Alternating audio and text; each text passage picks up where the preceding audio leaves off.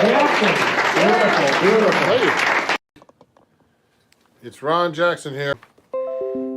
And trying to adjust the cameras here. Hey everybody, how's it going? So let me just fix the cameras here. Because it's kind of weird. And the crowds will start coming in. Just so you guys know on Instagram, tell me, play giant steps. Okay, I'll take a request. So, just so now, if you'd like to give me a badge, like I said, I play giant steps, you like it, you can give me a badge for $1 or $1.99 or $4.99. Okay. Today's Miles Davis's birthday. Gonna talk about him a little bit. I've never met him, but I've seen him play a few times, and he was incredible. The first time I saw him, I was in high school, and it was great. I lived in the Boston area, and he had this great band. He had Mike Stern on guitar, he had Marcus Miller on bass, Al Foster on drums. I mean, a really incredible band. And sorry, I'm fixing my incredible this guy. And he played he played all that stuff like.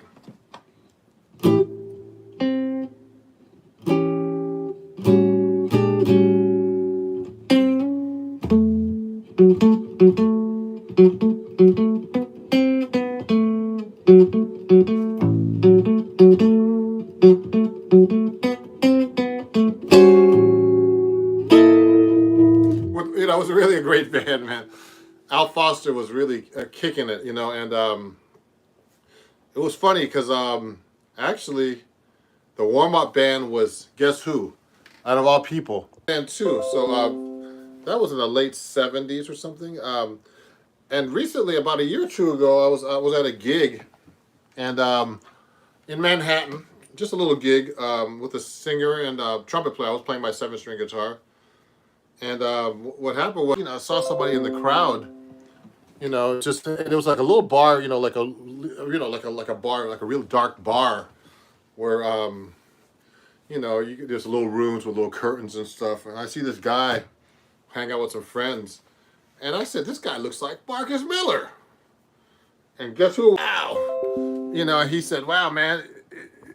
He liked my playing and stuff, and he was really cool, and I exchanged numbers with him and talked to him a little bit. He told me about that. He remembered that concert in Boston because he said that time Miles Davis was making a comeback. And I think that was an album called We Want Miles, and it was a really great band. So if you have any questions for me, let me know. I'm just going here, from people on YouTube while I'm watching, because it's hard to actually talk and play and answer all these questions. So let me see. Let me go right here and make sure I'm answering people's questions here. Let me go look here. So I'm live now. And thank you everybody on YouTube. I went past 23,000 subscribers. I'm going to look right now at the live and see if there's any questions here I can answer while we're talking here. So happy birthday, Miles. So let me play you a little song first. Let me fix this camera here because the background looks cool. And if there's any questions, it looks kind of weird here, but I'm going to turn my camera on. So I'm going to play a song that I really love from Miles. I'll start with a ballad today a little bit to get warmed up, because I wanted to go live and earlier, and I got distracted with too many things. Here's a nice song. Ready?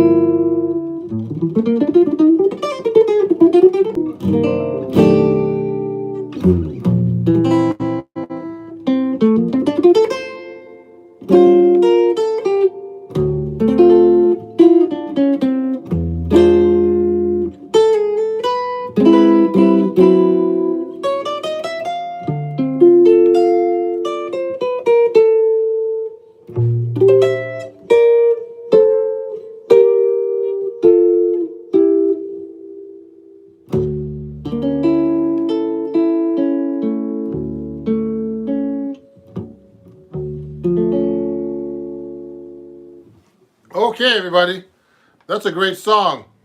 Hey, everybody. When people ask who the influence me now, I mentioned Ron Jackson. Thanks for the video. So hey, everybody, how's it? Instagram, and is there any questions? Do let me see what's going on here. So hey, so just so you know, Richard, I'm playing a seven. Yep, that's a 7-string guitar. So if you're not used to it, Ron has a distortion pedal and some long hair. Oh yeah, someone needs to give me a distortion. I'm just gonna answer some of these questions. So anyway, today is Miles Davis's birthday. Someone's asking me when did I start playing jazz guitar? I started really playing jazz guitar in high school. Just so you know. Let me fix this camera a little bit here for YouTube, and let me move. That's better. So hey Danny Cruz, New York. How are you doing? Okay, good. Yeah, so everybody, yeah, I started playing jazz guitar when I was about 15, 16 years old. I'm still working on it. So, you know, there's a lot of stuff to work on. But Miles was one of my favorite musicians. I mean, you know, he was really an innovator. So I told everybody earlier that I actually saw him play 3 times. So the first band he had, it was really great. He had Marcus Miller, Mike Stern, Al Foster, Bill Evans, and somebody else. You know, playing with them. Maybe a keyboard player, maybe not.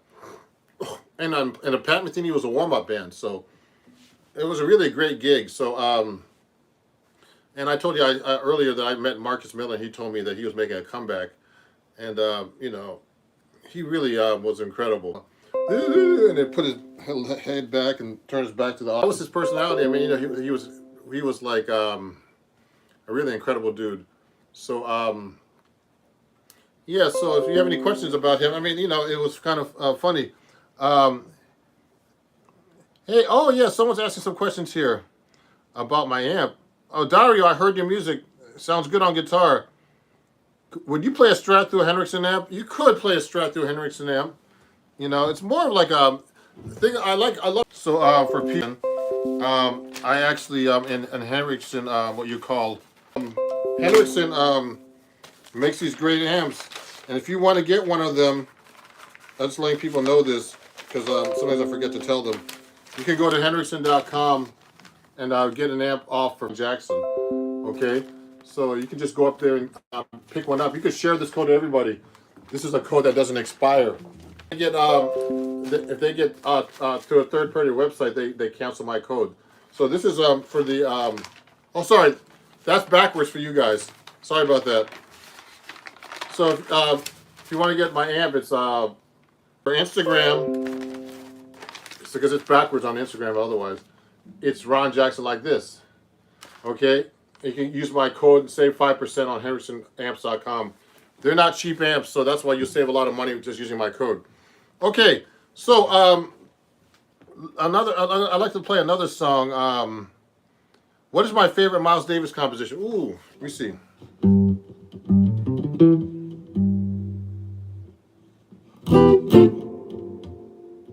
See if I can remember this.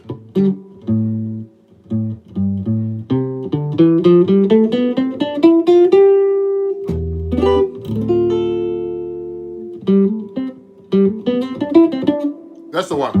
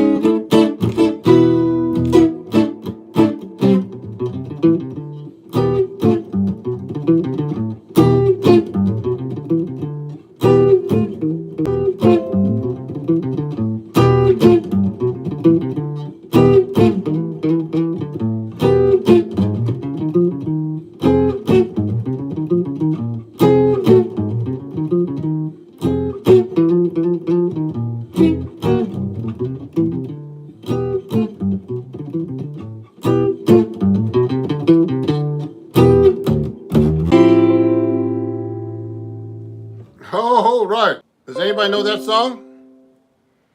That was called "So What." Just so, someone just asked me that question. That was called "So What."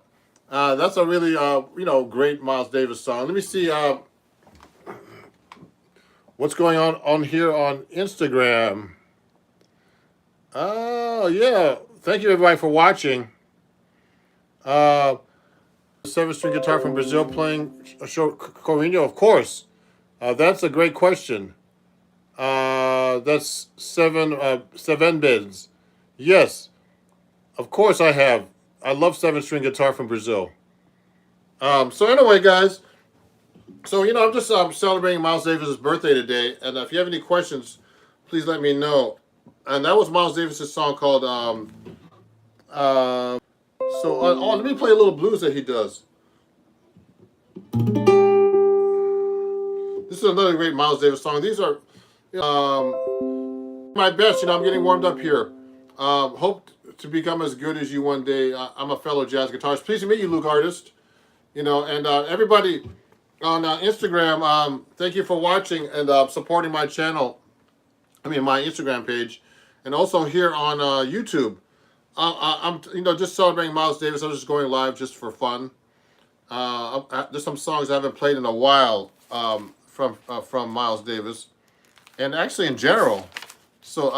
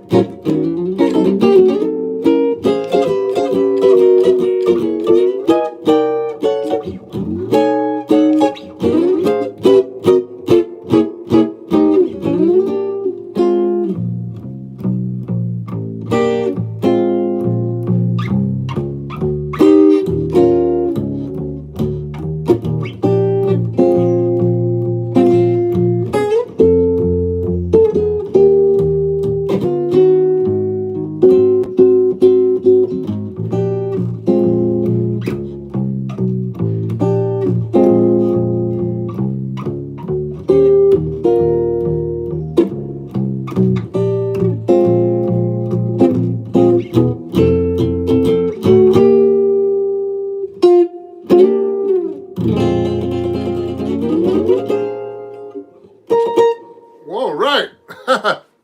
Solo seven-string guitar, singing at home. Now I know there's some people I know out here, but it's great because I'm actually getting a lot of material together for my fan base here on Instagram and YouTube and everywhere else. So thank you for supporting me, everybody, and and if you're enjoying the show, you can actually. People have been doing this already, but if you would like to donate on Instagram, you can go right here to my PayPal at Ron Jackson Music, Venmo, and Cash App if you're enjoying that. and also at Zelle at ronjacksonmusic@gmail.com. And for YouTube, it's this one because it's backwards. If you want to donate, to help me while I'm sitting at home, practicing and doing all kinds of stuff for my social media channels, you can donate $1 or more if you like. It's not required, but now let me answer some questions here. There's some people that joined. I'm just trying to see. Super, thank you. You're welcome. Oh, Leonid, Yana, and Leonid. Hey, how's it going, guys? Leonid's a great piano player, and Yana's his wife or girlfriend. I can't remember. And all the way from Israel. I played in Israel with those guys. Thank you guys for watching on Instagram.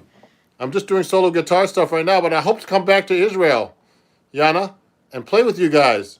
I appreciate Belarus too. Right next to Russia, the country. That was a really great time. It was 2 years ago exactly. So thank you, Leonid. Happy something, and I'm glad everything's better in Israel right now for you guys too. Okay, so great to hear from you guys. Oh, cool. Let me see something here. Someone's making some comments here on YouTube. Let me see. Let me answer some questions. It's my birthday too. Hey, Josh, happy birthday.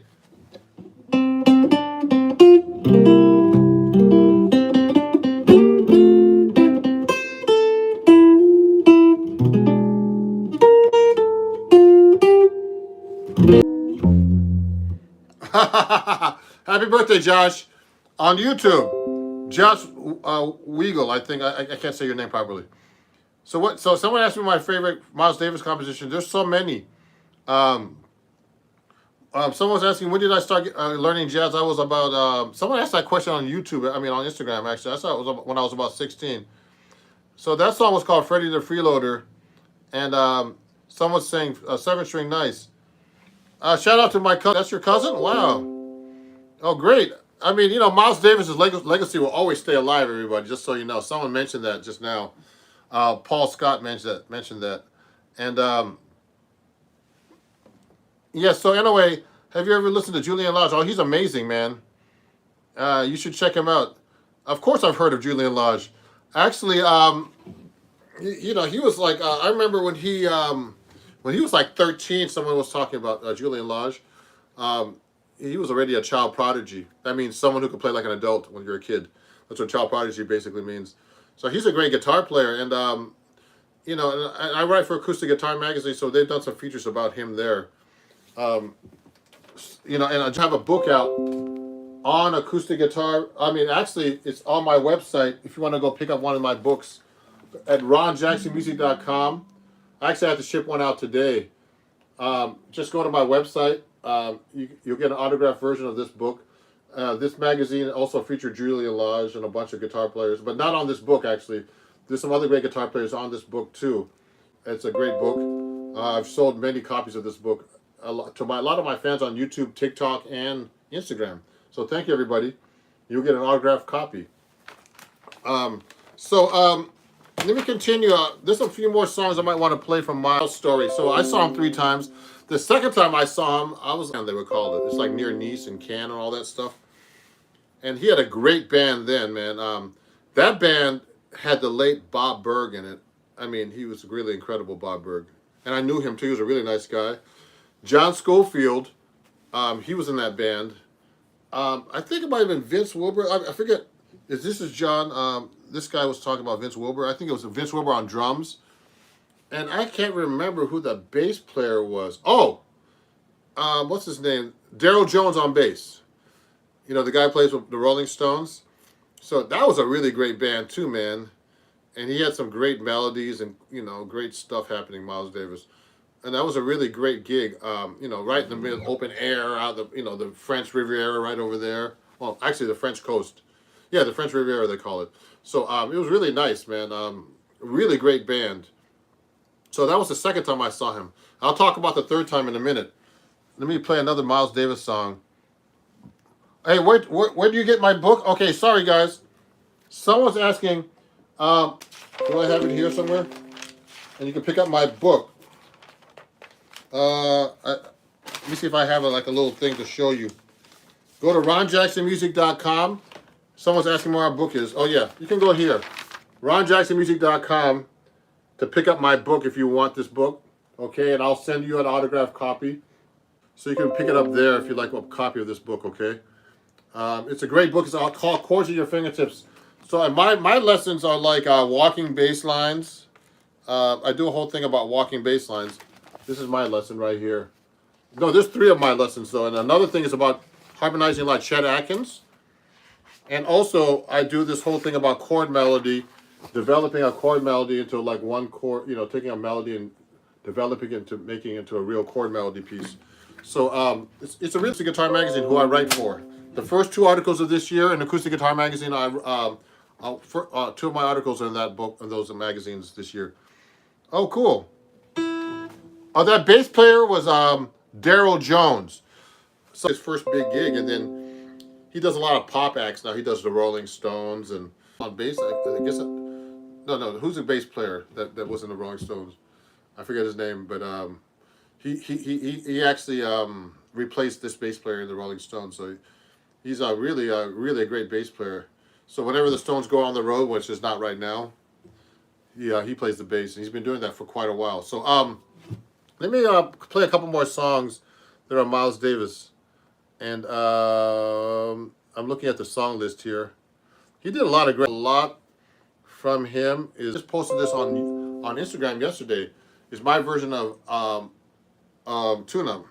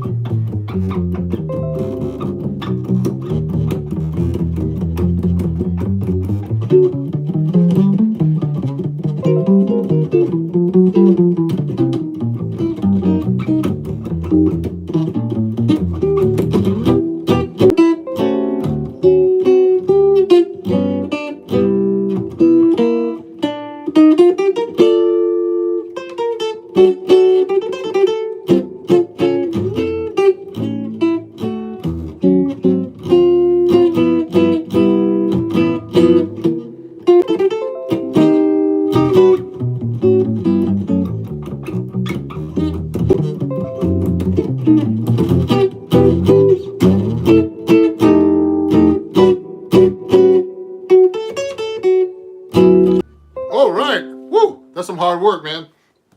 I didn't really warm up before this, so that was my little tribute to Miles Davis. Hey Elizabeth, I've been playing guitar for a long time. I still need to practice. And this is a 7-string, so sometimes it's tricky to play this thing. You know, to just sometimes if I don't play it, like I start playing 6-string for a while, and I get back to my 7-string, it really kind of messes with you a little bit here. But that was his name, Bill Wyman. Jones took over for. Let me see. Could you elaborate the effect of switching from minor to major in blues?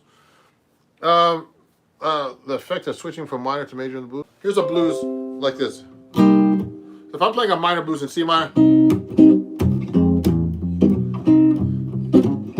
chords are separately.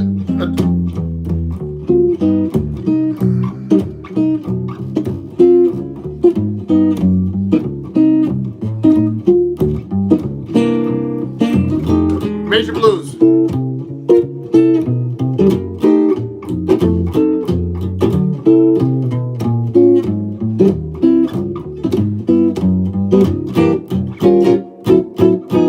So the minor blues has slightly different changes, okay? But it's in minor, so you have the minor cadences. Like you're gonna go minor, and you're gonna go F minor now. You're gonna go F minor. Now I said that when you do a 2/5, the minor blues. So this is a jazz blues, just so you know. The minor blues in minor blues and regular blues in blues bands, it's more like Thriller's Gone.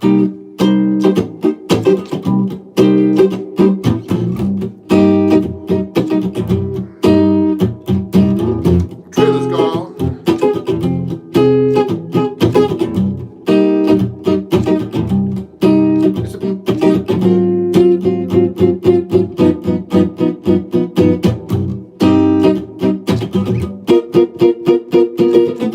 So that's a minor blues, like a more of a poppy rock minor blues. And jazz, it's basically the same thing where we just switch around the chords a little bit. Basically what I'm trying to say. So just so you guys know, on Instagram, if you're enjoying this, I'm taking badges. Instagram told me to announce this. Since I have all these followers, I can actually get badges. If you're enjoying the show, you could donate 1 heart, 2 hearts, or 3 hearts to help. You should go to my PayPal at Ron Jackson Music.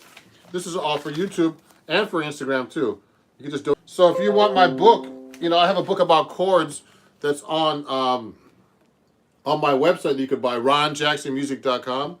And I have this book called Chords at Your Fingertips, and it's all about harmonizing like Chet Atkins, all kinds of cool things. I'm not the only writer. There's also 4 other writers in this book. It's a really great book. So I'm gonna take 1 or 2 more questions. I'm gonna take a break. I have things to do today during my afternoon, and there's gonna be another IGTV video coming up very soon on my Instagram channel, and I'm gonna be putting up some more videos on YouTube as well. And I have the relationship between 5, 2, 1 are inversions of each other. 2, 5, 1, you mean? No, they're not inversions actually in that progression. It's just a progression. Let me see. What gauge is the lowest string you're playing on the walking bass line? So this is someone's asking what gauge this string is. This is a 7 string. This is a 14. So it's a 14 to 79. Let me show you the string pack, because people are always asking me about my strings that I play on my guitar. Let me show you real quick. I have them handy. Usually I have them handy. Where are they?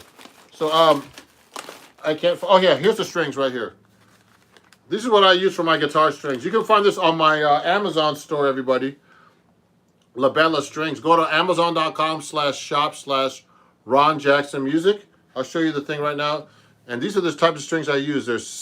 They're 14 to 79 wound. Otherwise, tape. Okay, really nice strings. And if you want to go to my Amazon store, I need to, everybody, so that, for Instagram, you can actually see it here. You can go to my Amazon store and pick up my strings there, or, check them out. That's my shop on Amazon. I'm an Amazon influencer, so you can just go to my Amazon store right there and pick up the strings at shop/Ron Jackson Music. Yeah, so everybody, so that was my tribute to Miles Davis. Thank you for watching. Let me see what other questions there are. You're welcome. I did a solo earlier. Let me see if I can play something for you. I gotta get warmed up.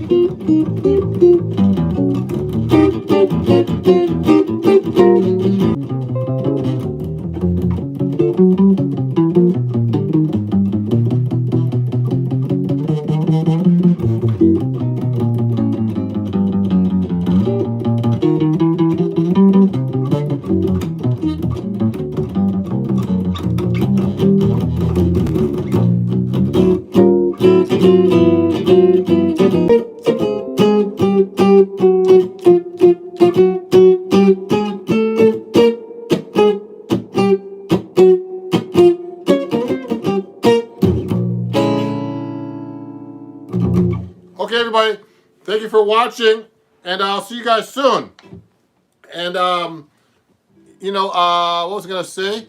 Please follow me everywhere on Ron Jackson Music. And go check out my website, check out my music. So my name is Universal Ron Jackson Music or Ron Jackson, and you can find me everywhere on all those channels. So Miles Davis' song was in Paris actually at an arena, and it was another great band. He had Kenny Garrett on saxophone. He had somebody that played like this bass guitar kind of thing. I forget the name, and he was really amazing. And I forget who the drummer was, but they were kind of far away this time. It was like a real concert. Miles used to do these big concerts all the time, especially in Europe, and even here. Amazing. Okay, so we'll talk, everybody, and thank you, and have a great day, and great seeing you guys on Instagram and YouTube everywhere. I really appreciate you guys. I try to do my best for you with my lessons and my lives, and we'll talk soon. Okay, have a great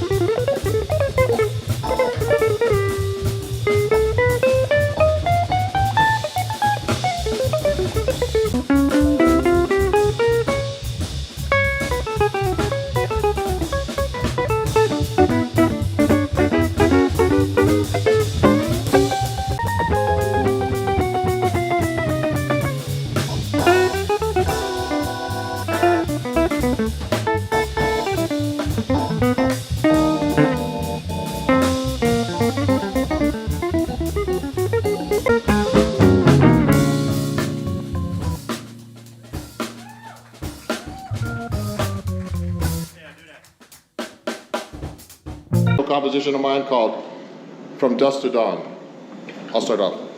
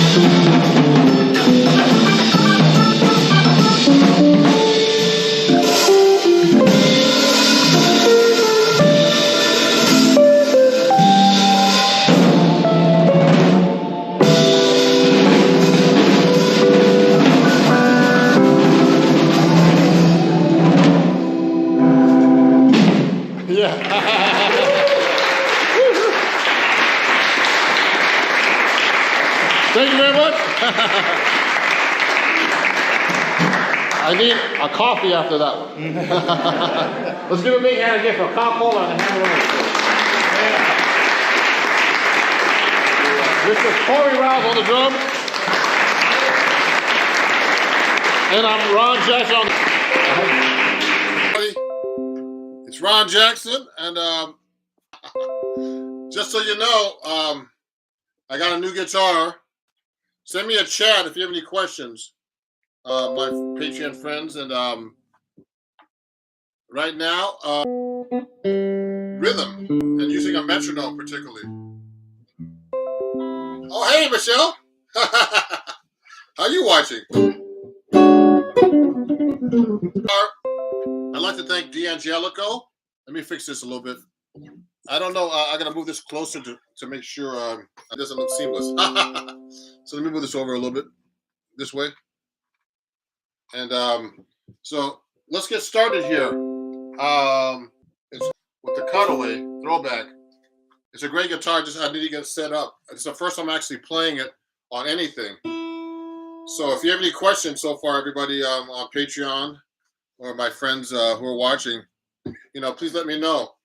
Also, I have an announcement to make. So next Sunday, I'm actually doing a jazz improvisation workshop for Lively. I'm going to put it on the chat here in a minute. And so, a bunch of my students are attending already. And if you'd like to join me, that would be great. And today we'll just work on rhythm, but particularly practicing with the metronome. So I'm going to so everybody should have their metronome out and get ready if you're watching this. And so I use an app called Tempo. It's really a great app. And let me show you this. So look at this app. It's called Tempo. I got it on iPhone. You have to pay for it on iPhone. I think on Android you can still get it for free. Rhythm is the most important thing. Okay, that's the thing I need to work on the most all the time. When I first started studying, they talked about rhythm, but should have. For years, I started really taking it even more seriously recently. You have to learn how to count. You have to know where your beats are. You have to look at notation and be able to read the notation to be able to subdivide. Okay. So you have to be able to subdivide every note. Divide notes. You could divide them into, So this is a 4/4/90. I'm going to slow it down a little bit. So for example, I'm playing 4/4/90. So when I'm counting that tempo, I'm actually, I can think of it so many different ways. So I can think of it just quarter notes and just trying to make sure I play along with those quarter notes. So I can go, and I can just go, I could just go like this.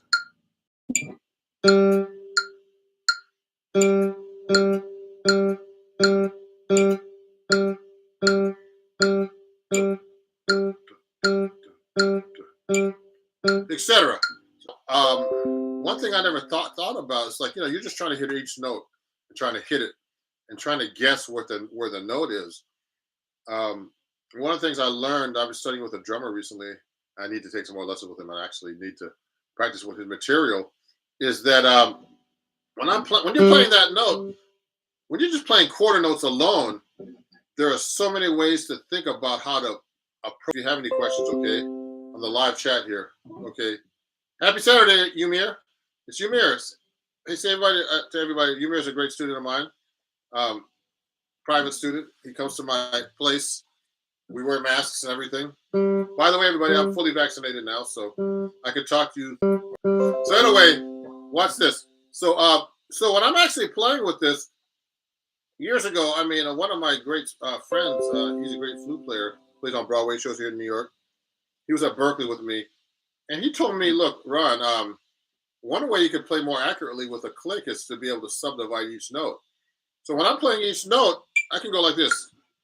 I can go 1 and 2 and 3 and 4 and 1 and 2 and 3 and 4 and 1 and 2 and 3 and 4 and 2 and 3 and 4 and 1. I'm actually playing a note like that, quarter notes, and thinking that the quarter note is actually divided into two parts. You start to play more accurately because you're actually playing what's the word? You're dividing the note in half, so your accuracy, your brain, you'll be able to hit that note on time more accurately. Right on the beat. Now, if you're recording that kind of program like Logic that I use a lot, you could see on the grid when you're playing with a metronome if your beat is ahead or behind. And people always are a little bit ahead or ahead. So when I've been starting to think like this more accurately, subdividing each beat, I've actually been playing more accurate on the beat because I'm subdividing. So I just subdivided into two parts. Of course, there's more subdivisions. You could just play one beat per measure per click, or two, or dividing into 1 and 2 and 3 and 4 and. The next possible thing in that realm of dividing in two is I could do it in 16 notes. I can go 1 E and a 2 E and a 3 E and a 4 E and a 1 E and a 2 E and a 3 E and a 4 E and a 1 E and a 2 E and a 3 E and a 4 E and a 1 E and a 3 E and a 4 E and a 1 E and a 2 E and a 3 E and a 4 E. So all I'm doing is counting each click now, dividing the beat into four exact parts into 16 notes, which is 1 E and So you know. Remember, the eighth note is 1 and. So you're putting the E, 1 E and You're putting the E and between the 1 and now. So my drum teacher I'm studying with right now, has me tapping my foot like this, 1 E and a 2, and then making sure I sing every 16th note with that click, okay? So I'm going 2, 3, 4, 1 E and a 2 E and a 3 E and a 4 E and a 1 E and a 2 E and a 3 E and a 4 E and a 1 E and a, so when you do it that way, that the click is slower than it actually is, because you're playing like 4 notes on each beat, okay? 2, 3. I'm starting on the beat. So 1 E and a 2 E and a 3 E and a 4 E and. So it actually makes the beat, makes you play more accurate because you're thinking the note is slower than it is. Because if you're thinking just one beat each, 1, 2, your brain doesn't play that as accurate as 1 E and because you're actually making every beat into 4 equal parts. So this gets into reading. So when I'm reading like a 16th note melody or 8th note melody, he has me actually doing the if I'm playing an 8th note, I had to sing it at the same time. So if I'm going 1 and 2, 1 and 2, if I'm going 2, 3, 4, 1 and 2 and 3 and 4 and 1 and 2 and 3 and 4 and 1 and 2 and. So I'm hitting each and singing them at the same time. So I'm staying with 16th notes. So if I'm going 1 E and like I'm going 2, 3, 4, 1 E and 2 E and 3 E and 4 E and 1 E and 2 E and 3 E, and I'm making sure I'm saying the right timing. So if it's in 4/4, I'm going 1 E and 2 E and I'm making sure I'm doing the count 1 E and 2 E and 4 E and 1 E and 2 E and 3 E, etc. Okay. Anybody have any questions so far? Please send me a text. A live chat. That's what you're here for, to ask me during the live lesson. I'm trying to make sure I give you at least a couple lessons a week. I used to just do one, but people were saying that wasn't enough. So I'm trying to keep you, at least 8 10 lessons a month. Put more videos up. If there's any questions, please send them to me. Email me at ronjacksonmusic@gmail.com. Okay, about anything that you want to learn. I have so much material that I have for you guys. So I'm trying my new guitar today that I got from D'Angelico. They gave me this guitar because of all the followers I have now. I appreciate them. So I'm going to be doing an unboxing soon. I already filmed it, and I'm going to have to edit it, and I'll be putting that up soon. And so when I'm doing timing, okay, so we just divided into like one count, and then I divided into two, like 1 and 2 and, then I divided into 4, 1 e and 2 e and. Now you can divide in 3, okay? So you can go like this: 2, 3, 4, 1 and 2 and 3 and 4 and 1 and 2 and 3 and 4 and 1 and 2 and 3 and 4 and etc. So if I'm playing, I'll go like this: 1 and 2 and 3 and 4 and 1 and 2. Oh, sorry, I'm off now. 2, 3, 4. 1 and 2 and 3 and 4 and 1 and 2 and 3 and 4 and 1 and 2 and. So when you're playing the guitar, particularly because everybody's watching on guitar, you could use in any exercise you could use your pick as a metronome too. So let me slow it down because it's kind of fast. It's at 80. Look at this. Oh yeah. So someone has a comment on the Patreon page. So let me go to Patreon too. I hope they can still see me. Yes, I can. Yeah. So let me. Okay, sorry about that, guys. I'm trying to make a comment. Oh, Sean, my student I just had earlier. Sean said you could do it that way too. I cannot say the numbers. Okay, so you can go 1 per lit. Actually, my drum teacher taught me this. You can go 1 per lit, 2 per lit, 3 per lit, 4 per lit. I go 1 and so that there's a couple of ways to do this. So the way Sean is saying is you can go triple lit, 1 per lit, 2 per lit, 3 per lit, 4 per lit. You can go 1 and 2 and 3 and 4 and you could do that too when you're counting these rhythms. Okay. Now remember, people who just got here, rhythm is the most important thing. I want to see what someone said on. Look, I might have to look on my phone. Let me get my other phone here. Hold on, everybody. I don't want to look at my Patreon while I'm on the computer at the same time. So someone had a question on Patreon. Let me get my other phone. I'm going on my Patreon right now. So yeah, Sean, that's a great great comment. Let me go to my Patreon and see what this person said, whoever that was. Okay. Hold on. So let me go to my home here. Ooh, something's on my phone here. It's acting weird. So anyway, I'll skip that for now. So if you have any questions, just please send them to me right here on. Reggie has a question here. Would you practice your scales like that? Yes. So Reggie, so if I'm practicing my scales, he asked me actually doing these exercises like this. I'll particularly practice my melodies like that, but you can practice your scales like that. So if I'm playing, let's play this out here. I can go 1 and 2 and 3 and 4 and 1 and 2 and 3 and 4 and 1 and 2 and. I can do it that way. 1 and 3 and oh, sorry. 1 and 2 and 3 and 4 and. Now it's hard to do all this. I'm trying to count, play the notes, tap my foot. But you know what? The reason why I'm learning this, and it's making me more accurate in general with my timing, and it makes me think, because what happens is a drummer, all he does is count all the time. He's just playing count 1, 2, 3, 1 and 2.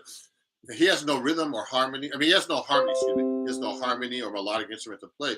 So it's all about time. They're counting all kinds of stuff. They're counting with one hand, and another hand's counting something else. You know, the offbeats and stuff. So if you can apply that to your playing, it makes you even a better musician to be able to count 1 and 2 and if I'm playing 16 notes, 1 and 2 E and 3 and sorry. It's hard to do. 1 E and 2 E and 3 E and 4 E and 4 E and 2 E and 3 E and 4 E and 1 E and 2 E and 3 E and 4 E and 1 E and 2. Plus, I'm running out of breath when I do that. So when I'm practicing my rhythms, I'm actually trying to think of every note. especially when I'm reading now. I know a lot of guitar players are not great readers, but you should work on your reading and notation because they are written. So if I'm looking at like what I'm reading now, and I'm actually thinking more about what I'm reading now. If I pick a hard song like with some 16th notes in it, like then I'm really thinking much more accurately about what I'm doing. You know, I'm trying to think of some cool songs that might have 16 notes in here that are kind of complicated. So let's take this song has a few 16 notes in it. Conception, some jazz stuff. Jazz has mostly eighth notes, just so you know. So jazz musicians are really good at. I mean, particularly, I'm thinking about myself more as a jazz musician than like a horn player. But like a horn player would probably play more like once they start. Yeah. Oh yeah.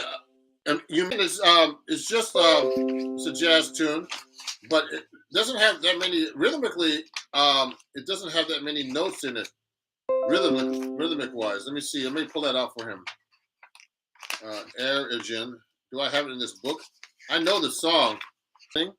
Like it goes like 1, 2, pull it. Or you do it 1, 2, pull it, or 1, 2, and then I would go 3 and 4 and 1 and 2 and 1 and 2 and 3 and 4. So what I do is this. If I'm playing with the metronome, I want to learn a melody. I want to play the rhythm exactly perfect. I play it real slow like this, and make sure I have the clicks on 1, 2, 3, 4. I will go like this: 1, 2, 3, 2, and 1 and 2 and 3 and 4 and 1 and 2 and 1 and 2 and 3 and 4 and 1 and 2 and 3 and 4 and 1 and 2.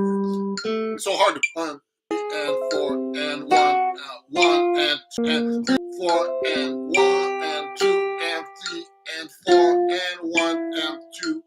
So what I'm doing in time, because I'm doing it pretty fast to do that. But what I'm doing, thinking about each rhythm of the note, that's the point I'm trying to make is you're actually internalizing the rhythm better, and deep down inside subconsciously your mind plays with better rhythm. That's the whole point of this class today. So practice with your metronome like that. Counting and make sure you know your subdivisions of the beats. So I can actually read pretty good. So I wouldn't be when I'm actually playing like a regular fast tempo. Like let's say I'm playing faster.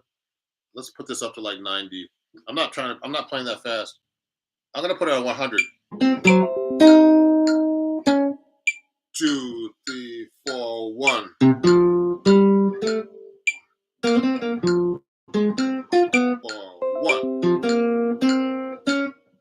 So what I'm doing is I'm just reading it like I would normally read it, but I'm thinking I'm actually trying to play more accurately. And a lot of people don't think about that when they're actually reading. They're just trying to read the notes and read the rhythms, but they don't think about the rhythms really deep in their soul.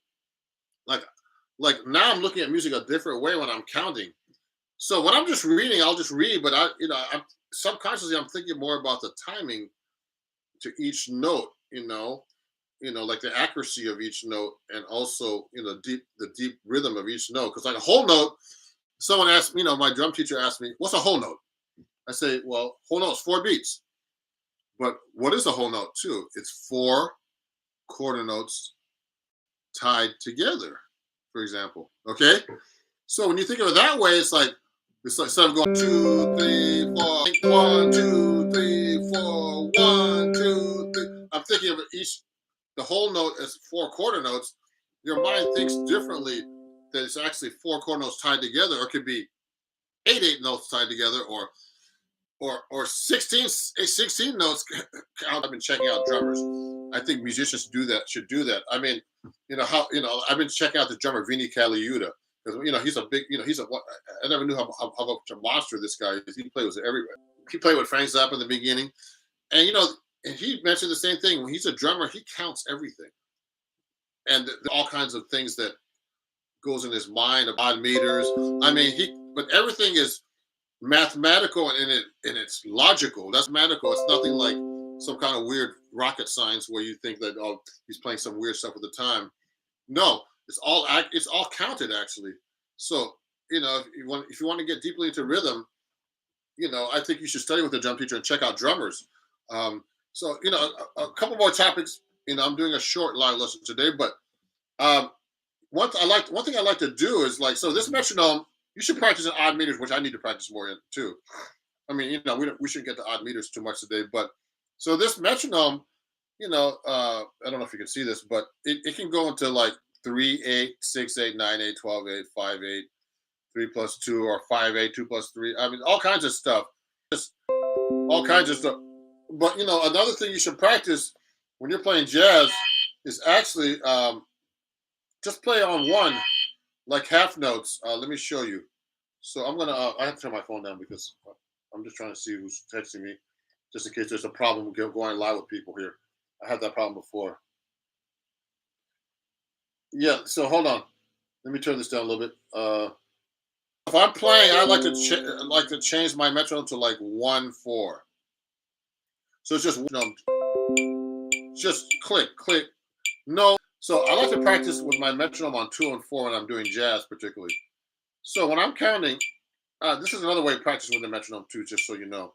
So when I'm counting, I like to go like 1, 2, 1, 2, 3, 4. This is 2 and 4. 1, 2, 3, 4. 1, 2, 3, 4. 2. Latency. My hand looks slower. 1, 2, 3, 4. 1, 2, 3, 4. 1. So that's on 2 and 4. So I'll practice the same way like I do with my other stuff rhythmically. I'll go 1, 2.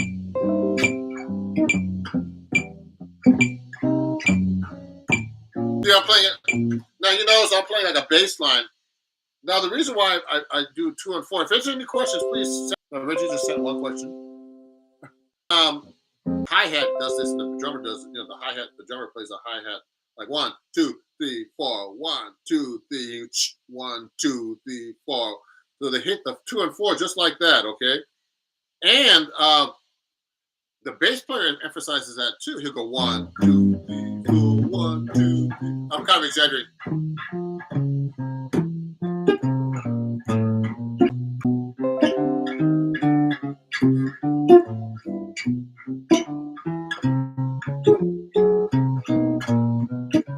So you hear the 2 and 4 are really emphasized.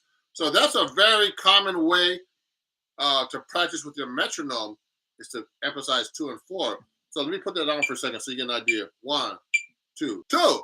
1, 2, 3, 4. So they're saying the 2 and 4 like this. 1, 2.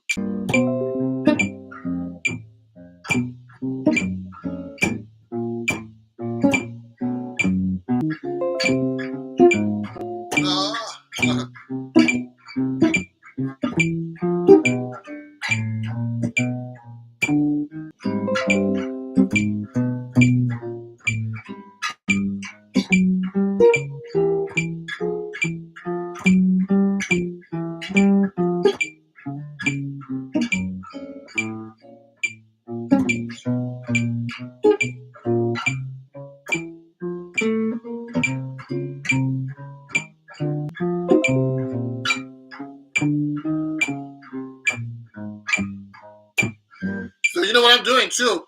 I'm trying to think in my head when I'm doing the bass line. I'm going 1 and 2 and so if you think of the notes in the bass line, so I'm going 1 and 2 and 3 and 4 and 1 and 2 and 3.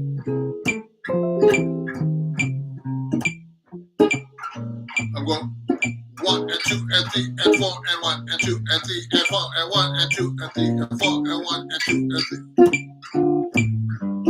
1 and 2.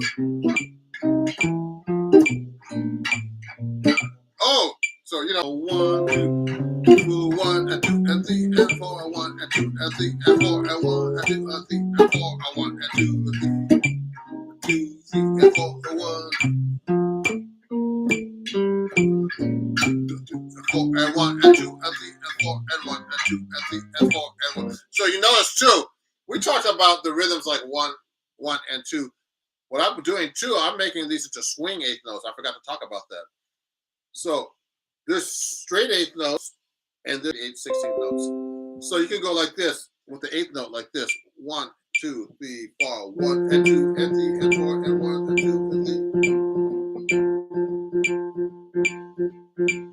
So I'm doing swing 8th notes right now: 1 and 2 and 3 and 4 and so that comes from the triplet actually. John mentioned like the, but now you're taking the one and or trip and putting it into one note and go trip up, triplet, triplet, triplet. You know, you're holding the note over. So if I'm playing straight 8th notes, it would sound like this. Here's the difference: 1 and 2 and 3 and 4 and 1 and 2 and 3. It's the same tempo, same tempo. 1, 2, 3, 1 and 2 and 3 and 4. Those are swing 8th notes. 1 and 2 and 3 and 4. Now I'm going to do straight.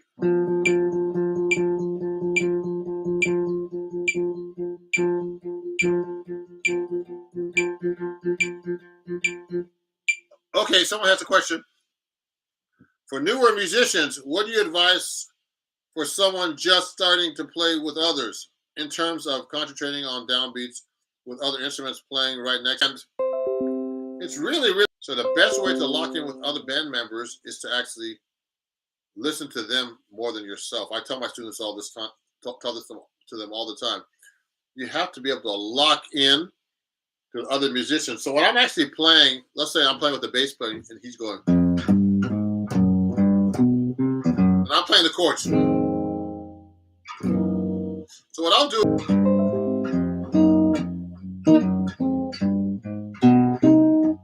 I try to fit my chords right where he's playing the bass line. Okay, also, I listen to the drummer. I gotta learn that song, Ymir.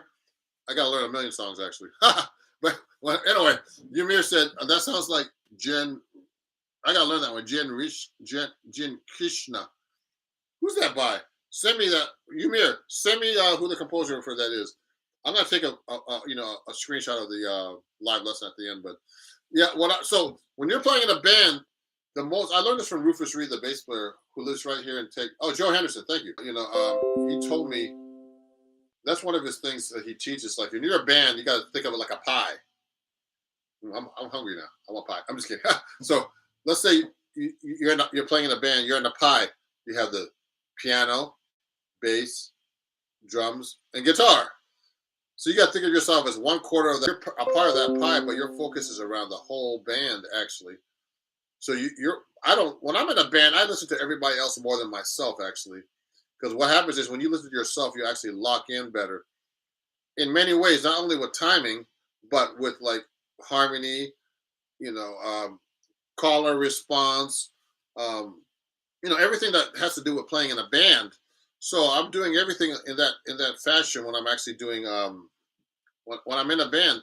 So that's how you lock your groove in, and that's part of timing too. Like when someone's playing an off rhythm in the band and you're playing on the beat, it's better you follow them. And so you're playing with them in time as well. So it's very important. So for example, when I'm doing 16th notes too, let me make this into a straight 4/4.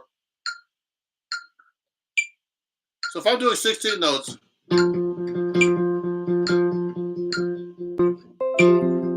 so 3E and 4E and 1E. This is kind of fast. 71 and 2E, especially if you're counting out loud.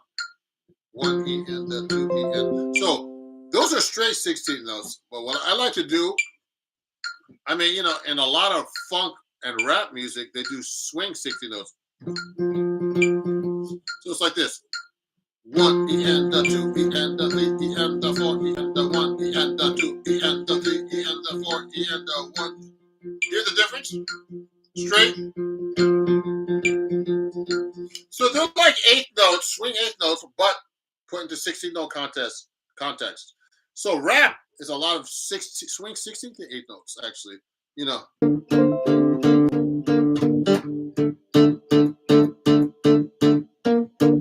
me put that slow. Oh, that's too slow. So I'll do that song 8 Mile. Like this.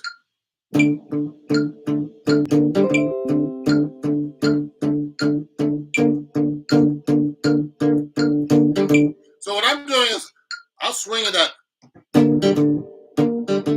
Those notes, the B flat, G. I'm hitting a D drum.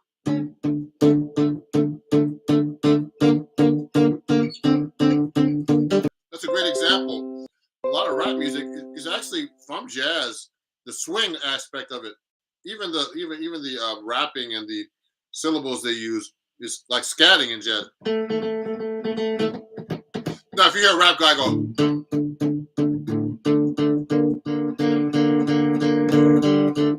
it sounds terrible. So so there's one interesting thing that I'm learning about. I need to work more myself on polyrhythms, like 3/4. But we're gonna get into that in a different lesson. But so I just gave you guys a few different ways to practice with the metronome. About rhythm and timing, etc., like that. So please watch the video. Yeah, thank you, Michelle. Great point. Rap derived from bebop. It is. I mean, I've heard that for years, and it is derived from bebop. Rap is derived from bebop and the swing, etc. Okay. Is the rap swing, the six swing, 16 notes, is from jazz. Actually, everything's from jazz and blues in America. So even rock. So this is a basic thing about rhythm, a basic live lesson about rhythm. Whoever is watching, I'm doing a live workshop, 2 p.m. It's jazz improv workshop. So we're gonna and this time because in these live lessons you can't really like interact with anybody. You're just kind of like talking into the camera here, and so I'm doing a lively lesson. I'm gonna put that it's called lively.com. What I'll do is I'm gonna give you the link right now. But if you want to attend my lively workshop, I'm gonna put the link right here. That's next week, next Sunday at 2 p.m. Okay, I have a bunch of people signed up already. Another person just signed up today, and I work for this organization called Lively, and they present like live workshops. No, I present lessons. Cooks, funk and R&B bands, jam bands, all kinds of stuff. And tomorrow night, my Sunday evening jazz show, I'm gonna have Mark Brownstein from the Disco Biscuits band. This band tours around. They do they do a lot of theaters and stuff, all over the country. They're pretty known. They do big festivals. And he's the guy that actually runs the program. So he's gonna be on my show talking about it and talk about me as a teacher. And he loves my stuff, and so he has me on this. He's as a teacher, there's a website called Lively. So if you could join my workshop, that would be great. You my friends from here on Patreon, and there's going to be a live playback on this. You can watch the link after this and watch it, and then I'm going to make this public in a few weeks. Okay. But thanks for watching. So this is just a basic introduction to rhythm on the guitar and the rhythm in general that you should be practicing on any instrument. Okay. And I'll see you guys very soon. It's Ron Jackson on Patreon. I'm on all these websites. And I appreciate you guys watching. And I'll see you guys very soon, okay? A message on Patreon, or at ronjacksonmusic@gmail.com. And I'll see you guys very soon for another live lesson next month on the second Saturday. I'll see you on social media or on Patreon. Otherwise, YouTube, Facebook, Instagram, Twitter, TikTok. Okay, have a great day. Bye-bye.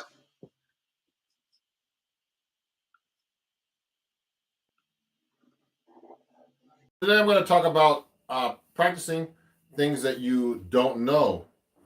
Like one of the things I've been practicing recently is actually the harmonic minor scale. And I'm going to be doing a lesson about this very soon. Using the harmonic minor scale in jazz particularly. So I mean, I've been working a lot with the harmonic minor, and trying to use it more in my jazz playing. It's funny. I was doing one of these workshops on Patreon, and actually, what happened was on Patreon, I actually had to, one of my students there wanted, to know about was asking these questions about the harmonic minor. So do you use a lot of harmonic minor harmony? I was like, oh, really? Harmonic minor, harmony in my playing. I was thinking, I do, but I don't use it as much as I'd like to. Stuff. And if you have any comments or questions, during the live stream, as I usually do, okay? And let me see if I can see any comments here.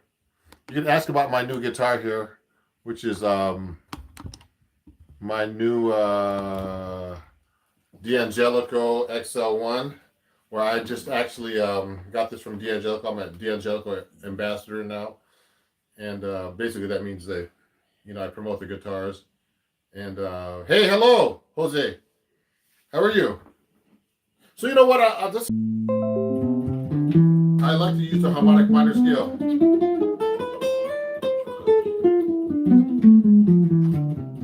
So look at this. So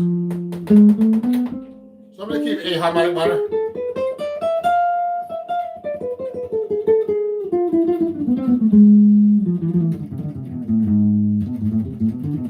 So you know what? I'm using the A harmonic minor scale, but it's just a scale. But if you want to use it in jazz, you have to really know how to use this scale. Hey, Kevin, how are you? Great to see everybody here. I'm going to be doing this live. Basically, I only practice things I cannot do. Like if I forget a melody or I'm working on a scale or all kinds of stuff. I only practice things I don't know. So one thing I don't know is most advanced scale in jazz, but I use a lot of scales.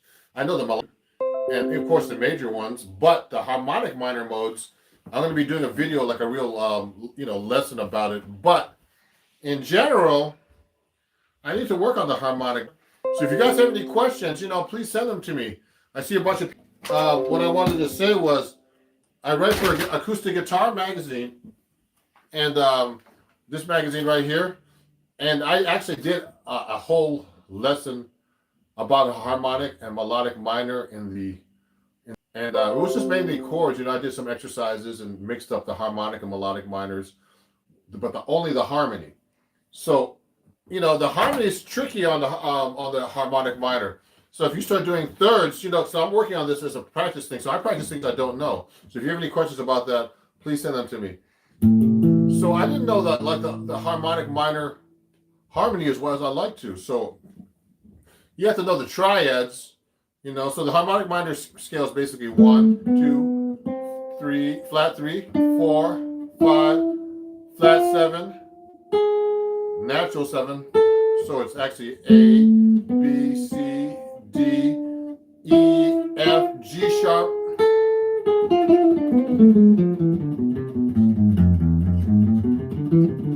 So, I can play this all over the neck and, in different keys.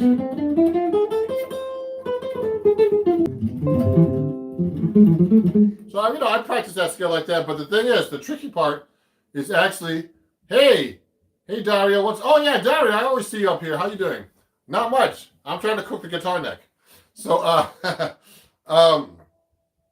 so the chords of the harmonic minor. So if you play just the triads, I just practice these things. So, I try to play them through like this without naming them.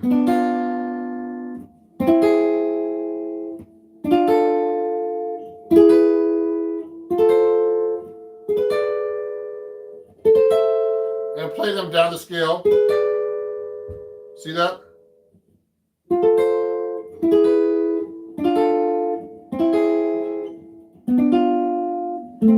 So that's the harmonic minor in triads. Okay, now, if I'm playing this, we're only in the key in A. Yeah, very good, Grant.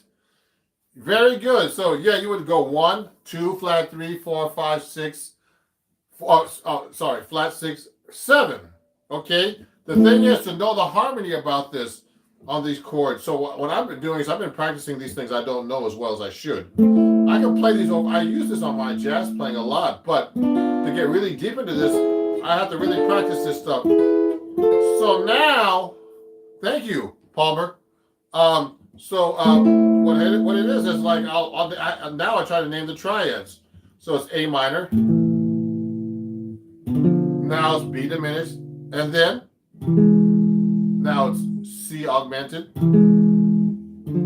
D minor. Okay, then I have E. E triad. F triad. And then F diminished triad. So, you know, that's great. So, I mean, I know how to play this. Now, and play all over the neck. You should be able to play up and down the neck and across the neck. Things you cannot do, you should always practice. Don't practice the same stuff you do know. You have to practice things you don't know. So that's why I'm playing real slow, because I need to practice this. So I'm going up the strings now. Watch this.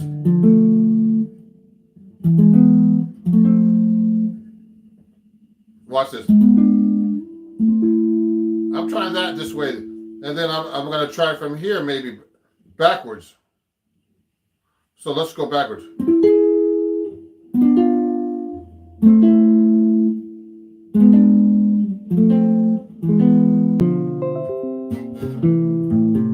Yeah. What's this? What's this? I mean, here's some cool comments here. That's great. Very much. I'm playing soft too. Playing that descending diminished SpongeBob progression. Oh, that's what that is? Yeah, so I'm practicing these things like this. I'm only in the key of A minor, but I try to practice these things in keys I don't know. See what I'm doing right now? So you have to know that if you're going to practice a scale really well, you're going to have to know how to do. So when I'm practicing this scale, I'll do things like this. Now, nice. Yeah, thank you, Tool. So what's happening is now, let me go to a key of D minor instead. So I'll do a different key.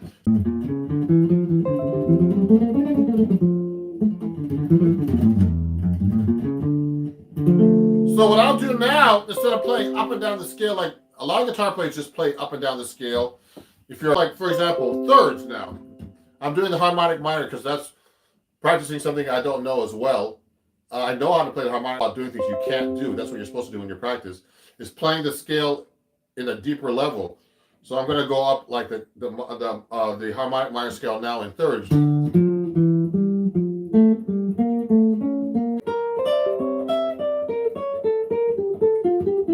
See what I'm doing? Oh yeah, someone's asking a question here. How do you do that transition? Does it have a formula? No. What I'm doing is I memorize the neck pretty good, so I know what the intervals and the shapes are on my fingers. You have to memorize one of the most important things, everybody, when you want to play guitar in general, or any, particularly the guitar, is seeing the pattern on the fingerboard, and then knowing what you're actually playing. So I'm actually, I know all the notation, the names. I don't need tabs to find this. But when I need to show somebody my finger, I use tabs as a guide to find the note. Play it. If you don't know what it sounds like, you can't play the rhythm or timing or anything. So that's the problem with tabs. It's important to know how to read first, then add tabs later, like I do in Acoustic Guitar Magazine when I write for them. So, for example, when I'm playing these patterns, what I'm doing is I practice much. What I'm doing is I know the neck so well that I need to just basically just make sure I don't miss. What I'm doing is I'm playing up and down across the neck, and I make sure when you practice that you practice up the neck, like play me on, for example, on the same strings. Watch this. See, I'm going up the scale. You should be able to play up and down the neck like that. I'm practicing warming. Okay, and across. I'll do it across the neck now.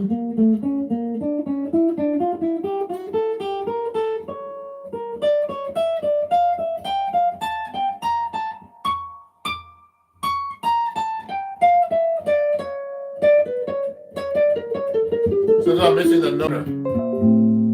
So I'm just playing the scale in thirds. So you should be able to do it in interval when you're practicing. You should be able to do fourths. It's much harder. Watch this.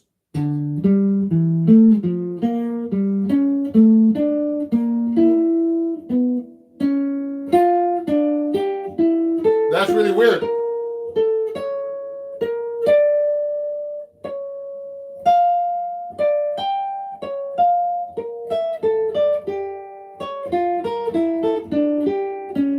fifths. Oops, I dropped my pick. I dropped my pick of the guitar. Can you believe it? I'll get it out later. So watch this. I'm gonna go up like this. Now you can do fifths. So that gets really weird on the harmonic minor.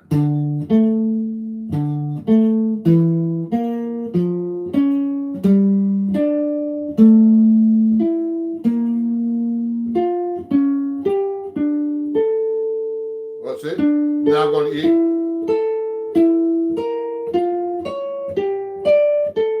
Now when I play something like this, everybody, just so you know, then if I have to think about it, I know what the notes are too. I just have to think about it, stop. So it's a lot of stuff. Oh yeah, you know what? Jeepers, she's a great guitar player. Thank you, Grant Harris. Are you related to Grant Green? I'm just kidding. So, yeah. So, what do you mean the harmonic minor scale sounds like the blues mixed in? How would it sound? Would it sound more like a chromatic scale? The harmonic minor scale, everybody, is just basically, it's a regular minor scale, the natural minor. So I'm playing a D nat. Let's say I'm playing a D natural minor. So there's 1, 2, flat 3, 4, 5, flat 6, flat 7, 1. All you do is raise the 7. It's a real exotic sound. Okay? I use it a lot in jazz for certain chords. Particularly altered chords. You'll hear Wes Montgomery, Barry Harris was showing me when I studied with him a lot, where you use it on like a dominant 7, flat 9 chord like this. So let's say I'm playing A7 chord with a flat 9 and flat 13 like this. If I want, when I play over that chord, I'm going to a D minor chord. So it's a 5, 1, D, A7. Here, but a D harmonic minor. Watch this.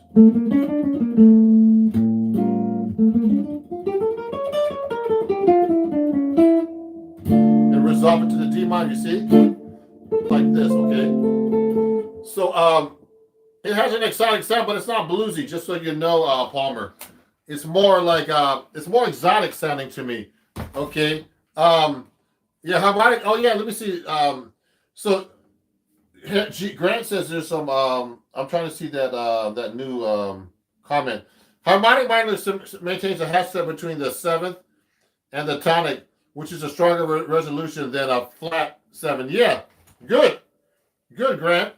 Yeah, Grant Harris music. Good to know you. I'm Ron Jackson music. So I'm actually, what I'm doing, Grant, and everybody else who's watching, is that I'm actually what's the word? I'm actually just showing you things I need to practice myself and incorporate more in my playing, but not particularly that I don't know the harmonic minor, but I need to know more about how to use it more. So, for example, another thing I need to do, you should learn when you're doing the harmonic minor, when I'm practicing, because I'm still learning this harmonic minor. So I remember I just did thirds. I'm going to go into key G minor this time. Feels all over the neck. In any position, any kind of interval. Everywhere on the fingerboard. So you have to really practice hours and hours to get this together. What's really hard is me playing this and talking to you at the same time. That's the hard part. And concentrate, you know what I mean? And be accurate, because it's hard to actually talk and play like I'm doing and teach you guys at the same time. So I'm practicing. So the next thing I would do, I did everything in thirds. I went to things in all keys. Oh, you're welcome, Palmer. Thanks for all your lessons. I keep watching your videos as I practice on my new guitar. Good. Just so you guys know, I don't know where this little booklet is. Of course, when I'm doing the live stream, I can't find anything. But oh, yeah, here it is. Let me get you something, guys. Let me show you something. So when I'm, if you want to learn more stuff from me, definitely go to my website at Ron Jackson Music. My website, ronjacksonmusic.com, and this book is really good for all kinds of chord stuff. I do bass lines and everything. It's a book I wrote with a bunch of different writers for acoustic guitar. And get your copy on my website at ronjacksonmusic.com /shop, okay? And you can get the book here, and I can send an autographed copy. And it comes with video and everything, video lessons and all kinds of stuff. So it's a great book to learn about all kinds of chord voicing, bass lines. I teach you everything, harmonizing, melodies, all kinds of stuff, reharmonizing, doing jazz, chord melody, and everything. Okay? So anyway, if you want to study with me, let me know during this lesson. I'll show you some other stuff in a minute. The workshop's all about. Oh, someone's asking, what's the best tip to get better at the blues? The best thing to do in anything, Vide Sharma, Vide Sharma, is to actually, learn blues solos off of records, just like jazz or anything else. Learn things by ear, learn the solos, learn the blues scale, and make sure you know what the, what key you're in, etc. And you start transcribing. Those are great ways of getting anything together. And also get a good teacher to help you in the beginning.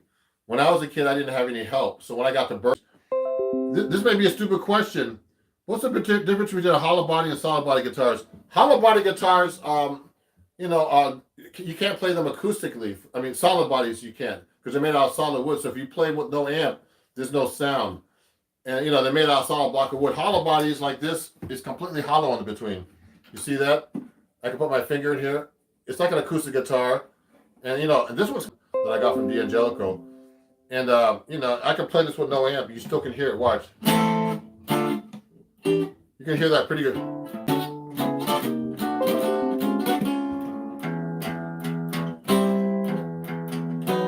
So it sounds acoustic. You see that? So that's the difference. With a solid body, I haven't set out right now because it's too much work. So that's the difference. Have you ever heard of method, which you don't play to scales or modes or anything like that? No, I don't know him, but that's cool too. I used to hang out with. So Pablo Cordano said, "Have you heard of Christian Van Helmer?" No, I never heard of him. But you know what? I'll tell you something. Another person that's like that, Pablo, is James Blood Ulmer, and he played with Ornette Coleman. So I'm kind of used to hearing that. How are you playing? How are you playing Coltrane changes? I'm okay at that. So I mean,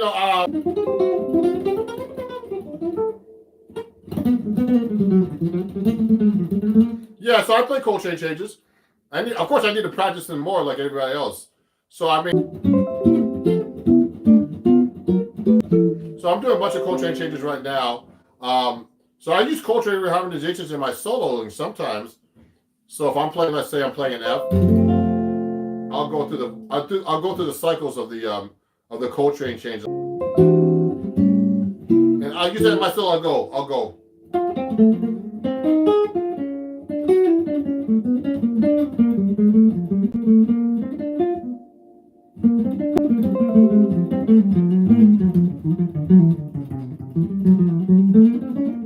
So I'm using Coltrane changes right there. Okay, so yeah, I practice them somewhat. What's this? So that was beans. Okay, good. Coach just learns phrases from good solos and moves them around the fretboard to apply the different chordal changes. That's what basically, just actually Pablo. That's what basically great players do. They basically take the phrase and move them up and down the fingerboard. What I do is I move them up and down and across the fingerboard.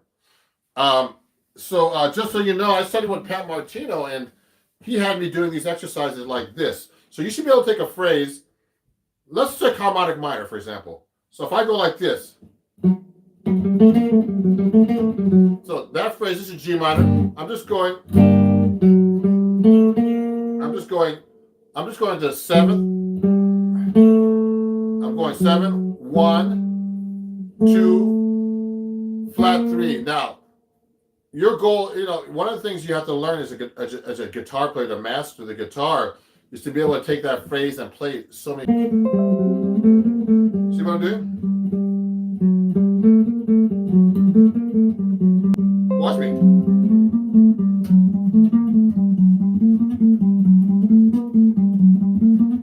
See what I just did, everybody? I basically played the same phrase. How many times did I do that? I mean, I could do it so many different. I can do it on the same string.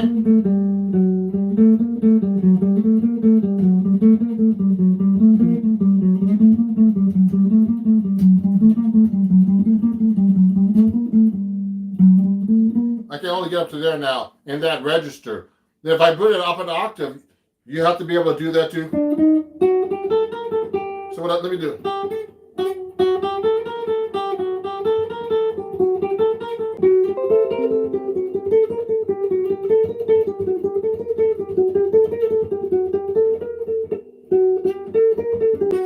See what I just did?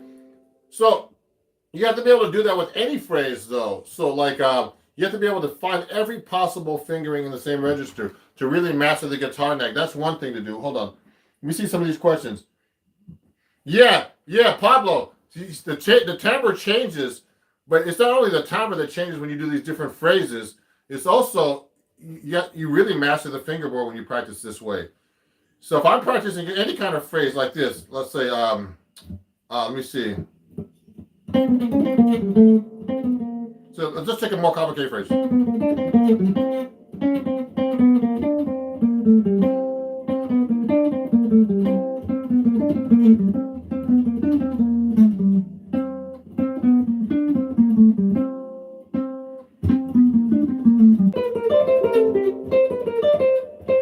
So when I was studying with Pat Martino, he would make me he would just take a phrase like this.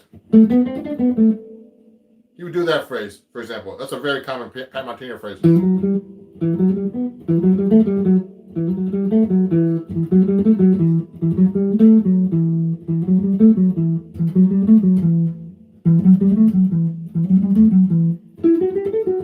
So you would practice every possible fingering. Now, you could do it actually on the guitar. You could do it. You could do it on the same string. That's how hard the guitar is. You could go. Now I did open strings that time.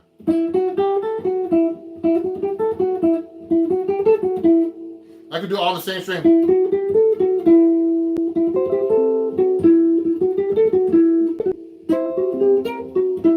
So what I did, I'm trying to reach all the. That's really hard to reach up there, but I'm reaching up there. So what I'm doing is I'm taking the same phrase, playing it every possible way. You can play it on the same string, across the strings, skip this. You don't skip the strings when you're playing the same phrase. So that's how you really master the fingerboard. Let me see, there's some questions here.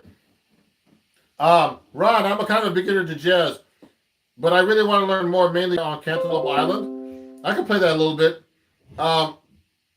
Oh, Mark, you're an inspiration to me. Thank you. So, rhythm guitar. So if you're doing Cantaloupe Island, I'll do that real quick for you guys.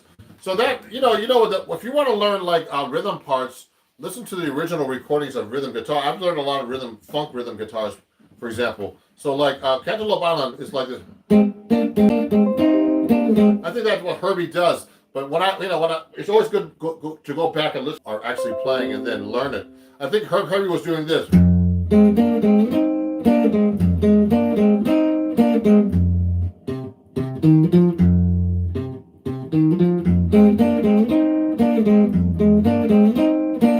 That's the basic rhythm.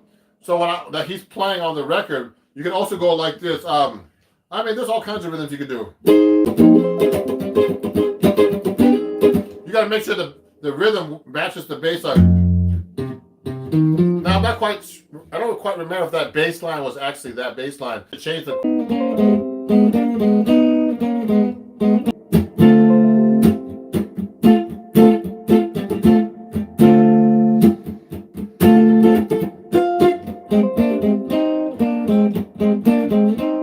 So that's the basic rhythm they were using actually.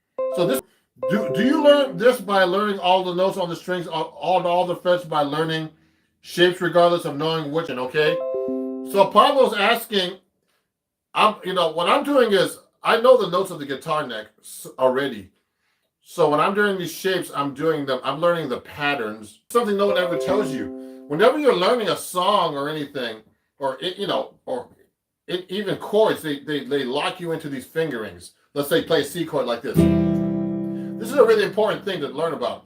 Now remember, This C chord, you don't have to play with these 3 fingers. You can play. It's not only the chord, it's the shape.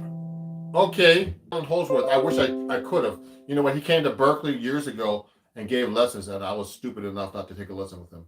There's a lot of people I should study with. But anyway, it's a long story. But I studied with a lot of people, but not.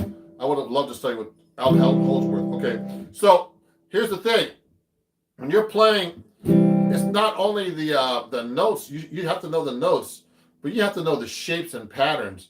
Because I could do everything with just one finger. Good example is Django Reinhardt. So let's say I'm playing. Remember this phrase I was doing earlier? Let me see. All the ways I can play that. I'll go like this. Now watch me.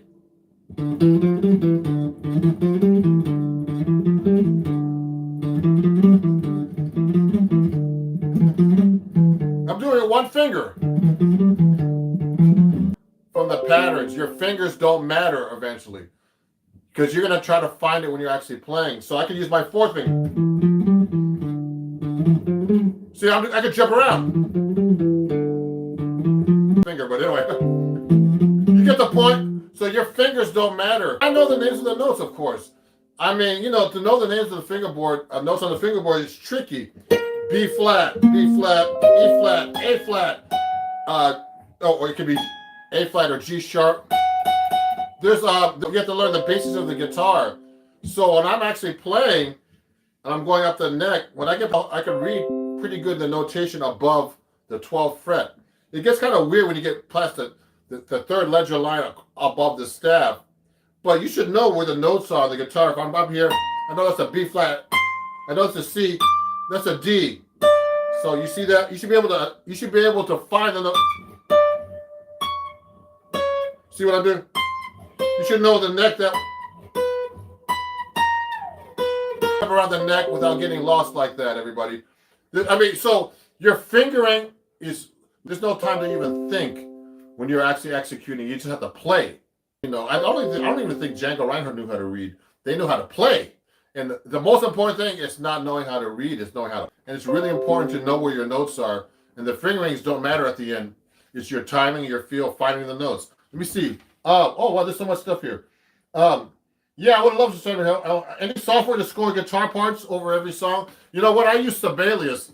So Sibelius actually does, there's a guitar program I heard. I forget the name. If someone knows it, just send me a comment.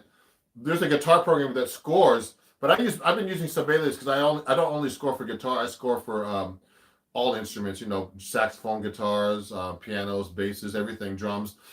I use Sibelius, and there's good tabs there and everything. So, you know, but it's an expensive program. So, all my lessons, I have all kinds of lessons about all the stuff I'm talking about. I use this, and I use tabs. Yeah, Guitar Tab Pro, that's the one. I don't use it, but, you know, I heard it's a good program. I don't just do guitar. So I do 6-string and my 7-string guitar stuff here, you know. There's a 7-string guitar player now, so if you want to get into 7-string, we can talk about that in a minute. So, what's the difference? I heard years ago, it was slightly different because of tempered tuning, you know, equal tempered tuning had changed. It's called enharmonic spelling, okay, in music theory. So, let me keep going here. Yeah, so if you're in the G sharp, it's the same note, okay?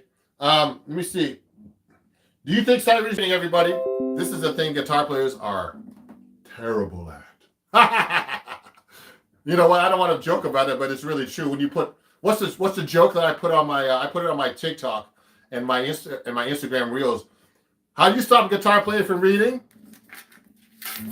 Put some John Coltrane. No, it's true. The only way you learn how to read is by practicing your reading, everybody. And I use this book, everybody. This book, A Modern Method for Guitar by William Levitt. It's a really great book to learn how to read out of. Starts you from the very top. You could be just like a beginner guitar player. Well, or you could be a beginner guitar player or advanced. You'll learn how to read out of this book. The method's not the classical method, okay? And that way, the classical method has a very, very, I don't want to say rigid way of learning how to read. This book really teaches you the whole neck, okay? So, I mean, remember, reading has nothing to do with playing, everybody. Just so you know. Reading is just a skill. You have to know how to play. And and people, I know some great readers on Broadway shows. I've done a lot of Broadway shows, and these guys can read all the stuff in the world. But then you put them to play jazz or something, they'll be like, "Huh? You know songs?" I've had Broadway musicians come to like my gigs, my jazz gigs in New York, and they say, "Wow, you're a real musician, man. You can read and you can improvise." No, you can play. You know songs and you can improvise. So reading is important, but it doesn't teach you how to play jazz or improvise or other things, other skills about guitar playing. So, but reading is great because you learn the notes on the guitar neck, which is very important. So let me keep answering some questions here. So how do you visualize the chords under your single note playing? Oh, that's how do you practice sight reading? So sight reading, Pablo, just so you know, just start reading me to get into it. Okay, there's no no cutting corners. Just put some music in front of you. Start reading. It's help you maybe. I'm a good teacher, so I'll tell you something. I wasn't a good reader when I started practicing, and the only way you can get into good reading is to practice every day. You're reading and just do it a little bit. And after a while, it really helped me when I started really doing Broadway shows. All the reading you have to do, it's like really hard, and it was really funny. So, do you know how to do rhythm technique for a song, the culture? I don't know that one. Singing, no playing. So I want to tell you, everybody, I have this lesson on my website. Go to my website, www.ronjacksonmusic.com, and I have printable lessons there. Okay, I'm going to show you the website in a minute. But what you have to do is if you have to actually, to be able to play chords under scale. E major 7 sharp 5.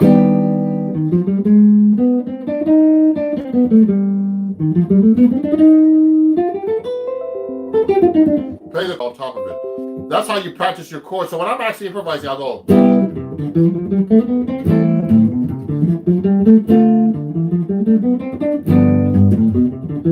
I'm just giving you an example. I'm just 6-2-5 in the key of C major. Let's make it B flat. I'll make it A flat. So let's say I want to keep it A flat. I'll go A flat major 7, F minor 7, B flat minor 7, E flat 7 or dominant 9. So I'll just be able to play the scale. Dorian, A flat, F minor, natural minor, then B flat minor, B flat Dorian, then E flat dominant. So that's how you actually learn how to play your chord scales. You got to be able to play. See what I did? I did all possible fingering, and, for that scale particularly. Just like I showed you, when you start learning how to match your chord scale to the chord, that's how you start really learning how to play over jazz changes.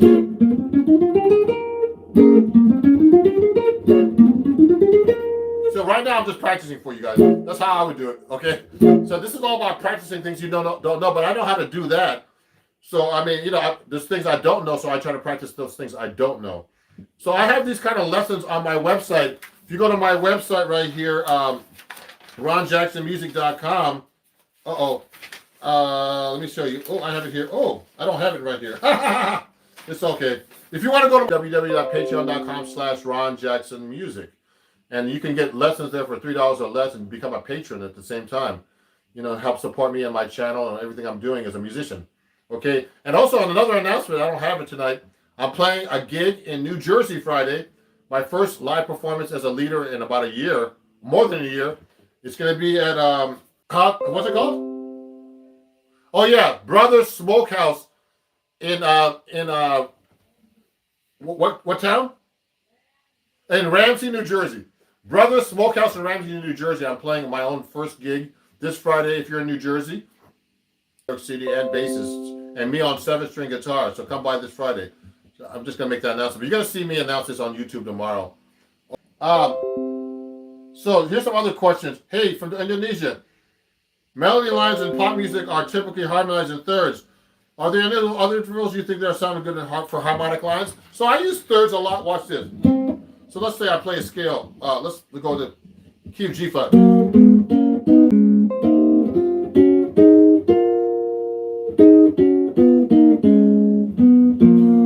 I like to use 6.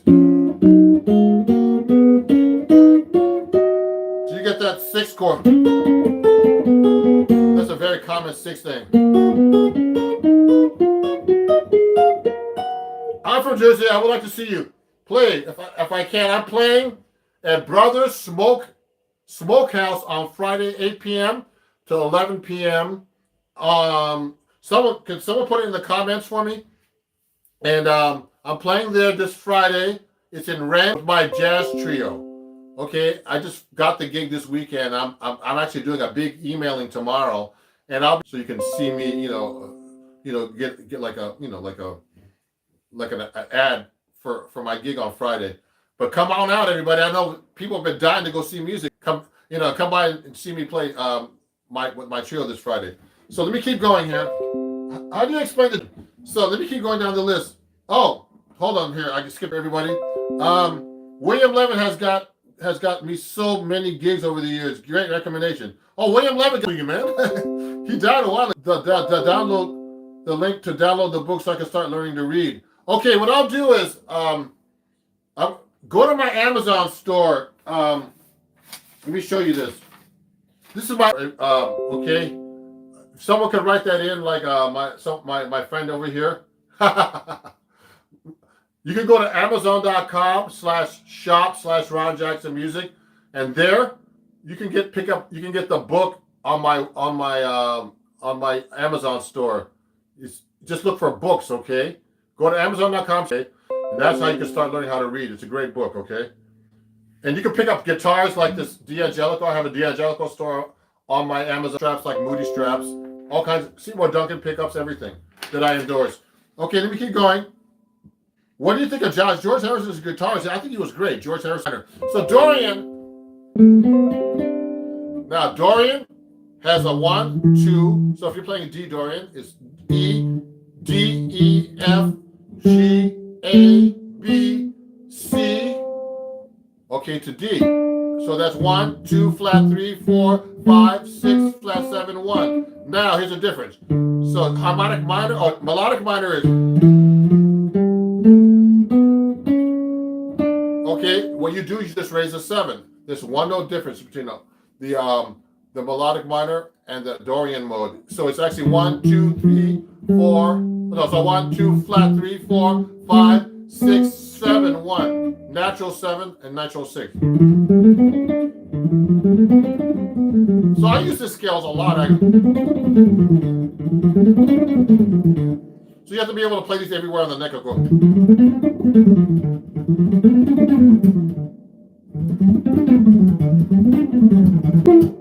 See, I'm just messing around. I'm just practicing for you guys. I haven't practiced all day. So you have to be able to play those. So let me keep going.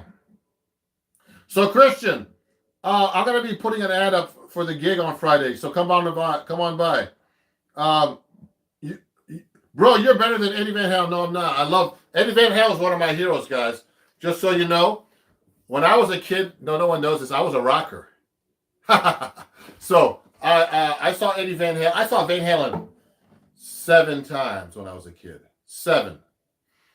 He was one of my heroes. When he first came out, man, I was like, oh my God, this guy's amazing. You know, it's really sad that he actually passed away. He was a really amazing guitar. When he came out, he didn't know how to read, and he was self-taught. So that's a great example of not knowing how to read and you have to have good ears. You have to have all the skills, everybody. You have to have good ears. You have to be able to read. You have to know, how to play with people. There's a lot involved now with playing music. So let me keep going. Let me answer a few more questions. You guys have a lot of questions. So today was about practicing. So always practice things you can't do. So remember that. So we were working on a harmonic minor today, and I was working on that. So let me see. How do you improve your relative pitch? One way is, let me see something. I like to use this tuner. So for example, I'm used to hearing like, so that's the E note. I know that because I play guitar all the time. Oops, I dropped my tuner. So so I go D, A, E. So so one good way is learning solfege, everybody. Do, re, mi, fa, sol, la, ti, do. Now, being in tune is a whole different story when you're singing. But you have to be able to hear these pitches you have to be able to find the notes on the guitar. And the best way is actually to learn, transcribe take off solos from records. That's how I started playing. I didn't know how to read anything, but I was good at learning solos and stealing stuff off records. You know, so I would learn whole solo, I would learn Jimmy Page solos, Jimi Hendrix. I was a rocker. So, and then you move up to jazz, you go to blues through jazz, you know, all the modern jazz stuff. And it's just a lot of practice. You have to basically spend hours and hours, guys. Remember, the guitar is not like on YouTube when you watch on YouTube and you listen to me on YouTube all the time and you look at videos. You know, the thing is, all the work I put in is because I practice a lot and did it myself. Looking at YouTube videos only takes you so far. I just want to let you know that. And some of my students, like, they'll study with me for a while, then they go on YouTube and start trying to practice, and then they come back to me and say, Ron, I'm looking at all these YouTube videos, but I'm still not learning anything because I need your help because I don't even know what I'm doing. And you have to actually go, you know, practice yourself. I didn't have that help. And I record myself. I do all kinds of stuff to help myself improve. And I have had a lot of students have gone through my, you know, study with me and become professional musicians. So it's a lot involved. You got to do a lot of practicing. There's a lot of practice, guys. I used to practice 5-8 hours a day. So just so you know. So let me keep going here. Yes. So Dario's asking me how do you play scales on thirds or fourths. So basically, when you go up the scale, one note I go up the scale. But when you go from, like, let's say if we're going from G to, so if I'm going from G to A, then A to B, they call it a second because it's one note to the second note. Now, if you go to the thirds, you're going to go 1, 2, 3. So I'm going to go from G, A to B. I'm going to skip the A and go a third away, which is 1, 2, 3. So that's G, B. And then I go up the scale like that. So those are thirds, okay? I'm skipping every 3 notes. Now, fourths are skipping every 4 notes. 1, 2, 3, 4. 1, 4. So I'm going to that note now. And then fifths. Sevenths. This gets harder. Sorry.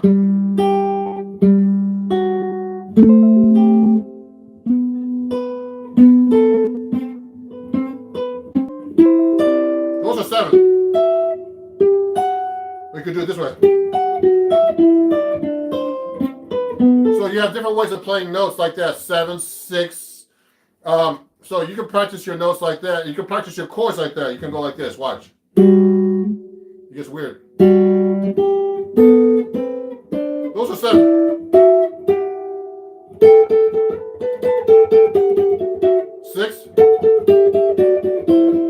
You hear that a lot in guitar playing now.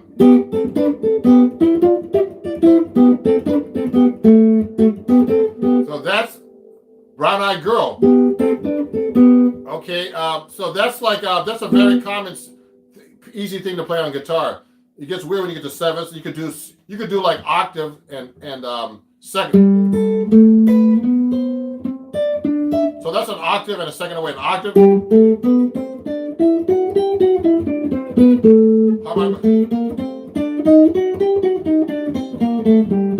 Okay, etc. So that's what I like to do. I like to mix them up like that.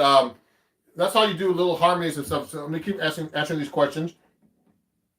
I mean, oh, that's too bad. Okay, what are some tips for connecting scales together when improvising? Oh, that's a great idea. That's a great question, Rocky. So when I'm playing through a song, you know, you got to be able to change your scale as soon as you get to the next chord, okay? Let me see if I can show you something. Like if I'm playing like, the only way I can really show you is if I play you something, you might not be able to song. I'm going to try to play this through my computer. Oh, yeah. The problem is it's going to be hard.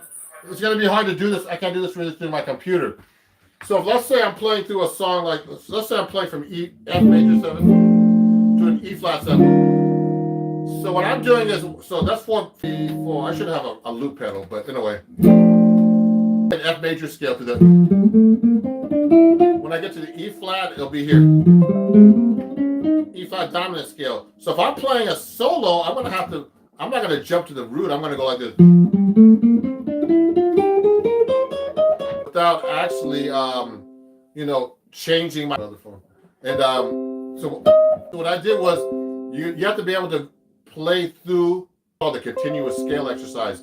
I actually have that as an exercise. I'm going to be putting it on my website for sale as a lesson. It's called the continuous scale exercise. Basically, when you play through a song, you should not be able to just note, just go continuously through the scale. Like if I'm playing the Days of Wine and Roses, it'll be like this. Oh, I need a charger. Charger. I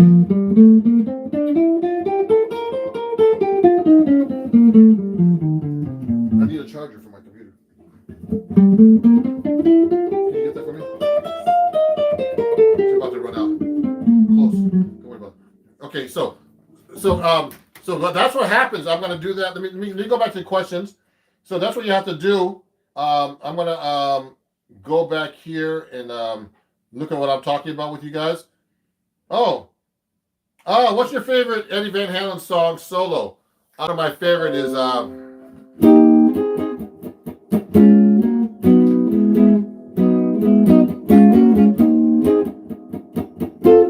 I forgot it actually.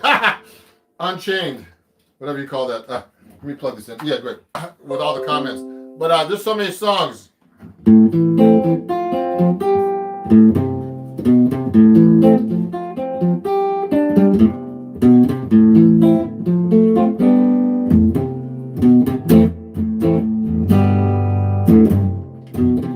don't have any distortion on this archtop guitar, guys.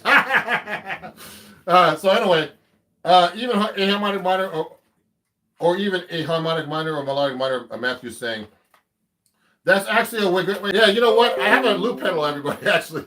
I have like tons of pedals in here, but I don't use them like I do. I try not to use the loop pedals. I try to play everything myself if I can.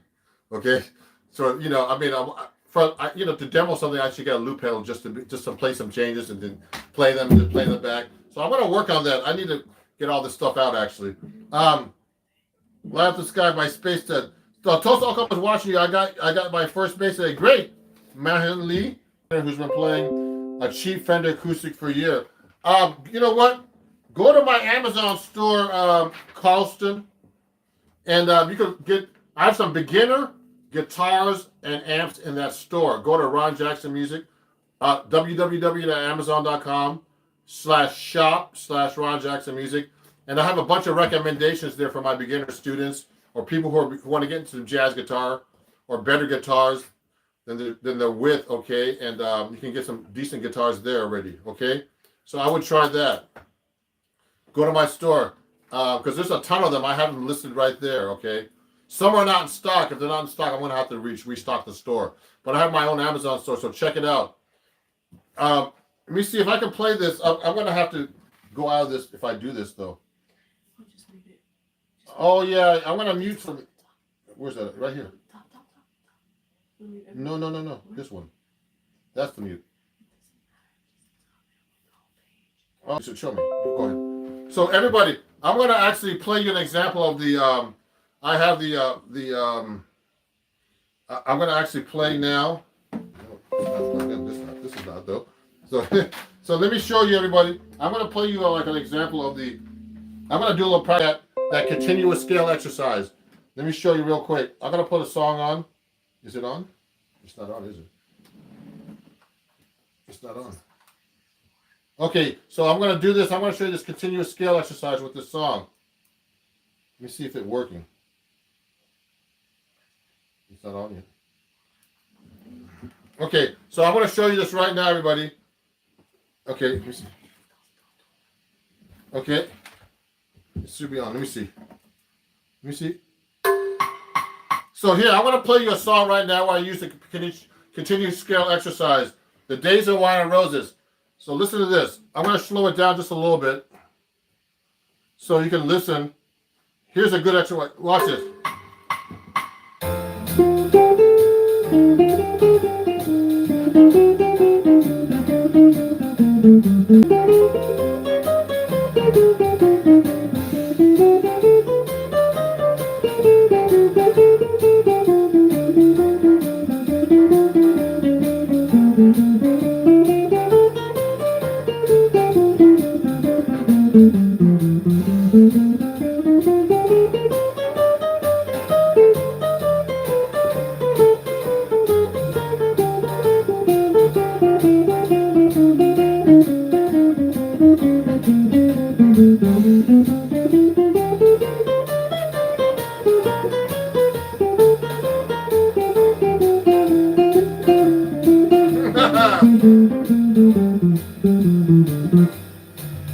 See what I just did? So I mean, it was kind of weird, but I'm not used to playing like that. But what I just tried to do, I was trying to play the scale all the way through the song. So you know, so what happens is, let's start from the top. So when I get to the F major 7, I was playing the song called Days of Wine and Roses. I went from the F major, the D7 flat 9, the G minor, then E flat 7, then A minor, D minor, G minor, G minor over F, and then E minor 7, A7, E minor 7 flat 5, G7. So if I'm playing through the scale through that, you have to be able to play over each chord without stopping the scale. So watch me from the top again. Watch this. Here we go. One more time.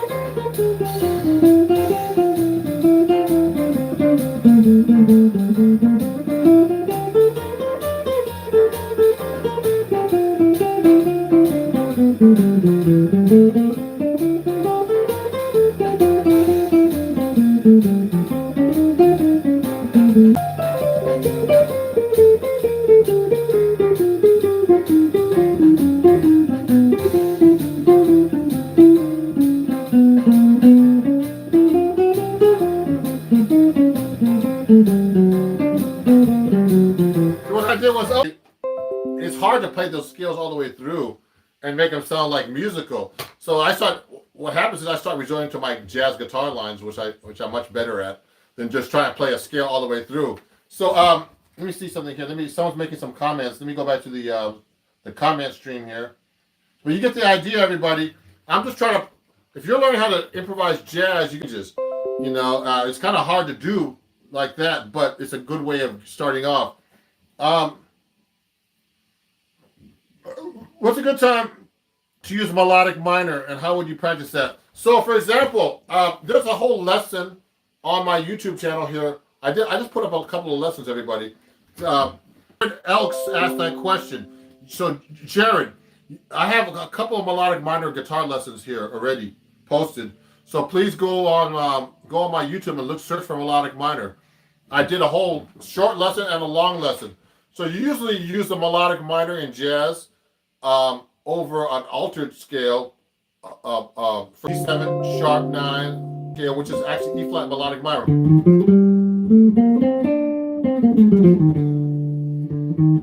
So that's what it sounds like.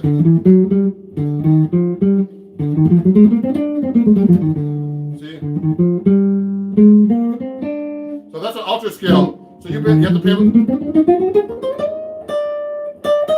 Also on let's say on G7, 7 sharp 11. You get the Lydian dominant scale, which is actually D melodic minor. Also on the minor 7 flat 5. Let's do an F minor 7. F minor 7 flat 5 with a natural 9.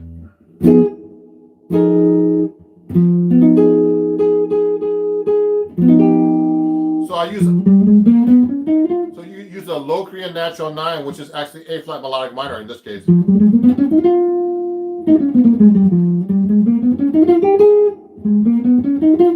it's an A flat melodic minor. So those are the most important cases, okay, for the melodic minor to use in jazz.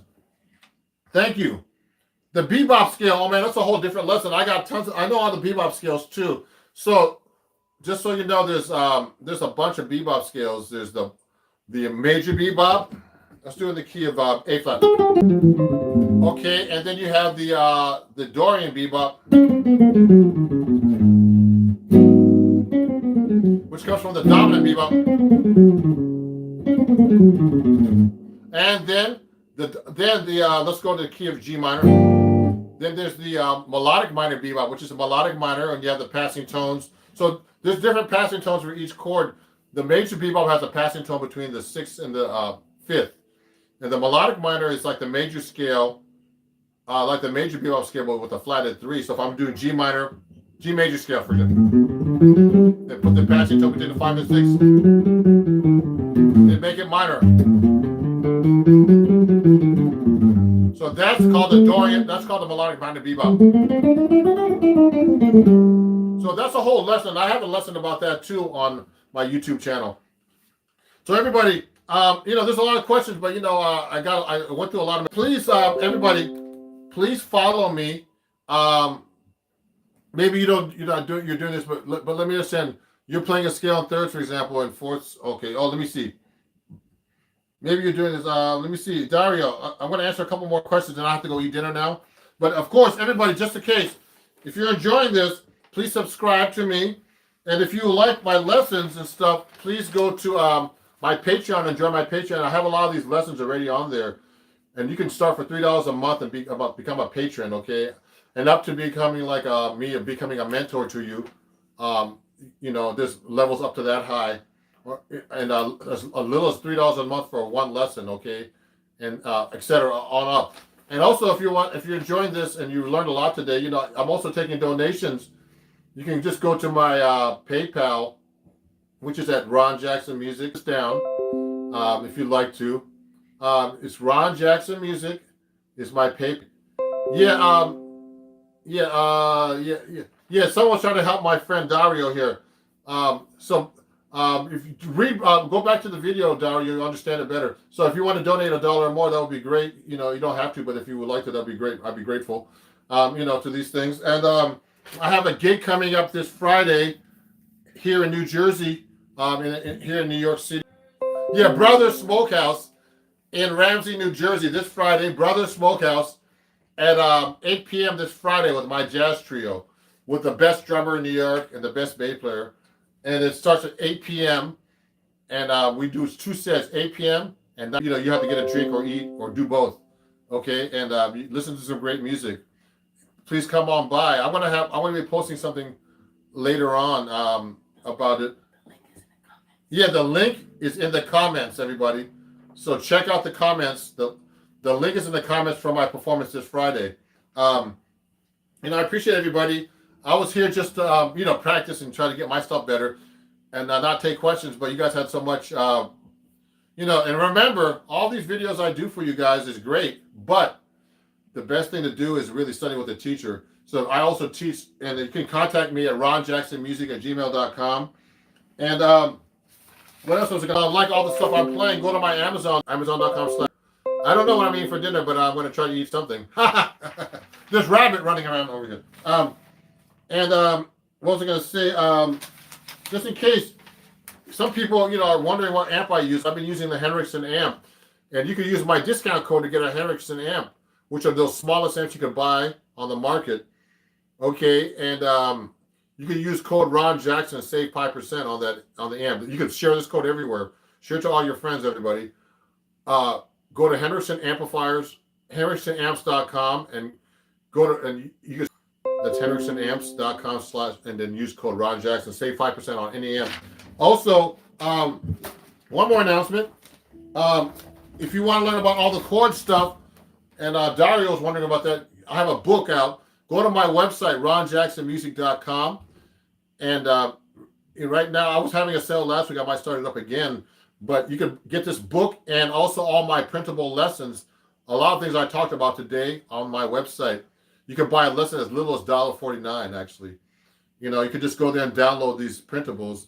And thank you. I got this guitar from D'Angelico. I'm one of their artist ambassadors. So whenever I play 6-string, I use this guitar. When I play 7-string, I use my Eastman. Today I was playing 6-string because most people can't play 7-string. But I'll be playing my 7-string guitar on Friday at my performance. So you guys should have to come by. I'll probably do another live stream before that. But if you want to get my book, go to my website, ronjacksonmusic.com. I sell lessons there, printable lessons, downloadable lessons, actually. And you can print at least through Acoustic Guitar Magazine, who I write for, I'm a writer, and Hal Leonard Music. So you'll really enjoy this book. There's a lot of cool stuff, like you learn how to do walking bass lines, chord, melody, all kinds of stuff that I teach. So thank you, everybody, for watching. I see you found out about my YouTube short videos. Big fan. Thank you, buddy. Ha ha. Someone said ha ha. Sebastian says ha ha. Thanks. Yeah, so Dario, I'm sorry I couldn't help you, man. So thirds and fourths are just basically skipping notes, just so you know. That's why you got to get a teacher to help you, because doing it online only takes you so far. Remember that you got to have a really good teacher to show you, because that's how I learned. I went to Berklee College of Music, and I learned all this stuff when I was 18 years old, years ago. What was this? Oh man, that's a really nice comment. I love your taste in guitars. Thank you. Ron does it specifically gifted musicians to be able to play proficiently at jazz, or can you learn at any age? So you can learn how jazz at any age. Everybody, you just gotta, all of this is really, there's no ifs, ands, and buts around. You gotta practice, unless you're a genius, And if you need help, get a teacher. If you're a genius like Wes Montgomery, who was completely self-taught, then you could do it. But the most important thing is getting a good teacher and practicing and listening to your teacher. Some of my students, they'll study with me and they're good. Then getting a guitar teacher, I teach, just so you know. So you contact me at ronjacksonmusic@gmail.com. I'm gonna let me make a comment somehow. Let me make a comment. Can I make a comment? I don't know if I can, but go to my email is ronjacksonmusic@gmail.com. It's Ron Jackson Music everywhere, everybody. So just follow me everywhere. Subscribe here, and you can take lessons with me. You can contact me everywhere. Go to my website. You can actually send me an email there. It's ronjacksonmusic@gmail.com. If you want, I welcome you to be a student. Let me see. Can you explain this one? Let me see. Let me see. Yeah. So anyway, everybody, I'm gonna get going. I'll just look at the questions. Have a great night, and I'll see you guys soon, okay? Thanks for watching. I'll have some new videos coming up, actually, probably tomorrow too. Great. Okay, we'll talk, everybody. Keep in touch. Go to my email, Ron Jackson Music. Thank you for you're welcome, Brazil. Marcelo, you're welcome. It's hard to talk and play the guitar and try to explain things and answer questions, but, I'm trying to do more of these lives to help all my students out, help all my subscribers out. And, if you want to study with me or, or anything, or come to one of my gigs, that'll be great. Come by my gig Thursday, Jersey, Friday, 8 p.m. No cover. It's but you have to get a drink or eat or something. It should be fun. I'm a good guitar teacher, so someone keeps asking that question. So contact me. Hey, Jared. Oh, it's UK here, 2 p.m. Oh, really? Okay. See you guys. Bye-bye. Sorry, I didn't quite catch that.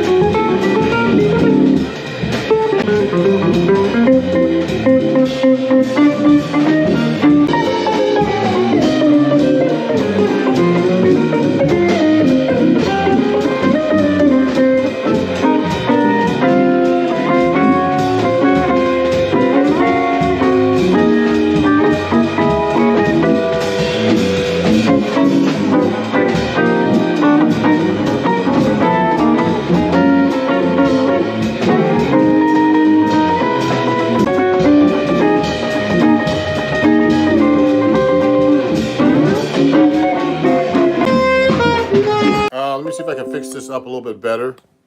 That looks good. And I go back a little bit. And, you know, waiting for people to kind of,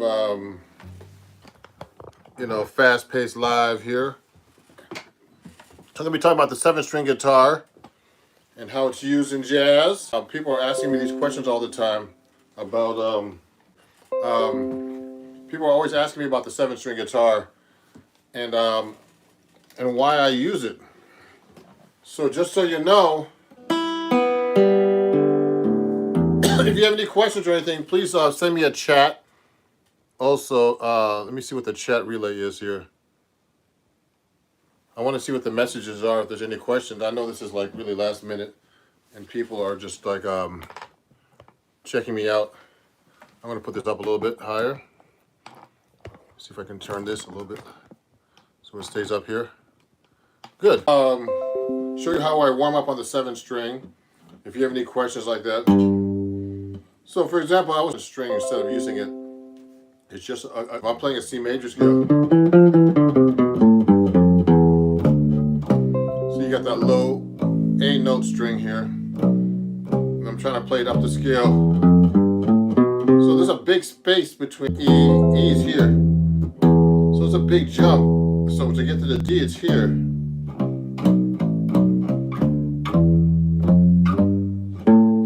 So if I'm going, so I have a choice of going this way. I can hit that F or this F. So I have to really think about that still. So that's a real pain. So, but you know, this is just the key of C, so I'm trying to do that in different, you know. So if I'm the key of F, so I'm going to go F. So the F has a B flat in it. F, G, A, B flat, C, D, E, F. So that's an E, then I have to hit the D. Then I have to hit that B flat there. That.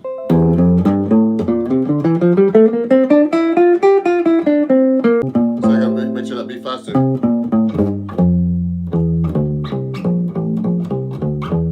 So this can be confusing if you're not a 7-string player.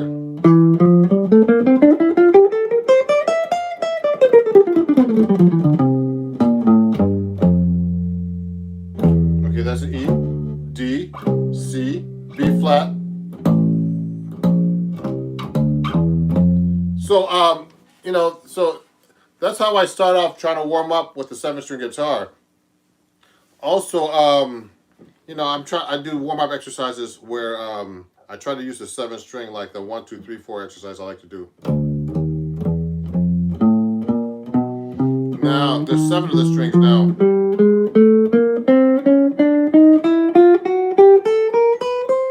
Then backwards. Now,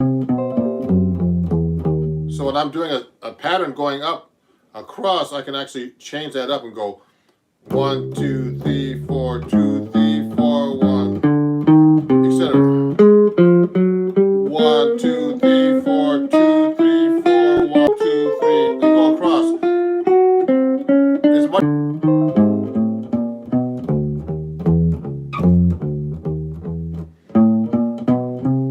I'm going to do slow.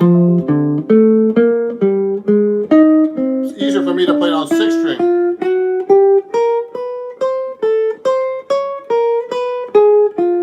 Great exercise for you to warm up with. This is a question. Yeah, hey, how's it going? So I'm going.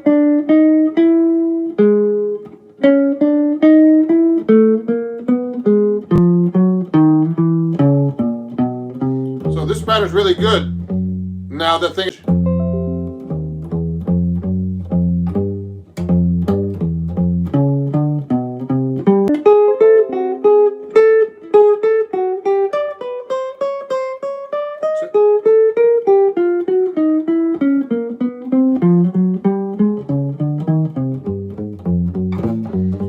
See, and now I'm using the 7-string with that kind of pattern, but it's really, I have to think twice as hard because that extra string I'm not used to yet, like I'd like to be. Good afternoon. Thank you for your sharing. You're welcome.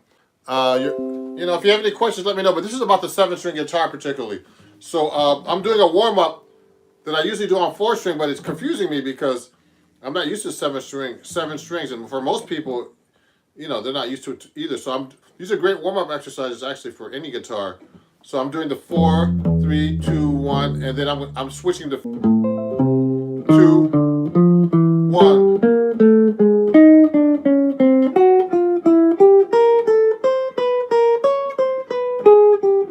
Then I'm going.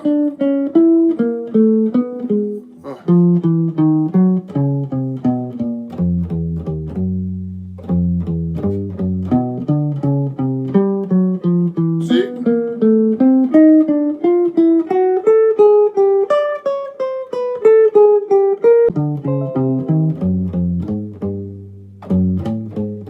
Etc. I'm doing that as a warm up because I haven't touched the guitar all day. So this is a 7-string guitar for people who don't know. I'm doing a worship string is the hard part. I tune to a low A. So this is E, and then with a low A, which doubles this A string. Now I learned this from studying with Bucky Pizzarelli, the great jazz 7-string guitar player and 6-string. He started playing. He died at 94 last year from COVID. Okay, unfortunately, and he started playing his guitar, the 7-string guitar, in his mid-40s until he died. And he called it the new guitar. So I mean, I was studying jazz comping with him, like Freddie Green style, like this.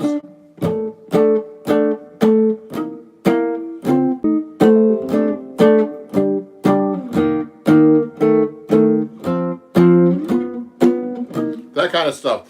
But you know what? The whole time I was studying with him, about 9 years ago, I switched, not switched, but I started playing 7-string guitar, and it's a big learning curve still. So when I started playing it, he told me that I was tuning it to a low B. This is an A string, and Bucky told me double your A string. So that's what I'm doing. I'm doubling the A string. So what's really cool about that, is that you get low notes lower than any 7-string player. Brazilians play with a low C. Rock guys, rock people play with a low A. And when I get those really cool,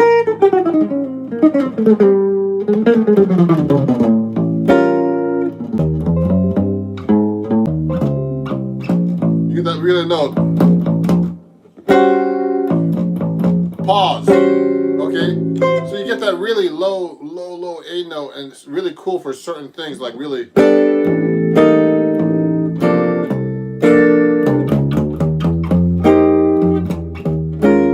You don't get that on the a normal 7-string guitar that's tuned to a low B, a low C.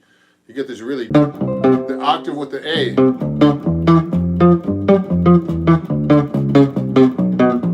And that's really cool too. So, I mean, I really like using this. Hold on, I'm going to turn the heat up a little bit. It's a little cold in New York.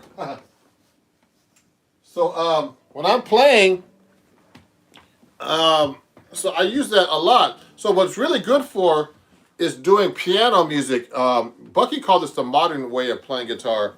The modern guitar, he called it. And he called the chords you're using possible on the 7-string. So some of the chords I'm using are like this. So I like using chords like 7 strings. So I mean, I like doing like this B flat major 7. It's kind of like a C over a B flat. That's a beautiful chord on the kind of A chord.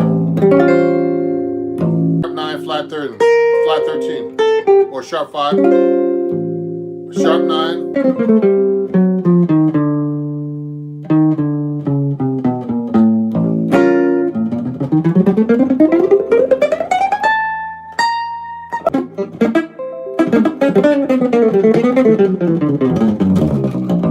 So I like using that low string, do the chromatics.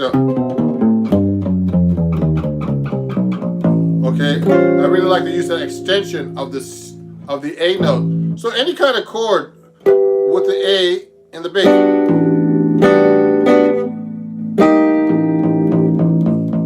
I'm just doing an A suspended 13, for example. It's a cool one.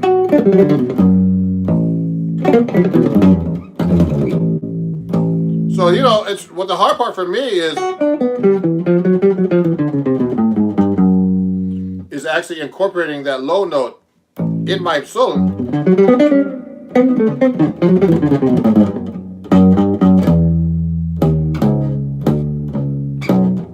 Throwing that note in there.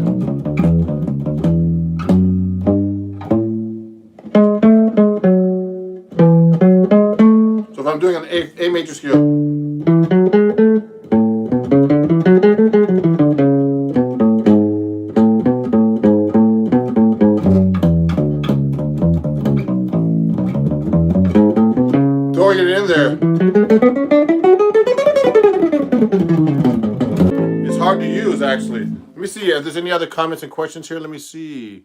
Thank you, everybody, for watching. Let me see. I'm trying to see what all the messages are. Yeah, so, yeah, thank you. Good afternoon, and thank you for sharing. You're welcome. Emery, yeah, so you know what? So let me play you a song using the 7-string. Bucky Pizzarelli, when I studied with him, he gave me this song, Lush Life by Billy Strayhorn. And he used this as the model song for a 7-string because he always said that the 7-string is great for playing piano music. So what's happening is, Lush Life's in the key of D flat, and with this low string, that D flat's right there. So I'm playing a song like Lush Life, I get those really low tones that I can never get before. I dominate my 3 favorite guitar players. I mean, that's hard to say. Pat Martino, George Benson, Wes Montgomery, Django Reinhardt, Charlie Christian. I mean, there's so many guys, of the old style. What about chord melody? So I'm going to do chord melody right now, Pierre. Okay, and I'm going to do a song called Lush Life. I'm going to be reading this years ago. I mean, my last guitar teacher, Bucky Pizzarelli, told me to learn this. So let me try this, okay?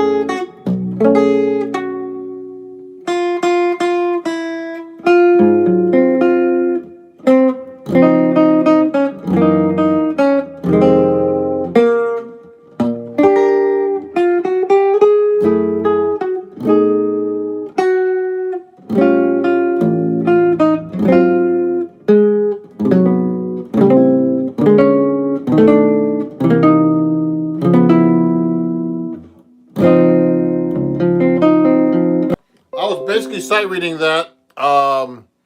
Yeah, this is a 17-inch, so guitar right here. Okay, what can I learn if my guitar is not that chat right there? Let me see. I gotta see that one.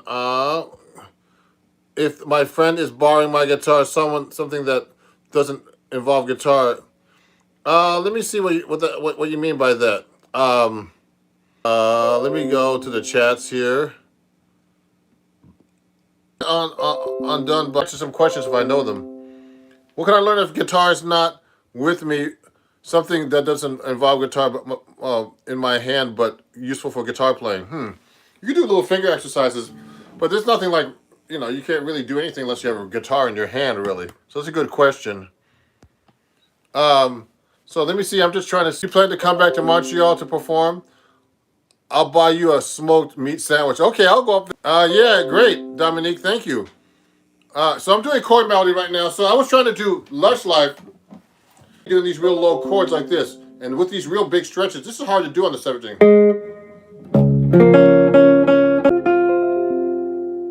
Then,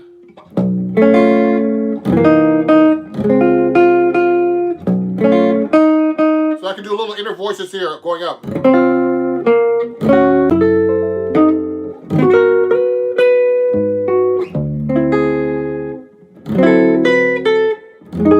See how I'm playing all those low notes?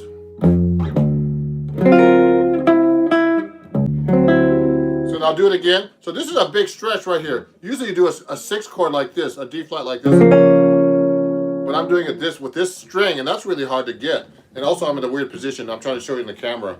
So it's hard to, it's hard to do this stuff live. And, see that?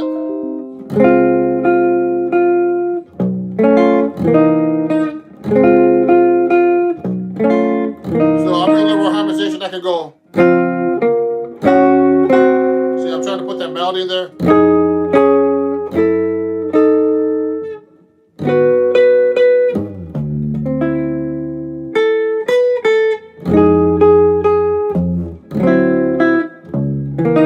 See?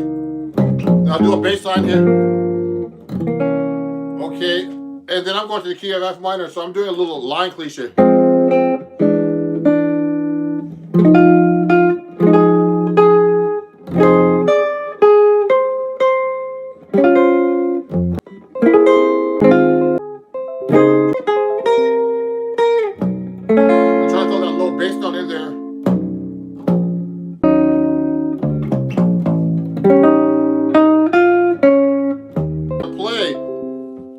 D flat and no open strings. I'm doing all bar chords. So this is Lush Life, and then I'm going. So I'm trying to play that melody with this low bass note here. Now Bucky was trying to show me how to do this. Bucky Pitcher.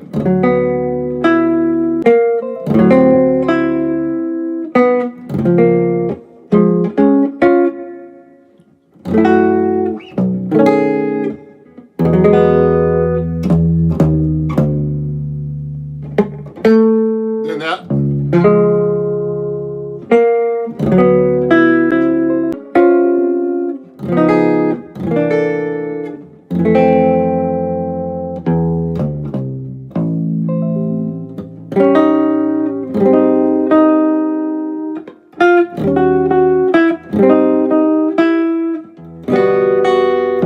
I'll try to use open strings as much as I can.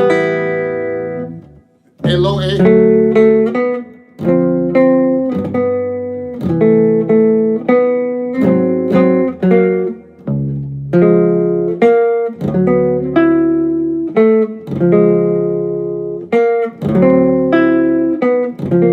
Third.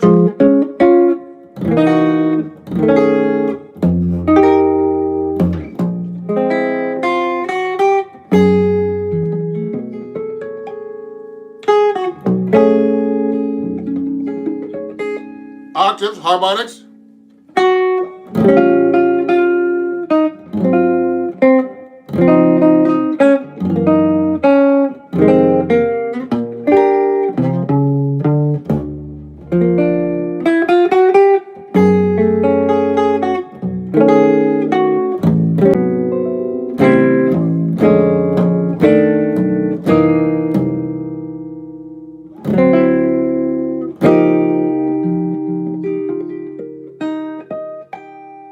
So I'm using little octave harmonics and cool tricks playing this song Lush Life, and it's a really great exercise.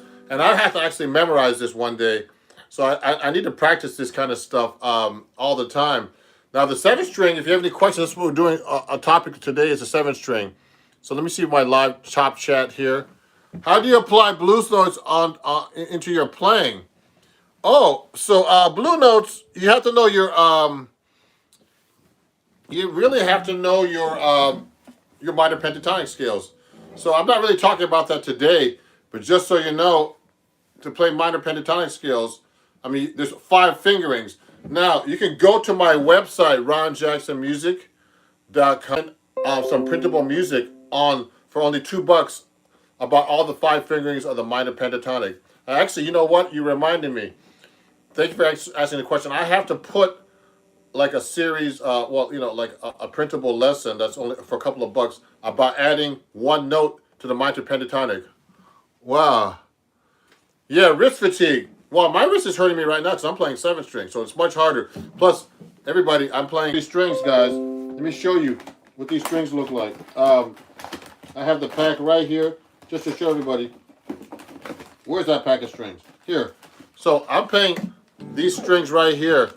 These are jazz tapes on this guitar, and I use 14 string. So a lot of people play light strings with low action, but that's not a really good method to play guitar. You should learn how to play with heavy strings. You get more sound out of the guitar.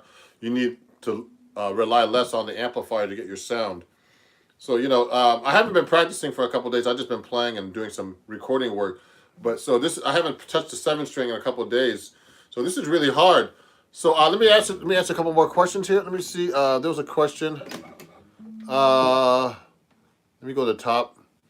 Yeah, so what about Charlie Hunter, Jazz Funk Style? I love Charlie Hunter. Have you ever tried Elixir Strings? Actually, I endorse Elixir Strings too. Solid body, actually. These are like 10, these are 7 string sets from my solid body PRS 7 string. So yes, I use Elixir Strings too. And I actually won the Elixir Performer Magazine contest a couple of years ago. I sent one of my songs in called One for Melvin. So you guys, if you want to check out my music, please do. Let me see. Oh yeah, Elixirs are great. Let me see. I'm just trying to see what else. Oh, okay. I was just trying to see what other options here, because you know what, I'm just trying to figure out how to use the chat on my phone because I decided not to use my computer. It was making so much noise. So I use Elixir Strings, and if you guys are enjoying this, please send me a comment or anything. And any of these tips are help you donate to this, to my show here, and it's right here. And you can PayPal me if you have any. If you're enjoying what they're doing, you don't have to donate. Donate to PayPal at Ron Jackson Music, Venmo, Cash App, and Zelle. Yeah. So all at Ron Jackson Music, okay? Just like my YouTube channel. And please, definitely subscribe if you're learning a lot of cool things from me. Let me see what some of these other questions are. Live chat, top chat. Let me see. Have you ever tried Trainer Amp? No, I've never tried. I've never tried that. I love Elixir Strings. They're great for certain things. Have you had problems with wrist changing technique, less strumming and more doodling? Yes, I've had fatigue and all kinds of stuff. I mean, I've even had problems. And thank you for this, for listening to this Octave Harmonics. Randy Bachman did a jazz album. Have you heard of him? A couple of jazzy songs. Looking out. Oh yeah, no, I never heard that album. I'll check it out. Tommy Emmanuel, I know Tommy Emmanuel actually. He's a great guitar player, and I know him. A great guy too. And let me just keep going here and answer some questions. What can I learn of guitar? Okay, good. Well, thanks for asking the questions, everybody. So we're talking about 7 string here, and this is like kind of like a 7 string workshop. So another thing I like to do, so the chord melody is really great with 7 string. Also, I like to use the bass line. So I'm just getting warmed up here. Lust Life, that last song I played was really kind of hard to play. PlayStation Gypsy Jazz. Oh yeah, great.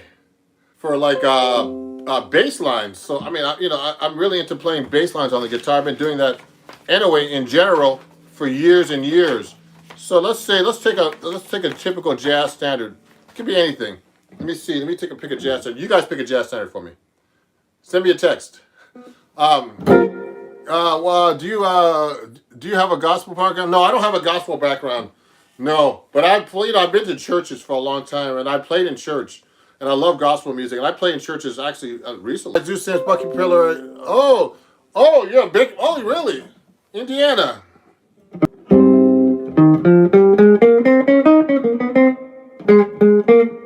Oh yeah. Oh, Indiana's based on actually is based on Donald. I could do that for you.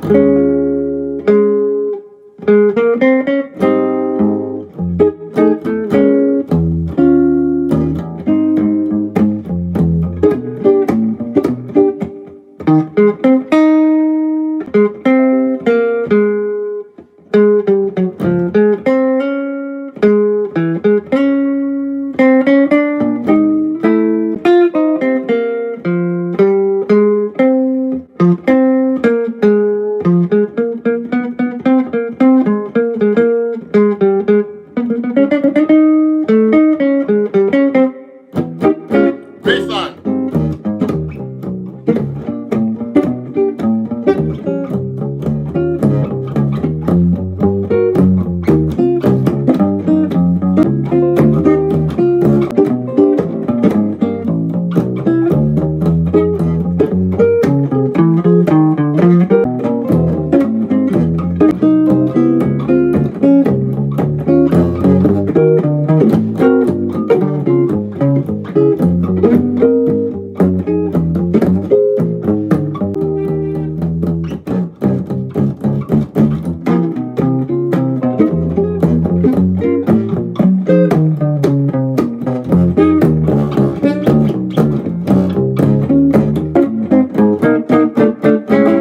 So what I'm doing right now is I'm using the 7th string. Someone asked me to play Indiana, and that's what Donald Lee is based on. And actually, Bucky Pizzarelli, I studied with him for a long time, the 7th string guitar, on and off for every once in a while, getting into 7th string guitar. So what happened was, the 7th string is great for playing like accompaniment with bass line. So like now, if I'm taking a solo, like let's say when I'm playing live or the backing track.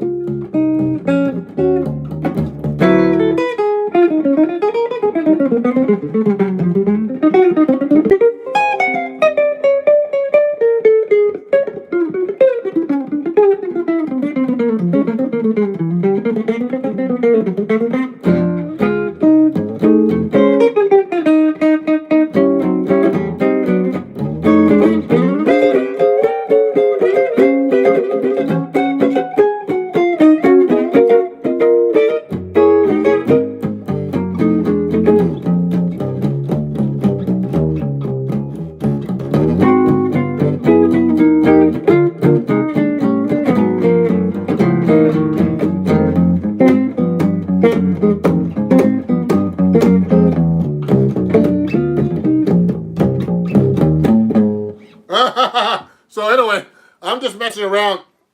So when I'm taking a solo, I had a high-end restaurant and hire you to perform. Oh, thank you. Well, don't get too high-end now. I play restaurant gigs, all kinds of stuff. Concerts, recordings. So what I'm doing is I'm just doing solo guitar. So it's just all about 7th string the guitar. So just please ask me questions about that. Do you sometimes play Delta blues? Sure. I mean, how about this?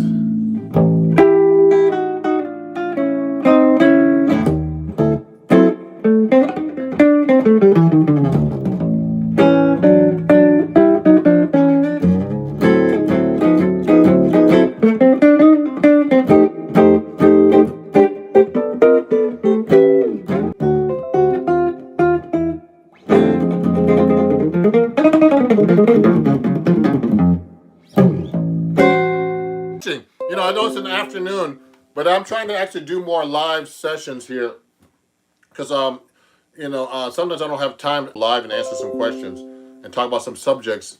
Thank you. Oh, thank you. Ron's my favorite. What's your favorite thing to utilize with a 7th string? So I like to do all kinds of things with a 7th string, like the So let me think about that. I'm kind of half asleep today.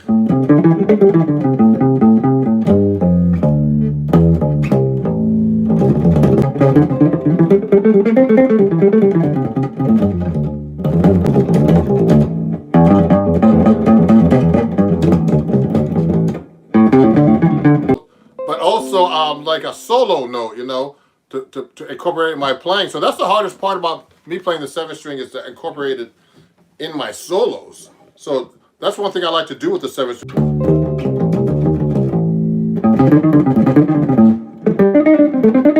So I can do all these octaves.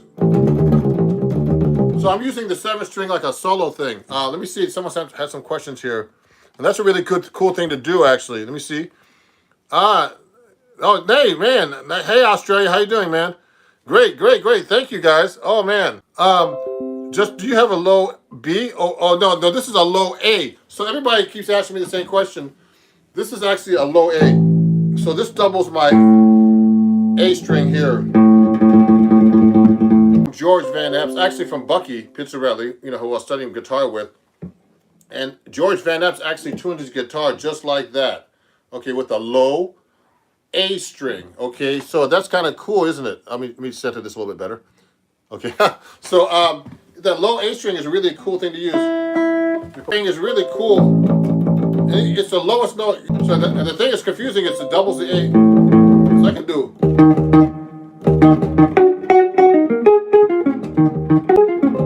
You can do cool bass lines.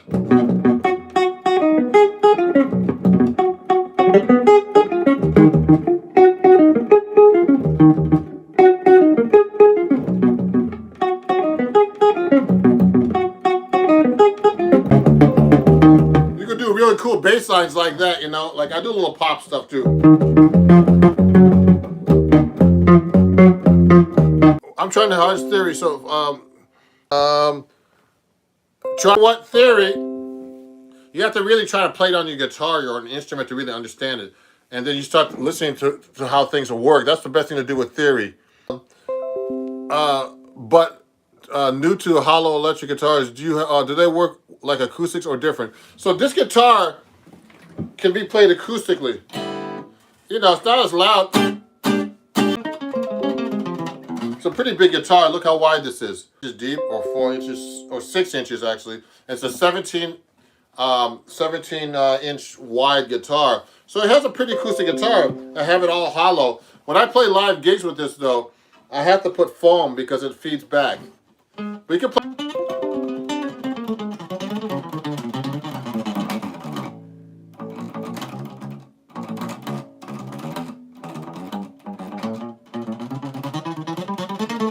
So you can hear it pretty good. But can it gent? Who's that? Just kidding. Yeah, so you know what? You know, 7-string guitar. This guitar is an acoustic guitar too. It's not a real acoustic, but it's an arch top and has that big, warm, big sound with big man strings. I call these strings the where are those strings? I lost them. Here, I use these strings on here. 14 on top, the man string. And you know what's really funny? I had a guitar teacher, a really great guitar teacher named Melvin Sparks. He was like the acid jazz, funk, soul guitar player, did a lot of sessions. He was my mentor. And he had me swing on top. So that's the strings I use on this guitar, the 7-string. And on my solid body, I use these Elixir strings, 7 strings that I got from Elixir. I have in the door. Wait a second, do I have some other strings here? I use all kinds of strings to play on this guitar. And they're also, if you want to study with me, you know, it's already, I'm going to put it up later, but if you want to learn some cool lessons with me, I have a Patreon account right now. It's www.patreon.com/RonJacksonMusic. Could you show a 7th chord progression using the low A string? Sure. So a major 7th chord with this low A string, someone asked me a couple of questions here, so I'll answer them. So this is a cool 7th chord. A major 7. Now the low A string, I could use the low A string for all kinds of 7th chords. I can go.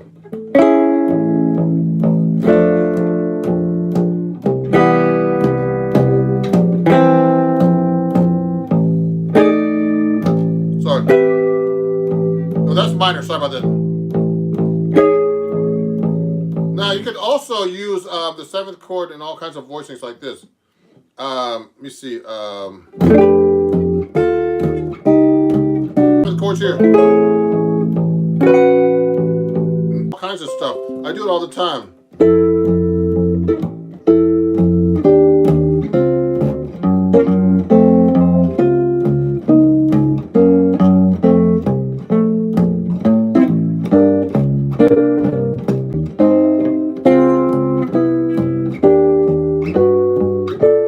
So I'm just using 7th chords here, just as an example.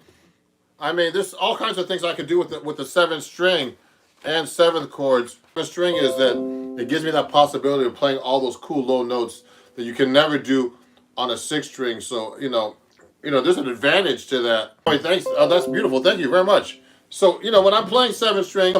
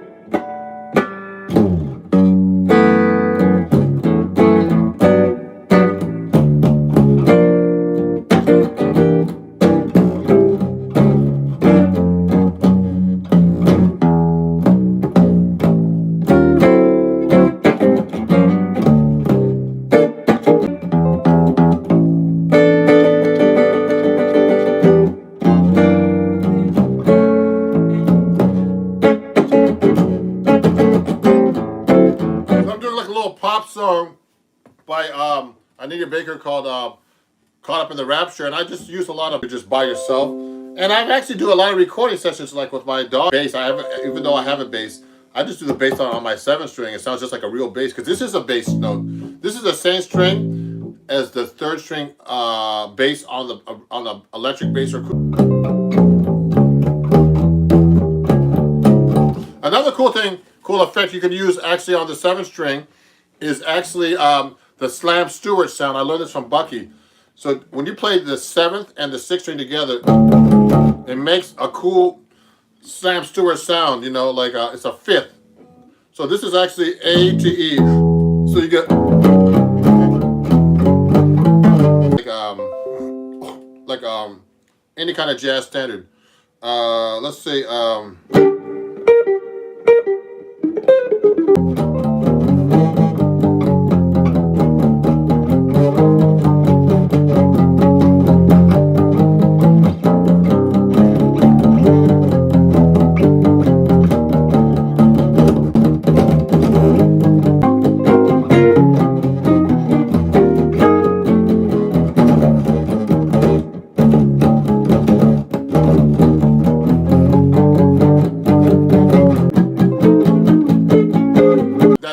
Slam Stewart kind of bass line.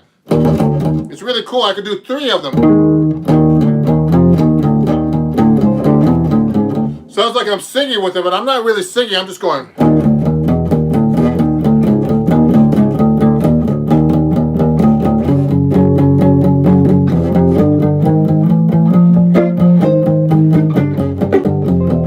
So I'm using that cool Slam Stewart sound I learned from Bucky.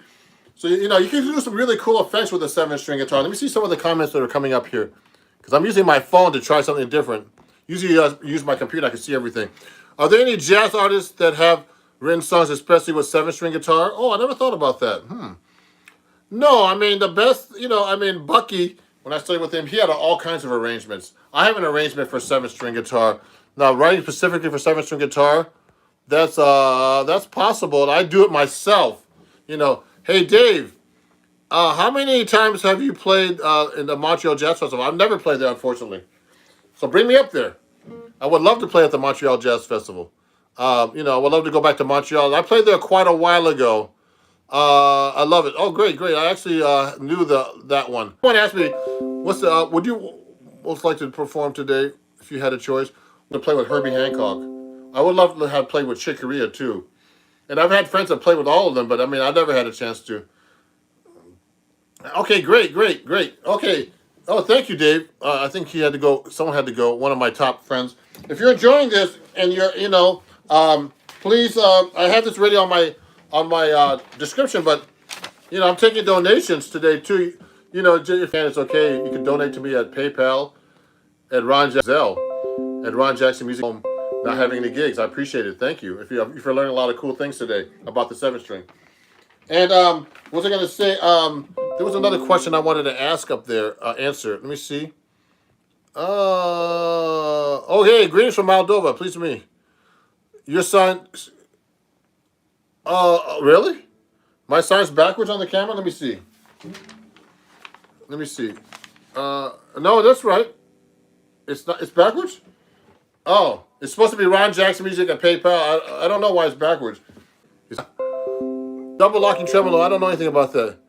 Can you slap? Let me see.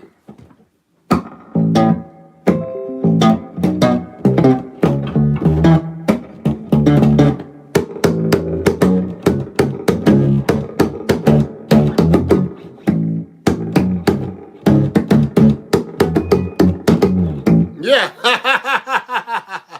What's that? It's right now. What's that? Let's see what people are saying here. Top chat. Oh. I'm trying to see what all these people play. Haven't been there in a while. Let me see. Let me see. Nice. Thank you. Thank you. Oh, cool. So anyway, let me continue here and maybe play a couple more songs before I finish up. I got to eat lunch soon. But, if you're enjoying this, please subscribe, of course, on jacksonmusic@gmail.com if you have any questions about the 7-string guitar.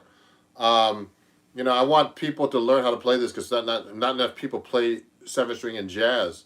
They play it in other styles, but not. If you want to follow me, please follow me everywhere at Ron Jackson Music on TikTok, Instagram. You know what? There's a great jazz school. Someone's asking me if you want to learn jazz in Europe. There's a great school in Holland, in Northern Holland, where I used to teach. It's called the Prince Claus Conservatorium. Prince Claus Conservatorium, okay? And they're in Groningen. I used to teach there for like 6-7 years back in the 2000s. And I go up there sometimes every few years, to help out. But that's a great little school, okay? And they're in Holland, Northern Holland, and they're basically, it's only like a couple thousand, so it's pretty cheap. So what about Guildhall? I don't know Guildhall, but that you can go there to Guildhall, any place in Europe where it's much cheaper than coming to the States to study. I'm even expensive to study with. But if you want to study with me, please contact me. I have some new printables on my website too, with all these little lessons about 7-string, jazzguitar.com, ronjacksonmusic.com. So let me play one more song or two, and if there's any more questions, please send me them. What about Amsterdam and Maastricht? Oh, those are some good schools in Amsterdam too. I heard that conservatory is really good there. He just asked me if I knew those. You know what? If you're a beginner guitarist, 7-string guitar, man, would really make easy 7-string, 6-string look easy. Oh, Dublin.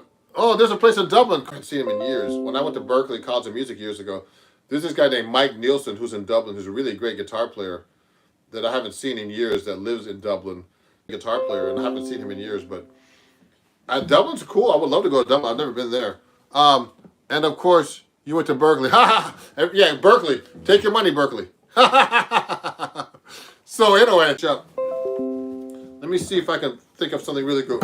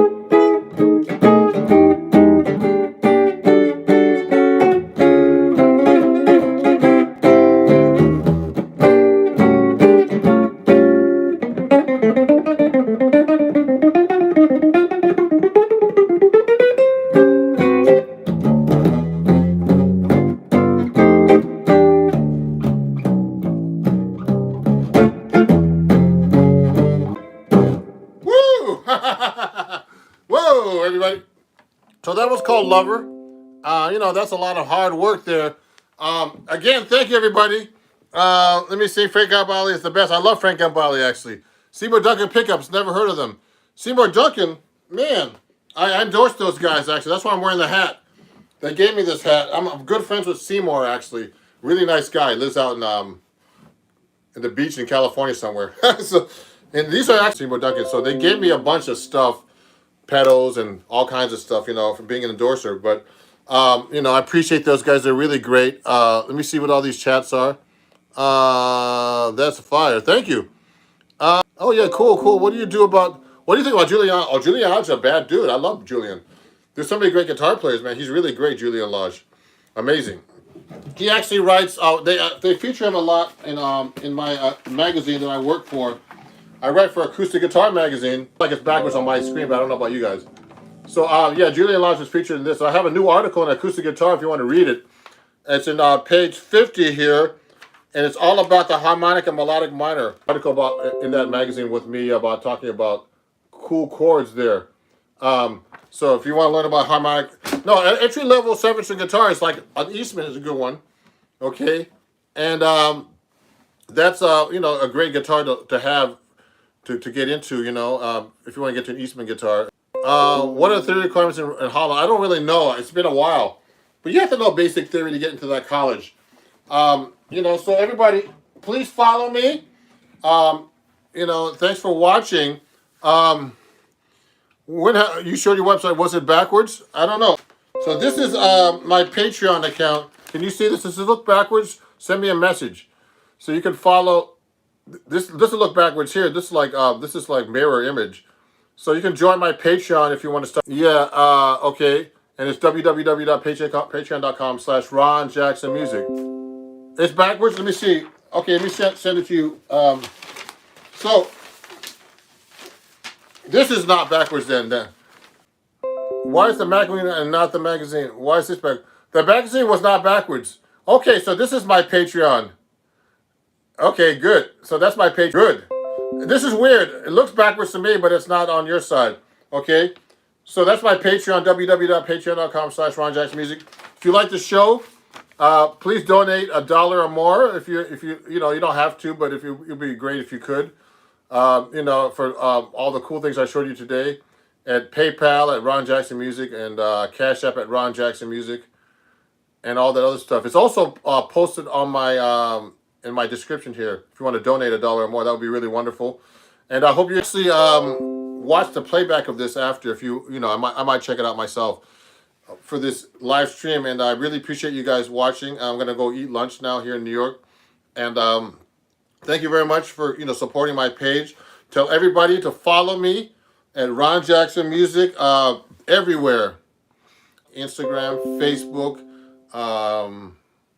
where else? I mentioned YouTube, of course, right here. Twitter, and follow me on my website. I sell my music there, and you can join my Patreon, of course. And if you have any questions about the 7-string, send me an email, ronjacksonmusic@gmail.com. That's ronjacksonmusic@gmail. Hasta pronto. And thank you guys. Let me move back a little bit. I can't move back too far because of all these guitars behind me. But I'm showing you my guitar collection. A lot of people have been asking me, man, show us your guitar. So look at this. So I have a bunch of guitars behind me. You can't see them. Look. I just have them all lined up. These are my 6-string guitars and stuff. So I think I took them all out. I have 1, 2, 3, 4. Well, this is a 12-string.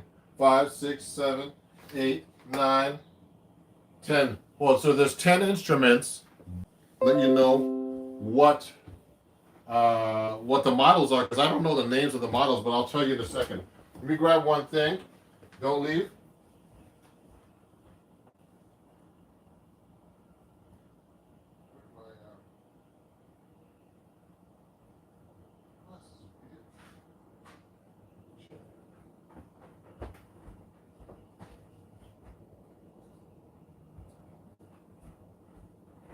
So there's a missing guitar, but I have it. How's it going? So those are my guitars. This yellow guy? Oh yeah, sorry. Almost fell. So I'll show you in a minute all this stuff, guys. I'm gonna go through one guitar at a time. So and I'll tell you the use. So I'm gonna move this back just a little bit more so I don't get my head cut off. So I'm using a ton of different guitars, but I don't use them all the time. It depends on the situation, everybody. So that's why I wanted to show you like this. Let me get this closed. So for example, I have this 6-string guitar right here. It's made in England. It's not a common model, okay? It's a file D guitar. When I was touring over there maybe 20 years ago, I got this made in 1999. It's a great guitar. Really great 6-string acoustic guitar. They made it in like the countryside of England. Okay, it's a file D custom made guitar. I've had this for like 20 years. And the model is I made it so I can use it over here in the weather that's kind of like hot and cold and all that stuff. So if you have any questions about the guitar, let me know. Oh yeah, thank you, Paul. PJ. So this is the 6-string guitar. One of my albums called Acoustic Invent Yours is all acoustic guitar. You can get this on my website. You can listen to it on Spotify. Go to my Spotify. Now, acoustic guitar should not be played with an amp anyway. So this is really a nice guitar. Made in England. They're spelled FYLDE, File D. They exist. They're not really big on social media, but they're a great guitar company. And I actually met this guy in England. And they never even go to the conventions. I go to the NAMM show, and they never show up to those things. Unfortunately, I think they get more business. But a lot of famous people play their stuff. So let me see. I'm just gonna look right now online and look at your comments right now too. Hold on. So let me go over here and show you my next guitar that's over here. So I'm gonna put this over here on the side. 1 second. I'm gonna go to my channel and make sure I see your comments. So the next one, you've seen me play this recently. Okay, this is the everybody's like, wow, I love that guitar.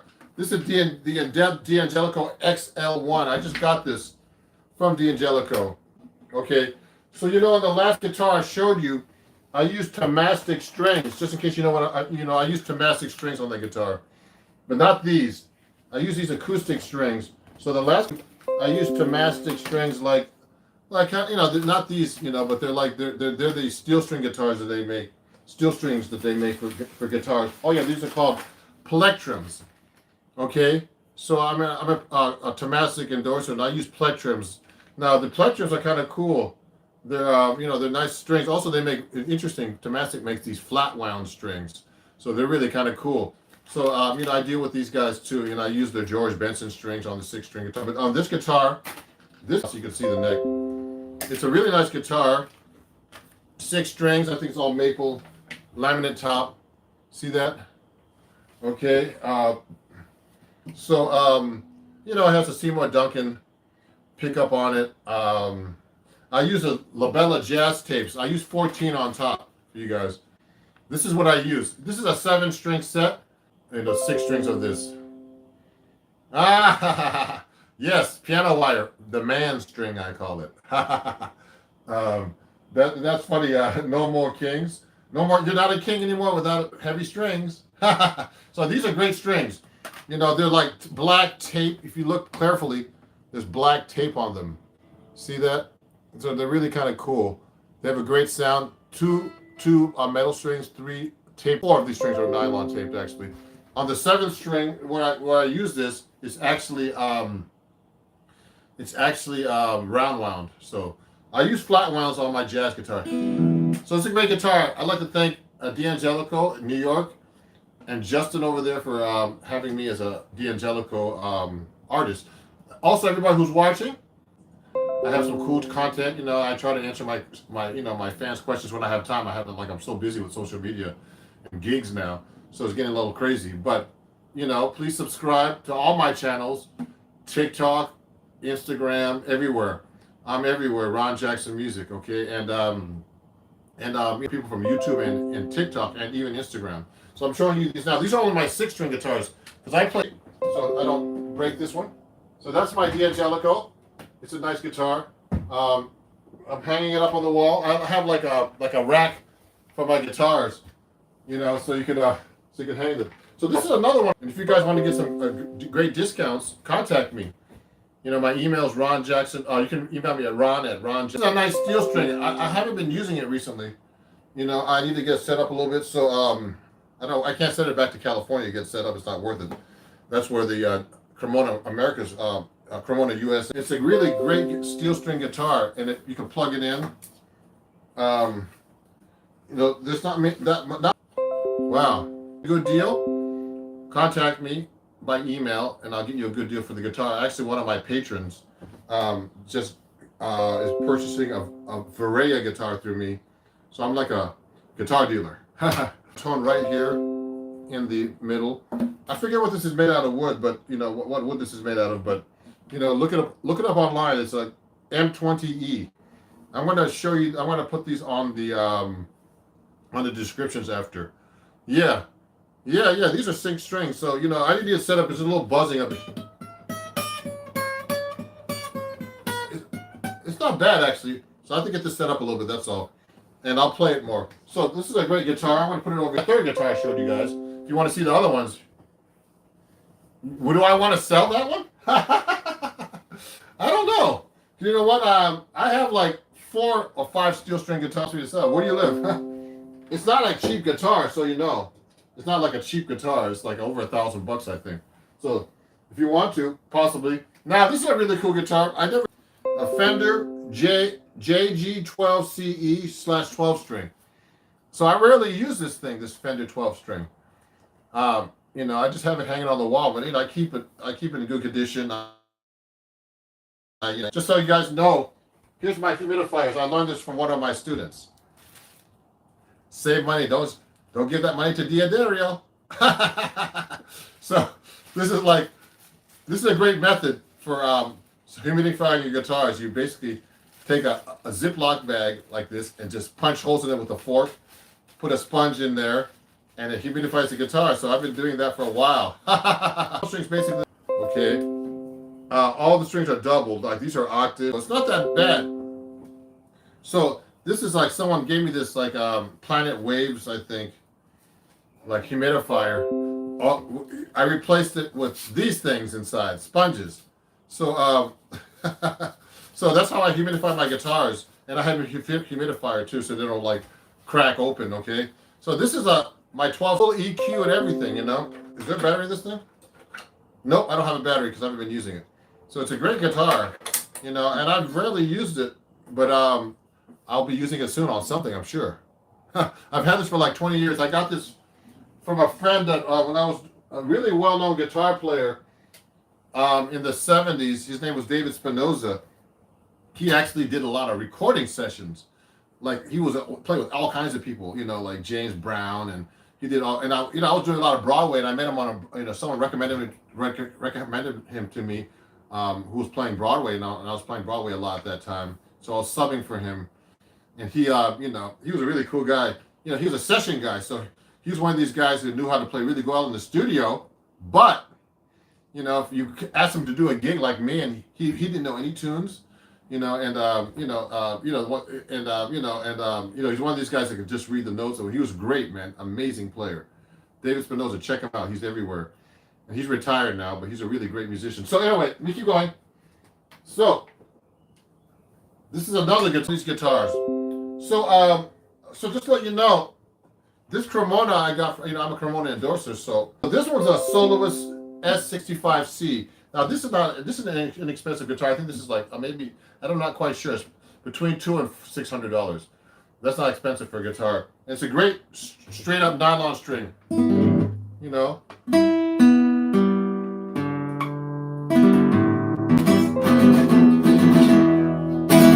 Nice guitar.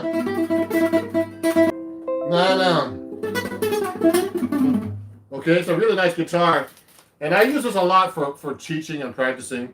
You know, I don't use it that much for gigs. You know, it's not, but it's a really pretty nice guitar for the price. So you know, if you're interested, remember I can get you a Cremona for a great deal. Yeah, that's a nice cost. Yeah, it's very nice. Hey, Dario. Dario sent me some record. Remember, everybody, to play jazz, you definitely. So just so you know. So this is pretty nice. So this is an expensive guitar, the Soloist S65C. So this is probably about 2 or 3 years old. I haven't had this that long. So the first guitar I showed was asking me. I've had this for like 20 years, at least. Okay, I got this in the 2000 maybe, 2001. Okay, and this one, this follow lead guitar I was telling you about earlier. This is from 1999. This guitar. So, you know, I actually like hit it against the door one day. It has a workhorse guitar, man. I've had this on many records. That's a great guitar if you want to consider it. You know, they're hard to find and they're expensive guitars. You know, they're from England. So, you know, really, really nice guitars. So here's another guitar I've had for years. This is an Aria guitar. Okay, it's an Aria concert guitar AC80. I got this from Aria like, oh man, in 1997 or something. You know, I was an Aria endorser. So they gave me this guitar. It's a really nice nylon. Now I'm thinking about selling this guitar if anybody's interested. The thing is, this has this chronic problem here of there's this like little tiny crack here, but it's super thing. It doesn't affect the guitar. It's kind of weird. It's on top, but $1,000. So you know, it's funny, guys. So this is a AC80, you know, completely acoustic guitar, and I used this on my other album, my acoustic guitar album I showed you a minute ago, called this one. I use this guitar on this album too, some of the album, Acoustic Adventure. So you know, go check out my albums, please, everybody. And if you're watching and you're subscribed to all my channels at Ron Jackson Music, everything is Ron Jackson Music, even my payments. Guitar is really great, except for that one thing, but it's a really nice, really has a nice sound.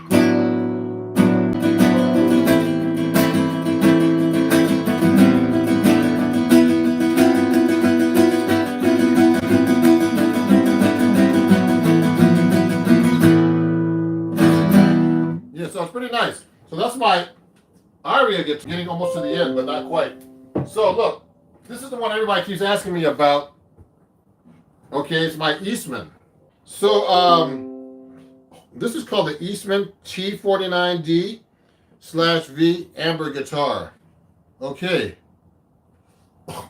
it's a really nice guitar. I just got this actually, you know, since the pandemic, because you know I have top guitars that are 7-string, but I didn't have like a guitar that was like this in a 6-string. So I teach a lot, you know, online. I do a lot of videos online. A lot of people don't play 7-string, so I had to get this guitar. It's a really, you know, really nice guitar, and it, you know, it plays great, you know. But I haven't been using it recently because I promised D'Angelico, the guitar you have up there, to show the guitars on video all the time now instead. Okay, so it's a really good guitar. I think this lists for like a lot of videos on this. Okay. So it's a great guitar. It has, I think these are Seymour Duncan pickups, you know, volume, tone, 2 humbuckers, you know, really nice guitar. So I mean, let me check out some of these questions. So send it to John Fernandez. It'll cost me more money. No, but it's not bad. The crack is, this crack on this guitar, someone's asking me about a question that I've had it at a repair shop a couple of times and paid money and they still can't fix this thing, so it's okay. It sounds like you care for these guitars.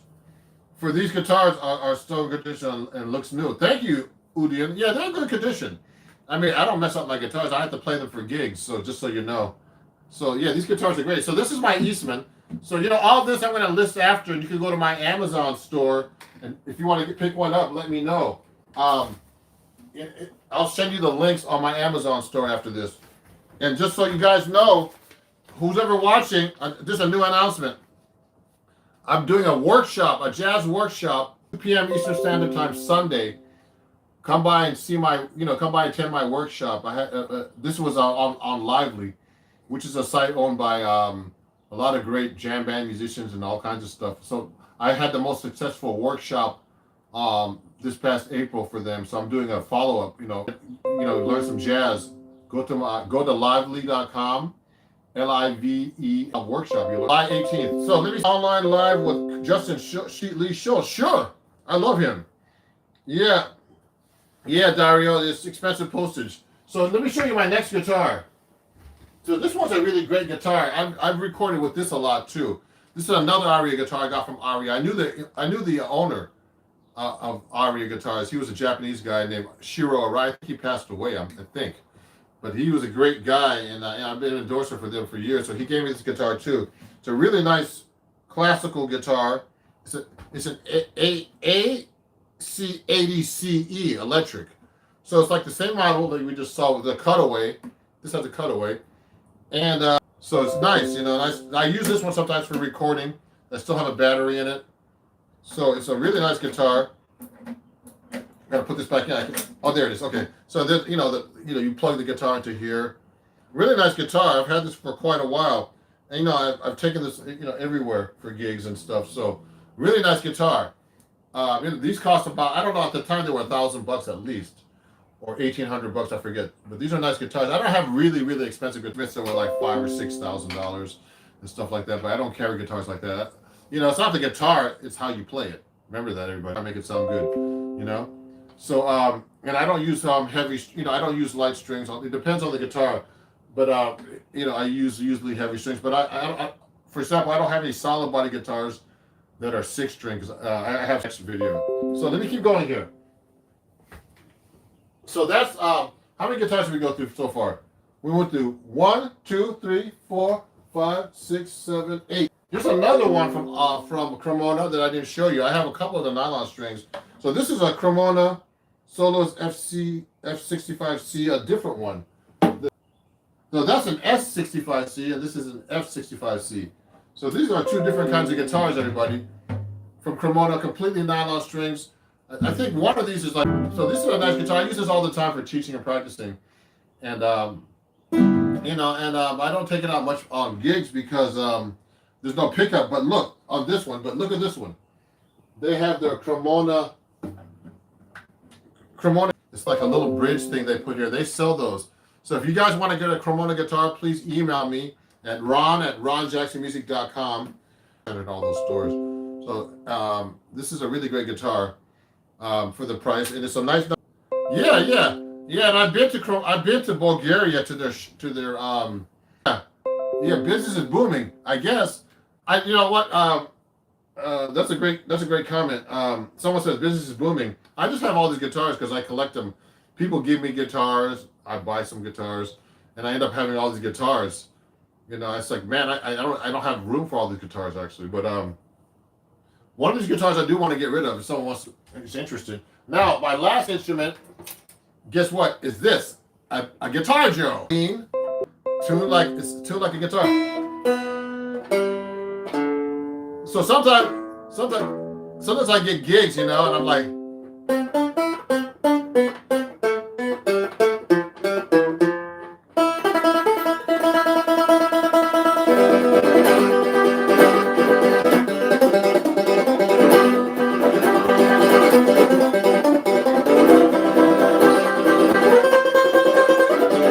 So I got like a banjo. It's from Dean. So it's a really nice Guitar Joe, I call it. They call me Sloppy Joe on guitar. So it's a really. So this actually is funny. I was on a gig, and the whole cover broke off. This came out of this thing here, But I fixed it myself. The repairman told me just try to fix it yourself, and I did. I was for what it is. It cost me a couple $100. I found it somewhere, like Guitar Center or something. So these are nice little instruments. So that's my guitar collection. If you have any questions, I did it with glue, and and I glued things together. So if you need a Cremona guitar, let me know. I have a couple of other announcements. Look, if you want to join my my Patreon, actually last time I did a YouTube live, someone joined my Patreon. You could just go to patreon.com and join me at patreon.com/RonJacksonMusic. Okay, and also I use Hendrickson amps, and please share this code if you want to buy Hendrickson amp. They're the small amps. I don't have them right here with me to show you because it's downstairs. But you can use my code Ron Jackson and save 5%. That's a lot of money for the amps because they're not cheap amps, but they're great amps. You can use my code Ron Jackson Music at HenricksonAmps.com. Okay. And if you see like some of the instruments, you can go to my Amazon store, everybody, and and just go to my store and just go to amazon.com/shop/Ron Jackson Music, and you can check out my Amazon store. And one last thing, if you like my shave, go to my Scotia. Father's Day is coming up, so you can get something for your father, for yourself. So I'm glad I hope you enjoyed the show. I'm going to list the guitars after.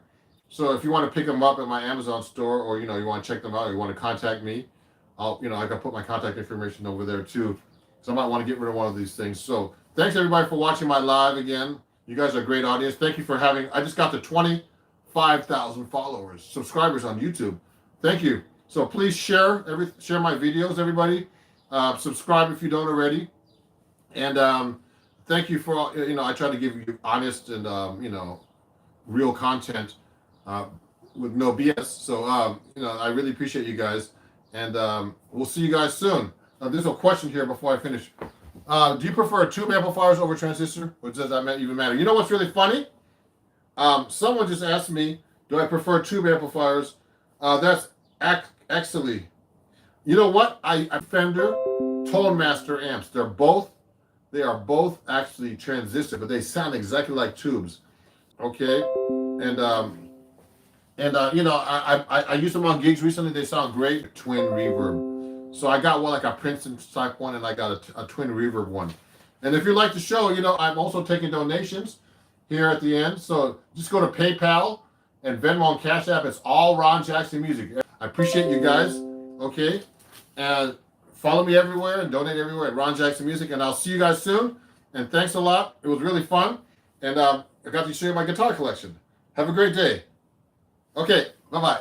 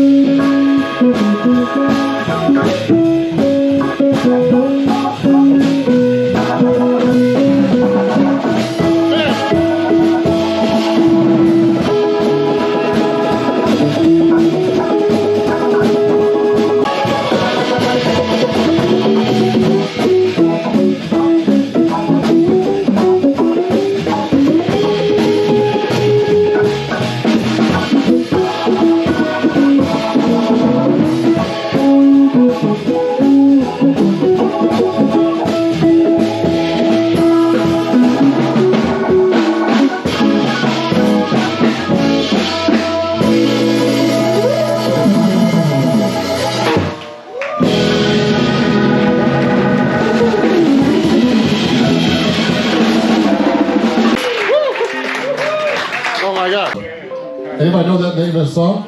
Randy. Yeah, yeah. Good.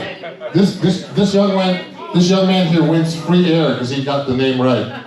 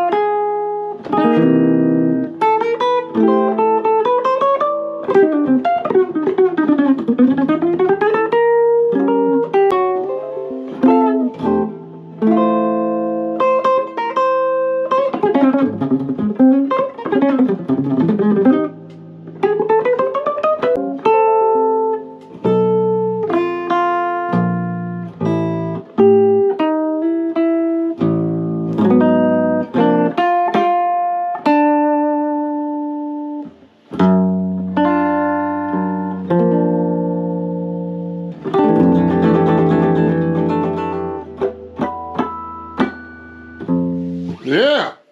Thank you, everybody, for watching. Hey, everybody. Okay, I'm actually live now, and I'm just gotta fix a couple of things. I had to change it because of some settings I had. So I'm gonna actually. It's Ron Jackson. Send me anything, like a video chat. Let me know that you can actually see me properly. Okay, actually have to put this camera down a little bit.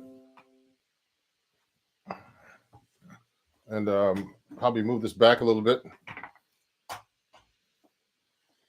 So I'm going to start a little bit late because I had an issue with my camera and my settings, so which was kind of stupid, but anyway.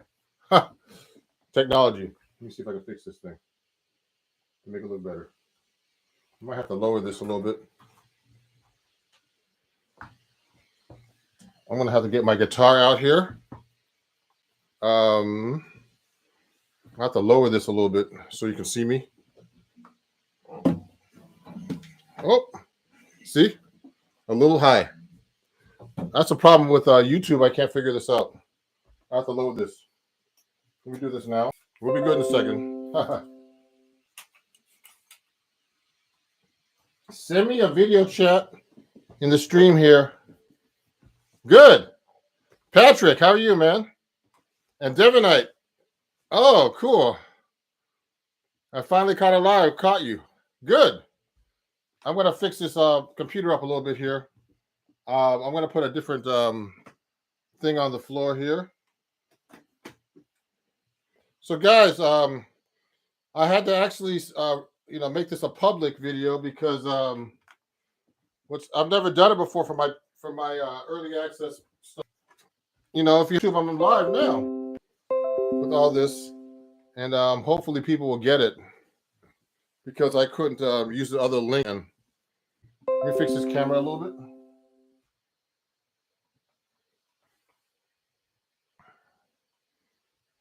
Oh, that's cool. I'm just fixing it up and starting, guys.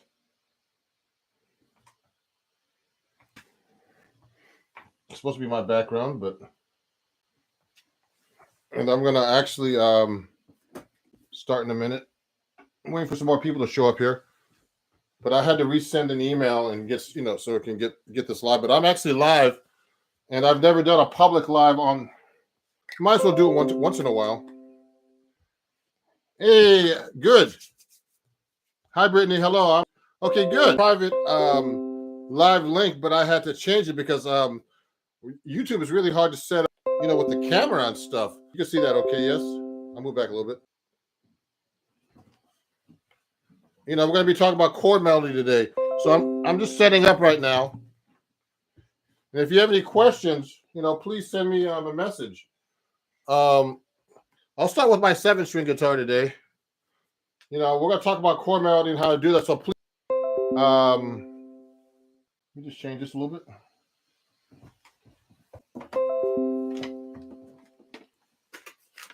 Let me just check a couple things here. Thank you. Thanks, Pat. I'll reply to you by actually, talking to you guys. Okay. So that you can, because I had to change it up. I couldn't get my camera to work when I went live, and everybody, everything.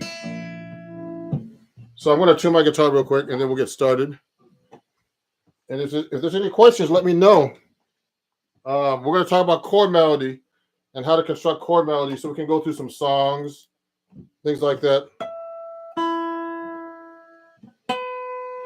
I got seven, like a public live. I had to go live today public because I had an issue with my camera and my connection on YouTube. Seems like it's so hard to do things on YouTube sometimes.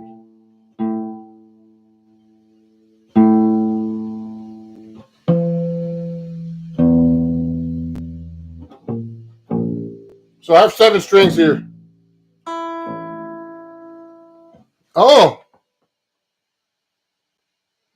Oh, True Fighter, great guy. I'm the half Filipino brother, and we're going to talk about different things here. But he said a 2-5. So if you do a D minor, well, I mean, I have my 7 string, so it might confuse everybody. But if I do 2-5, let's say regular 2-5. So if you do using tritone substitution, you just go. Okay, I'm just putting to a C major 7. So that's just a tritone substitution is actually when you get to the G7. Okay, the G7 is a G note right here, and it's a flat 5 away.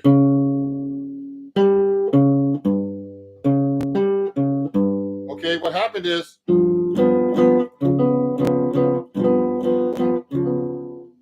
the tritones right here, the flat 7. So look, the 37 is on top, and the D flat 7 has and this is the flat 7 on the D flat. So they interchange. So that's how you make a tritone substitution. So instead of going C minor, D minor to G to C major 7. Okay. So that's a very common, but the thing is, that's cool about this helps you learn how to play stuff that's in altered. It makes you think about something different. And let me see who else is there. Liam. Hey, good morning, Liam. Oh, Joe. Someone's asking me about link for today, but I'm live now. So look, this is my Peterson tuner. Look at this. Let me show you on the camera here. It's a strobe tuner, but they don't make these anymore. I endorse Peterson, and they make great tuners. Okay, tuners are strobe. They're the most accurate tuner you could buy. The military uses these things. Through the Peterson, they make these huge tuners that are like $3,000 that you can actually get. I would never need that. I just use the clip-ons, but they have a better version that I have that I use when I go do gigs. I leave this at home. This is kind of fragile, but this is very accurate for a clip-on. Now, you should know how to tune your guitar without a tuner too. I was doing a thing like that on TikTok. Actually, a live lesson that's actually live for the public today. Usually, I release these later. These are for my Patreons and and people I invite, like that I have through a contest on Instagram.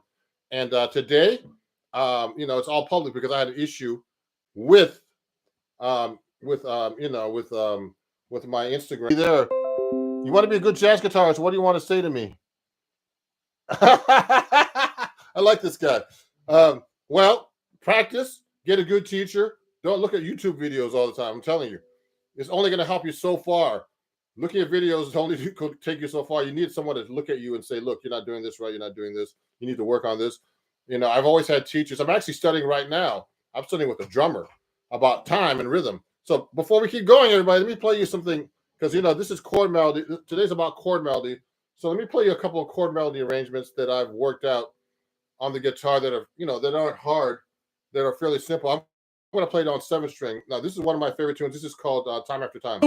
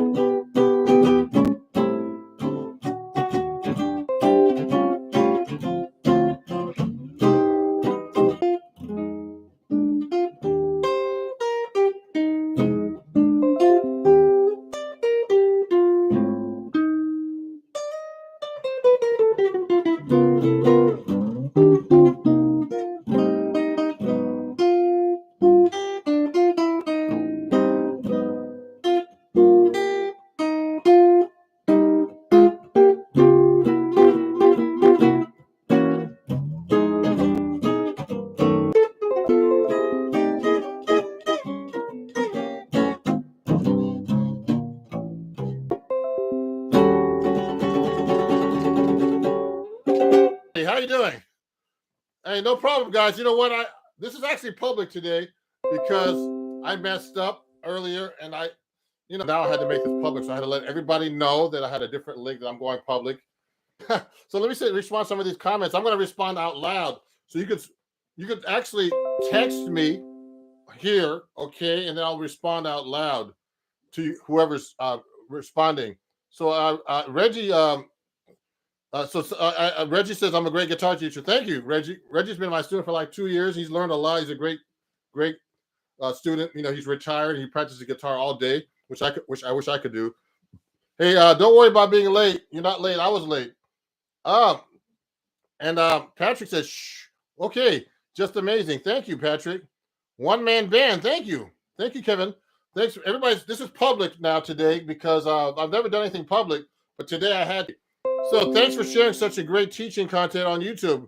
Greetings from the UK. Yeah, thank you, everybody. If you like what you see here on YouTube, I'm going to get my little announcement thing here, wherever that thing is. Here it is. Hold on one second. Let me grab it. And please, definitely, this is the right way today. Please subscribe to me here, of course. And also, a lot of my Patreon fans are on here. So if you want to be on my Patreon account, please let me know, and I'll do, you can join that and get some music lessons pretty cheap for me. It's right here, Ron Jackson Music. I'm gonna put this on the camera. Oh, this is backwards here. Okay, I need to use this. Hold on, let me find this real quick. I'll get it.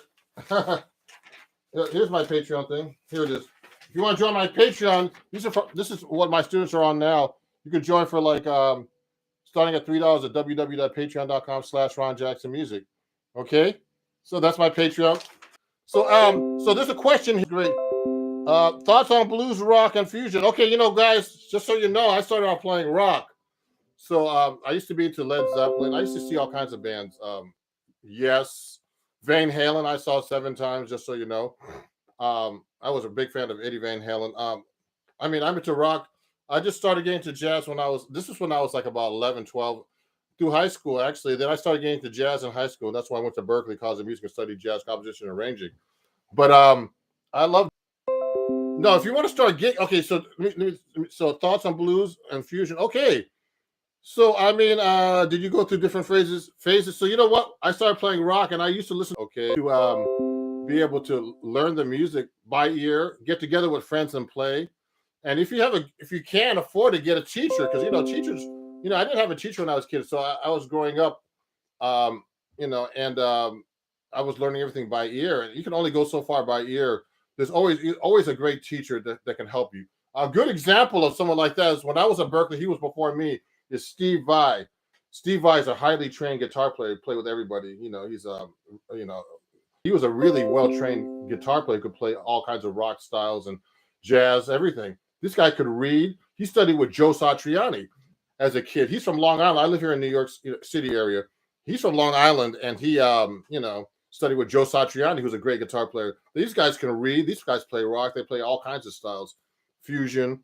They play with everybody. Igwe Malmsteen. They play with everybody. They're just like amazing musicians, but they're really well trained. So you should be trained. You should get a teacher and study, because teachers, Steve Vai always compliments Joe Satriani for all the help he's done for being his teacher. So it's important to have a teacher, everybody. So, okay, let's talk about chord melody. And, so if you want to study with me, let me know. I have some students on here that are actually watching. And, they're great students. They're great guys. And, you can only go so far with looking at me playing here. YouTube videos. Okay. So anyway, let's get started here. So let's talk about chord melody. So the subject today from my is that is a melody like let's think of an easy melody. Someone pick a melody if you want me to pick one, but it has to be not too fast. It can't be really a bebop melody, because it's hard to melodies with like like with whole notes. Like, let's say a song like Cherokee. This is a song called Cherokee. It's a jazz standard. It's kind of fairly. Now, I would take a real book. I want to get the real book out, okay, and actually take a real book and just look at the melody, make sure you're playing it correctly, because it's easy to play these melodies wrong. So I would go.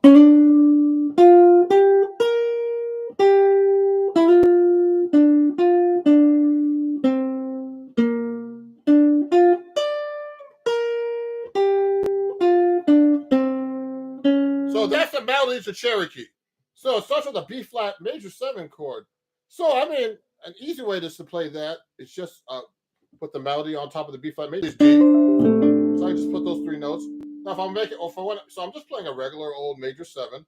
Now if I'm playing on the 6th string, I'm going to actually switch guitars so you can see better, everybody. Let me get off my 7th string.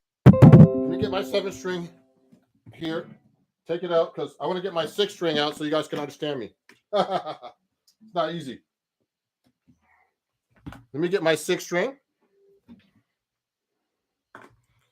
If you have any questions about that, Nardis. Oh, that's a nice song. You can look at that for chord melody. Okay. So here's my 6th string.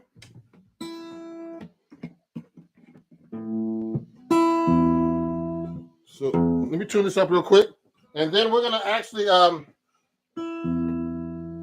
we're gonna work on Cherokee right now, just as a melody. We can look at Nardis too, actually, for melody too.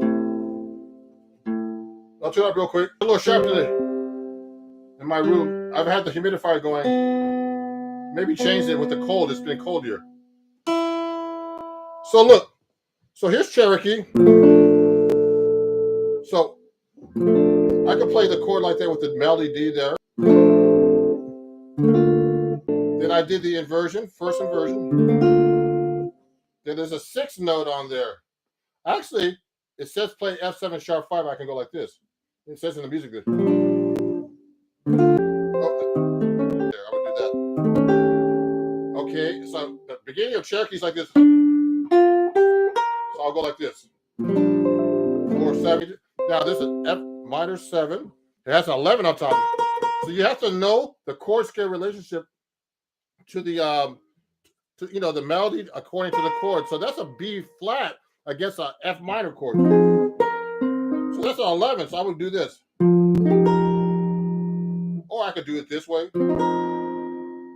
Or this, I mean, so many ways. This. Now you can see this after as a replay. Now I would play that B flat 7. Now the B flat 7 has a 13 on top. Or you could do it this way. So many ways. I like that one. That voicing of the B flat 7 13. Okay. I've never done this song this fancy before. I just make it. I don't have an arrangement for this. Do an arrangement like this. You find each note and try to find the chord for it. So let's start from the beginning. So I went like this.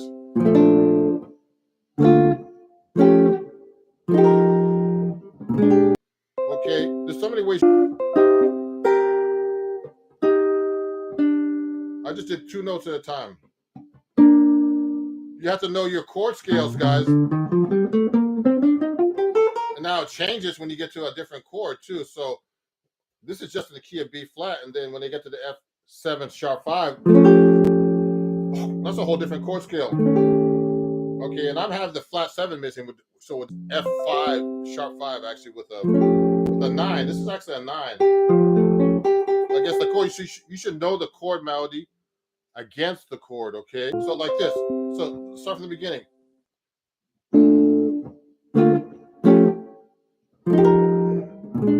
Okay, now this melody has a lot of B flat major 7 chord. This is an F.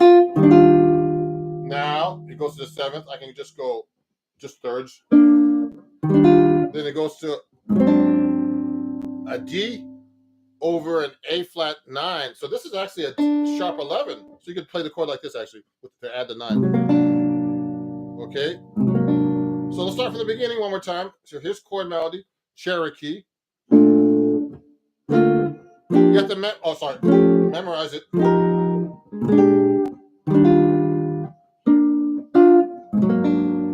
Okay, and then it goes to A to actually a C. So I'll just go down, do thirds there, and then it goes to a B flat on the chord with a 6. So you can play it like this. I actually play it this way.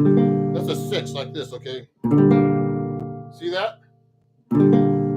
And then I went to it says a 6 chord, so I can just make it all 6. You have to know your inversions, guys.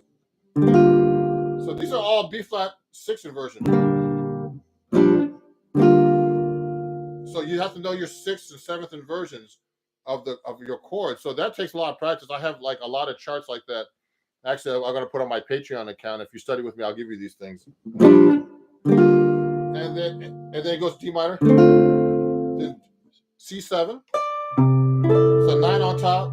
So you have to know the note against the chord, and then the flat 7, and then D minor 7 flat 5 with an F on top, and then a G7 with a flat 9. So I'm going to do this. Watch it. Put my thumb here to play the G7. I put the flat 9 in.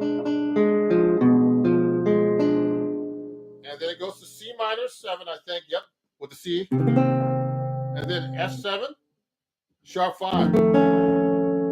Okay, with the sharp 5 in the melody. So this, let's start from the top. Okay, so this is Cherokee. So this is 1A section. Now, you just learned 1A section of a song. You know, so we're just doing the first section. This is like really basic drop 2 voicings, closed voicings on the guitar, we call them. We call them closed voicings. I write for Acoustic Guitar Magazine, and we call these closed voicings for the guitar because they're easier to play than spread out like a piano. Like if I try to play B flat 6, it would be like this. I can reach pretty good. This guitar is easier to play than my 7-string. This is an easy guitar. So it starts like this. You guys can learn this too. You can watch back the video if you simple one that you guys know. Then a version, then sharp 5, then F minor 7 with a 9 and 11, and then B flat 13, then E flat major 7 with a 9, and then I'm just doing thirds. Then I did an A flat 9 with a sharp 11 because that's the melody note. Then third, which is the a C and an A flat, and then I'm doing B flat 6 like this. Sorry. And then I'm doing inversion. Then D minor 7, C7, and then I'm doing C minor 7 like this. I can do it like this. Then D minor 7 flat 5, then G7 flat 9, then C minor 7. See, that's not that hard. No, I mean I can make this even hipper. You know, let me see some of the questions here before I keep going.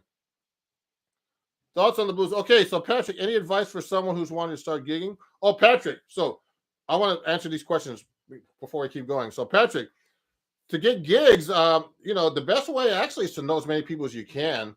You know, I know a lot of people, but you have to keep in contact with them all the time. Sometimes I don't. You know, I'm kind of and just do things myself. You know, independent DIY they call it. But yeah, meet people. You know, get friends, and you know, try to get a lot of contacts. You know, people are the best way to get gigs. Actually, I get gigs from people all the time, but you know, people too. It's also on social media. You know, and you know, a teacher can recommend you. Like, you know, I could try to recommend students for gigs and stuff like that. And you know, just get out there and meet people. You know, study with people. You know, your guitar teacher can recommend you a lot of you know, things like that. Just meet people. That's the most important thing. And you know, go hustle, get your name out there. You know, develop your following and everything else. Now, let me see. Okay, JD, good. Patrick, Nardis, we'll go over that in a minute. No problem. I've been trying to learn the tune for a bit. This is kind of advanced, but trying to get it. Okay, so okay, Odette. Can you play any Chick Corea licks? Chick Corea licks. Oh, like this.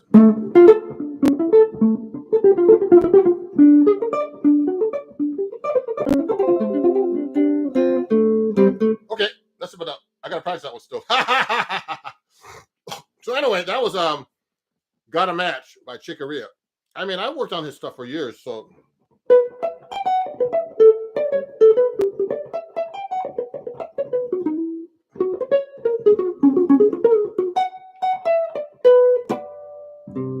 Yeah, so I love, man. I wish I could have played with them, you know, but you can't always get everything you want. So, okay, so let's continue now. So someone asked about chord melody, everybody. So we just did Cherokee. So you have to know your chord, the melody against the chord, and you actually have to know, you know, you have to know your scales. You have to know chord scale relationships. But there's different techniques you could use for chord melody. You don't have to play like the chords that are written either. If I did a song like Cherokee, I don't have to play the chords that are written. I can go like this. Play the same chord. All I did.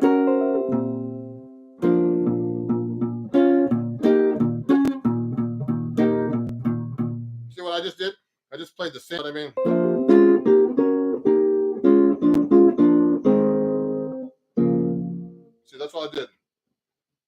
something really simple like that. Chords in different ways, like fourths, thirds. I mean, the easiest way on the guitar is thirds. I can go.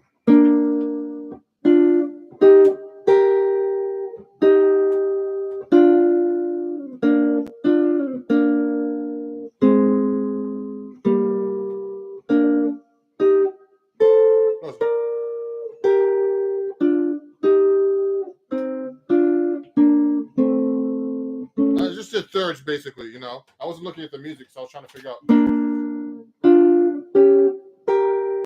Thirds. Now you could do fourths. Fourths.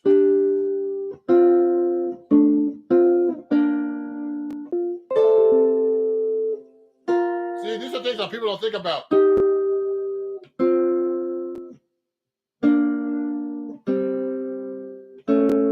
I just did fourths, okay? So these are basic things you could remember. A chord is what? What is the definition of a chord? The definition of a chord is two or melody notes played at the same, let me see, or no crazy chord like that, or like this.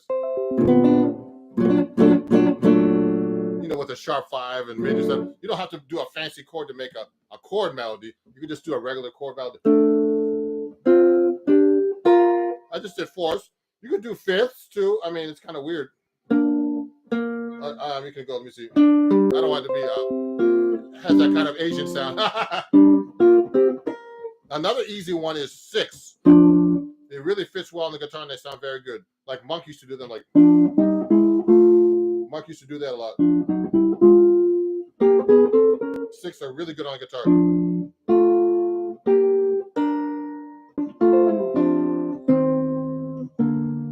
Six are really nice. Now it gets really weird when you start doing sevens. So I like to go like a.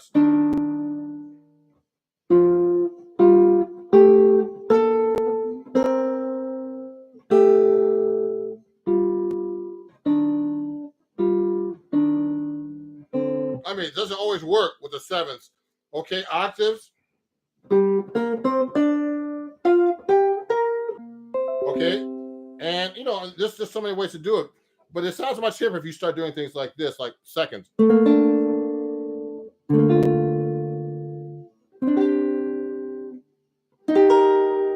use reharmonizations. I did a tritone substitution on the B flat now.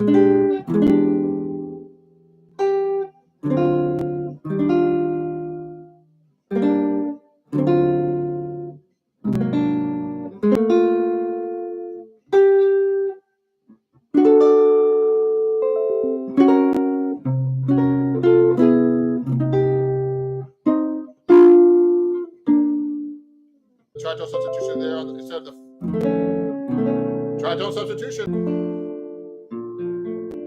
Yeah. So Odette said they understand. He or she, I think Odette. I don't know who you are, but Odette said, I like the third. You understand that better with less notes. Yeah, want to do really fancy. You can make it simple. It sounds good too. Let me see if there's any questions here. Hello, Nathaniel. Alucard Tapes, can you play a tune to tell us what what's through your mind as you play this? Yeah. Hey, thank you, Amir. I'll see you, Amir, later. He's coming to take a lesson soon. So, can you play a tune and tell us what's passing through your mind? Like, you know what? When I'm playing, guys. No, I'm just kidding. There's all kinds of things I'm thinking about, but someone's asking me, girls and everybody else who's watching, if there's some books. So here's a book I want to recommend to you. Please go to Amazon right now, or called Chords at Your Fingertips. If you can see that, write it down on the thing, but it's Chords at Your Fingertips. And there's a bunch of lessons I have here about harmonizing. Okay, some of my lessons are spicing up your playing. Jazz reharmonization is in this book. Okay, that I wrote. There's some great players in here like Sean McGowan and Adam Levy that are great teachers. Too, Jane Miller, that are teachers that work for Acoustic Guitar Magazine. This is a book through my where I work for. I'm a writer for Acoustic Guitar Magazine. And I've written a lot of articles about chord melody and all kinds of other stuff. I actually have a new article out right now in Acoustic Guitar Magazine. It's all about the harmonic minor and melodic minor scale. That's a hip scale. It's all about the chord voicings. Okay, so you should know your chord voicings not only in major but in a melodic minor and harmonic minor. And I've been working on that too. I still work. I still practice. I still need to learn new things. I still study. So this book has a lot of things about Chet Atkins style of playing, reharmonization. I do in this book. So definitely pick this up. If you also how to do chord melodies in this book too, actually. So things we're working on today. So pick up this book. Oh yeah, this doesn't look backwards. Oh sorry. Okay, maybe I'm seeing it backward. Okay, so that's the book. Okay, everybody. Okay, I mean, actually, guys, I teach online. If you want to study with me, just you can reach me by email. I'm going to put my email here. So that book is I'm going to write it down right now. It's called Chords of Your. And then I'm going to keep playing here in a second. That's the book. And then my email, I'm going to put it here, ronjacksonmusic@gmail.com. And you could actually study with me there. You could actually email me and take a lesson. I have tons of students I'm getting from YouTube and continue with the subject of chord melody. So someone asked about doing Nardis. Oh yeah. So when I'm playing, there's all kinds of the chords, the melody I'm going to be using. But it's hard when I'm playing. I'm just playing. You can't think too much when you're playing. Okay, you got to be practice. You got to practice so much that you're not thinking when you're playing, that you're just playing. Okay, unless it's something like you're reading and you don't know what's going on. Okay. So, look at this. Lewis Carter. Okay, sounds great. Thank you, Lewis. So, let me go to Nardis. Someone was asking about that. He won a seat to this live lesson. So, we just did Cherokee. So, we did a partial arrangement. The bridge is easy on Cherokee, actually. And we'll go back to that in a minute. Let me just go back. Let me answer this question. I'm going to get Nardis out in my book just so I can look at the melody. So, Nardis is like this. It's a Miles Davis tune. You should know the melody separate also, everybody, if you're doing chord melody. To the song. So like look at this. So I like this song. It goes. Okay, it does this. There's a counter. Okay, and then it goes.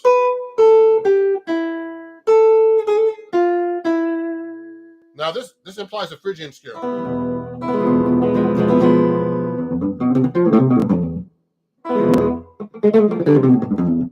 I love that scale. Okay. So that's the third mode of the major scale. Okay.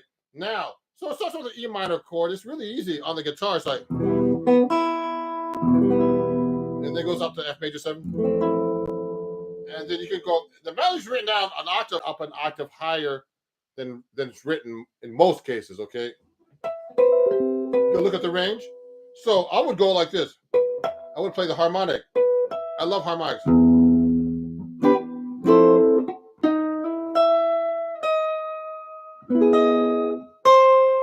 Then it has that melody here. Now there's a line in between, so I would put that line in my chord.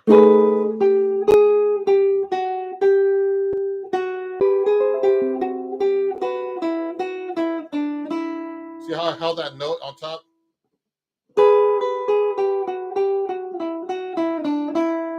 Okay, and then this is for Patrick. Okay, this is an A minor 7 with a 9 on top. So I would go like this. And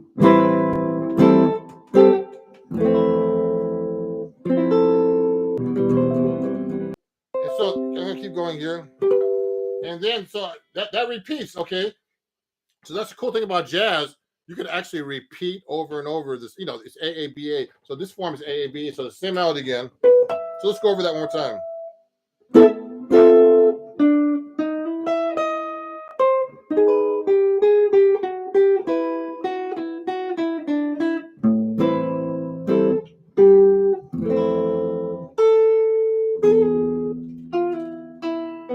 Now the bridge is easy. You just go A minor 9, the F major 7. Now this part, you can play. I can harmonize it third.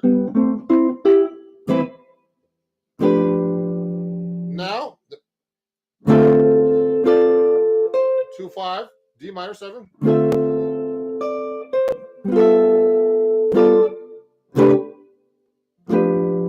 This is not too hard to harmonize.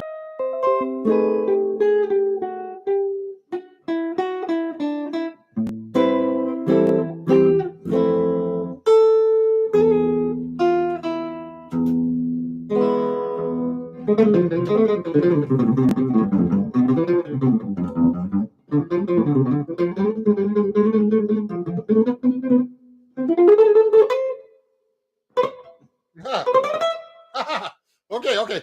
I'm just messing around there. So look at this. Nathaniel Nelson, how many hours do you practice every day? Well, yesterday I couldn't practice it. I've been practicing 1 or 2 hours, but at one time in my life, when I had more time, TikTok, Instagram, and just stuff from my Patreon, it's just so much. It takes so many hours, and usually I used to practice 5 to 8 hours a day. Now you could hurt yourself by doing that, but you see, there's a note here. So you know what? Let me see. We're gonna fix the lighting here a little bit. The guitar's a little. Look at this now. So we're talking about chord master. So that was an artist. So you can practice that one. That's easier than than most people think. Okay, that song doesn't have too many chords in it. Let's pick another song.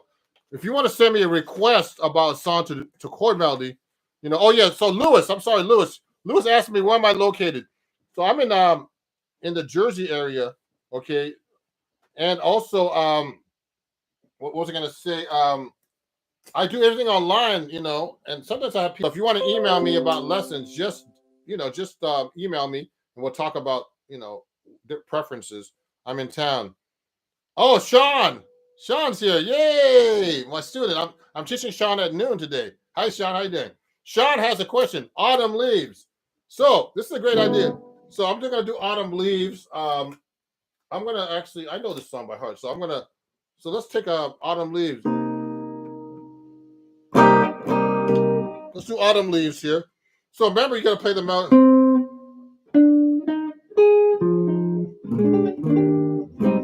So this is C minor. I'm going to do it in G minor.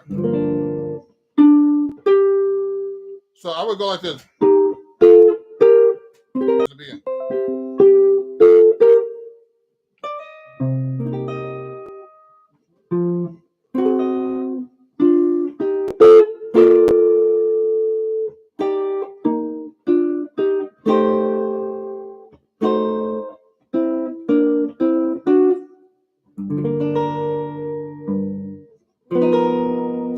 See how I did that? Also, you can do like this.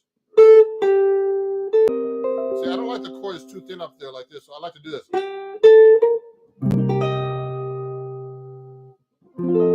I don't like this corny.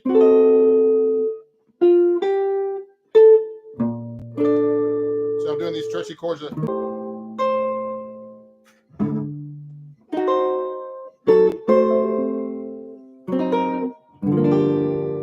So what I did basically, you could do either just a single line for the pickup note, and then play a chord under it. Use your finger like this to do that kind of stuff.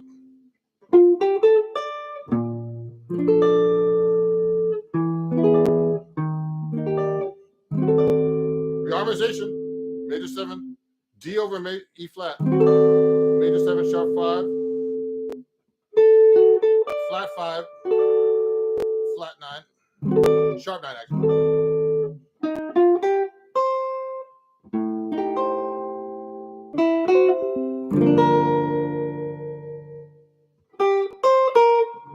Now the bridge.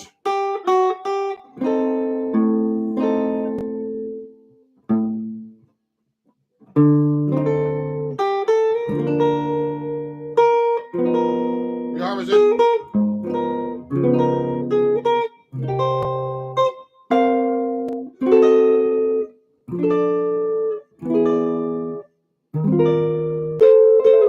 I'm using.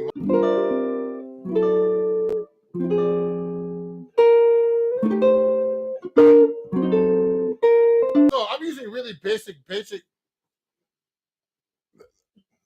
Wow, someone says, "Wow, that song is making me quiver in my boots." I like that. So, you know what? So that's Autumn Leaves. So that's a really common song, but with more melody notes like that, you have to be able to be more creative. So I can do all kinds of things like that. So I'm using thirds there. I can use single lines to do the pickup note. A pickup note is the note before the melody comes in. So it's like 1, 2, 3, 4, 1. That's a pickup note. So that song is a nice song to do chord melody with. Okay, that's a really basic one, but you can make it fancier and hipper.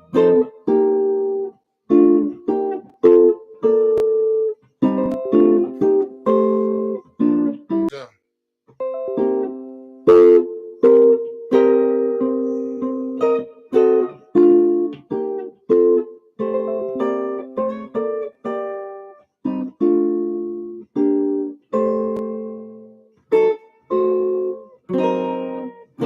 Now you don't have to play the roots all the time in the chords. You can use inversions, reharmonizations, all kinds of stuff that I'm doing right now. So now I'm gonna go no thirds.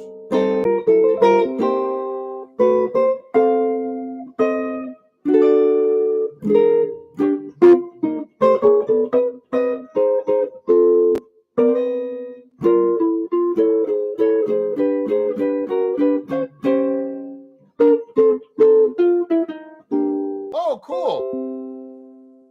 That sounds like a church song. Okay. What church song? Um, do I have perfect pitch? No. Someone's asking me if I have perfect. I like some. There's always these guys that always ask these funny questions when I'm doing these shows. Do I have perfect pitch? Play Chick Corea? Do all this? So yeah. No. You know what? No. Now I'll tell you something, everybody. Perfect pitch. I'm like, you have perfect pitch? What? You have to. You don't have to have perfect pitch. A lot. Most people don't have perfect pitch, and I know people who do have perfect pitch. So, and some are good and some aren't. Some aren't. You have to have good rhythm. You have to have good ears. You have to go have good timing. You have to be able to listen to people around you. Perfect pitch is, and that's what perfect pitch is: identifying notes.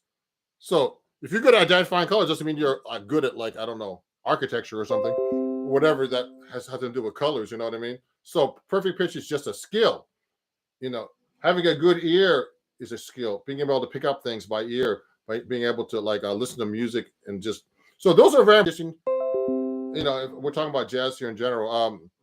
You have to know how to play over changes. That's the most important thing. Now, to be able to play over chord changes takes a lot of basic skills. Like, it's hard to be a good jazz musician because you have to be able to play this stuff exactly at the right time with the right notes, with the right feel, right. If you're good at that, just simple stuff, you're a good musician. But it's hard to get to that point because it takes a lot of time, and you have to have really good timing to do that and being able to hear things. And so perfect pitch has nothing to do with anything, I think. So anyway, and so those are skills. These people don't tell you this stuff, but perfect pitch doesn't mean anything. Okay, so now I want to learn perfect pitch just because it's a good skill to have, but it doesn't really matter for my playing. So anyway, I'll give you a good example. I'll try to teach my granddaughter perfect pitch because she's below 5. So you learn below 5. If you're before 5 and you start telling everybody, like a color, that's orange. You go A, that's that. No, you go A. That's A, okay, whatever. C, and you tell them that. That's how you learn how to get perfect pitch. And then when you get older, you just go, oh, that's an A, like a color. That's white or whatever. So these are skills that you should learn as a musician. But now let me keep going. I wish I could get better at rhythm. So you know what, Patrick? So I'm studying with a drummer for rhythm. There's some good exercises that I'm learning about doing timing. Okay, so he has me doing timing while I'm tapping my foot. 2, 3, 4. He's a great drummer named Jay Finishel. Okay, and I'm taking online lessons with him. He's an old friend of mine. We play on rhythm. It's called the Drummer's Almanac. And follow me. I forgot to tell everybody. Follow me, man. I have 7,000 subscribers now on YouTube.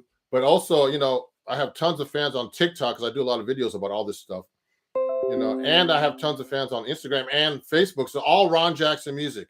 Okay, you could go all those pages and follow me. And also Instagram, TikTok, YouTube. It's all Ron Jackson Music. One word. Okay. And when we get back to gigs, hopefully I'll see you in person. I'll see some people later on lessons. But let me see. This with some other questions here. B, a lot of work. Yeah, I just found you on Instagram. Yeah, I look hard. I got to check out all you people. Now let me see. So let's get back into chord melody. Thank you for all all the people watching. There's a lot of people watching. I appreciate it.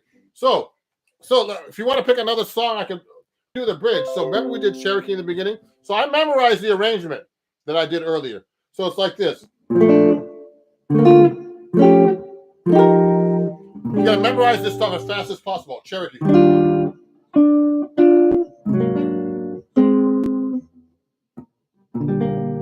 Okay? Then.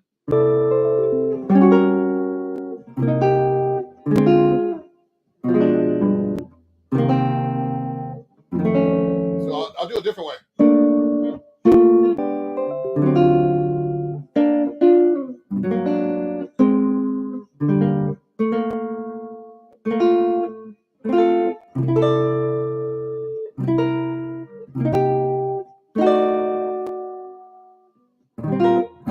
Now the bridge is interesting. Okay, the bridge goes like this. So I'm looking at this melody. So just so you guys know, I read notation, okay, and not use tabs. And now I know, of course, I know how to use tabs, but I only do that just to help people learn how I'm playing the guitar, okay. But learn how to read notation. So I'm doing this all by looking at the melody and knowing what my relationship of the melody is to the chord. So that's called chord scale relationships. Okay, in chord melody they're very important. So I'm playing on the bridge of Cherokee. It's C sharp minor 9. You should look this up on your real books or wherever you have. And the top note is a 9. It's a then change to the F7. Now it goes to the 9 and to the B major 7. Okay, and then goes to the 11 to the 5th. I mean to the 7 to the 5th. So it goes like this. And then goes to the 9 of the B flat. See what I did? See what I did?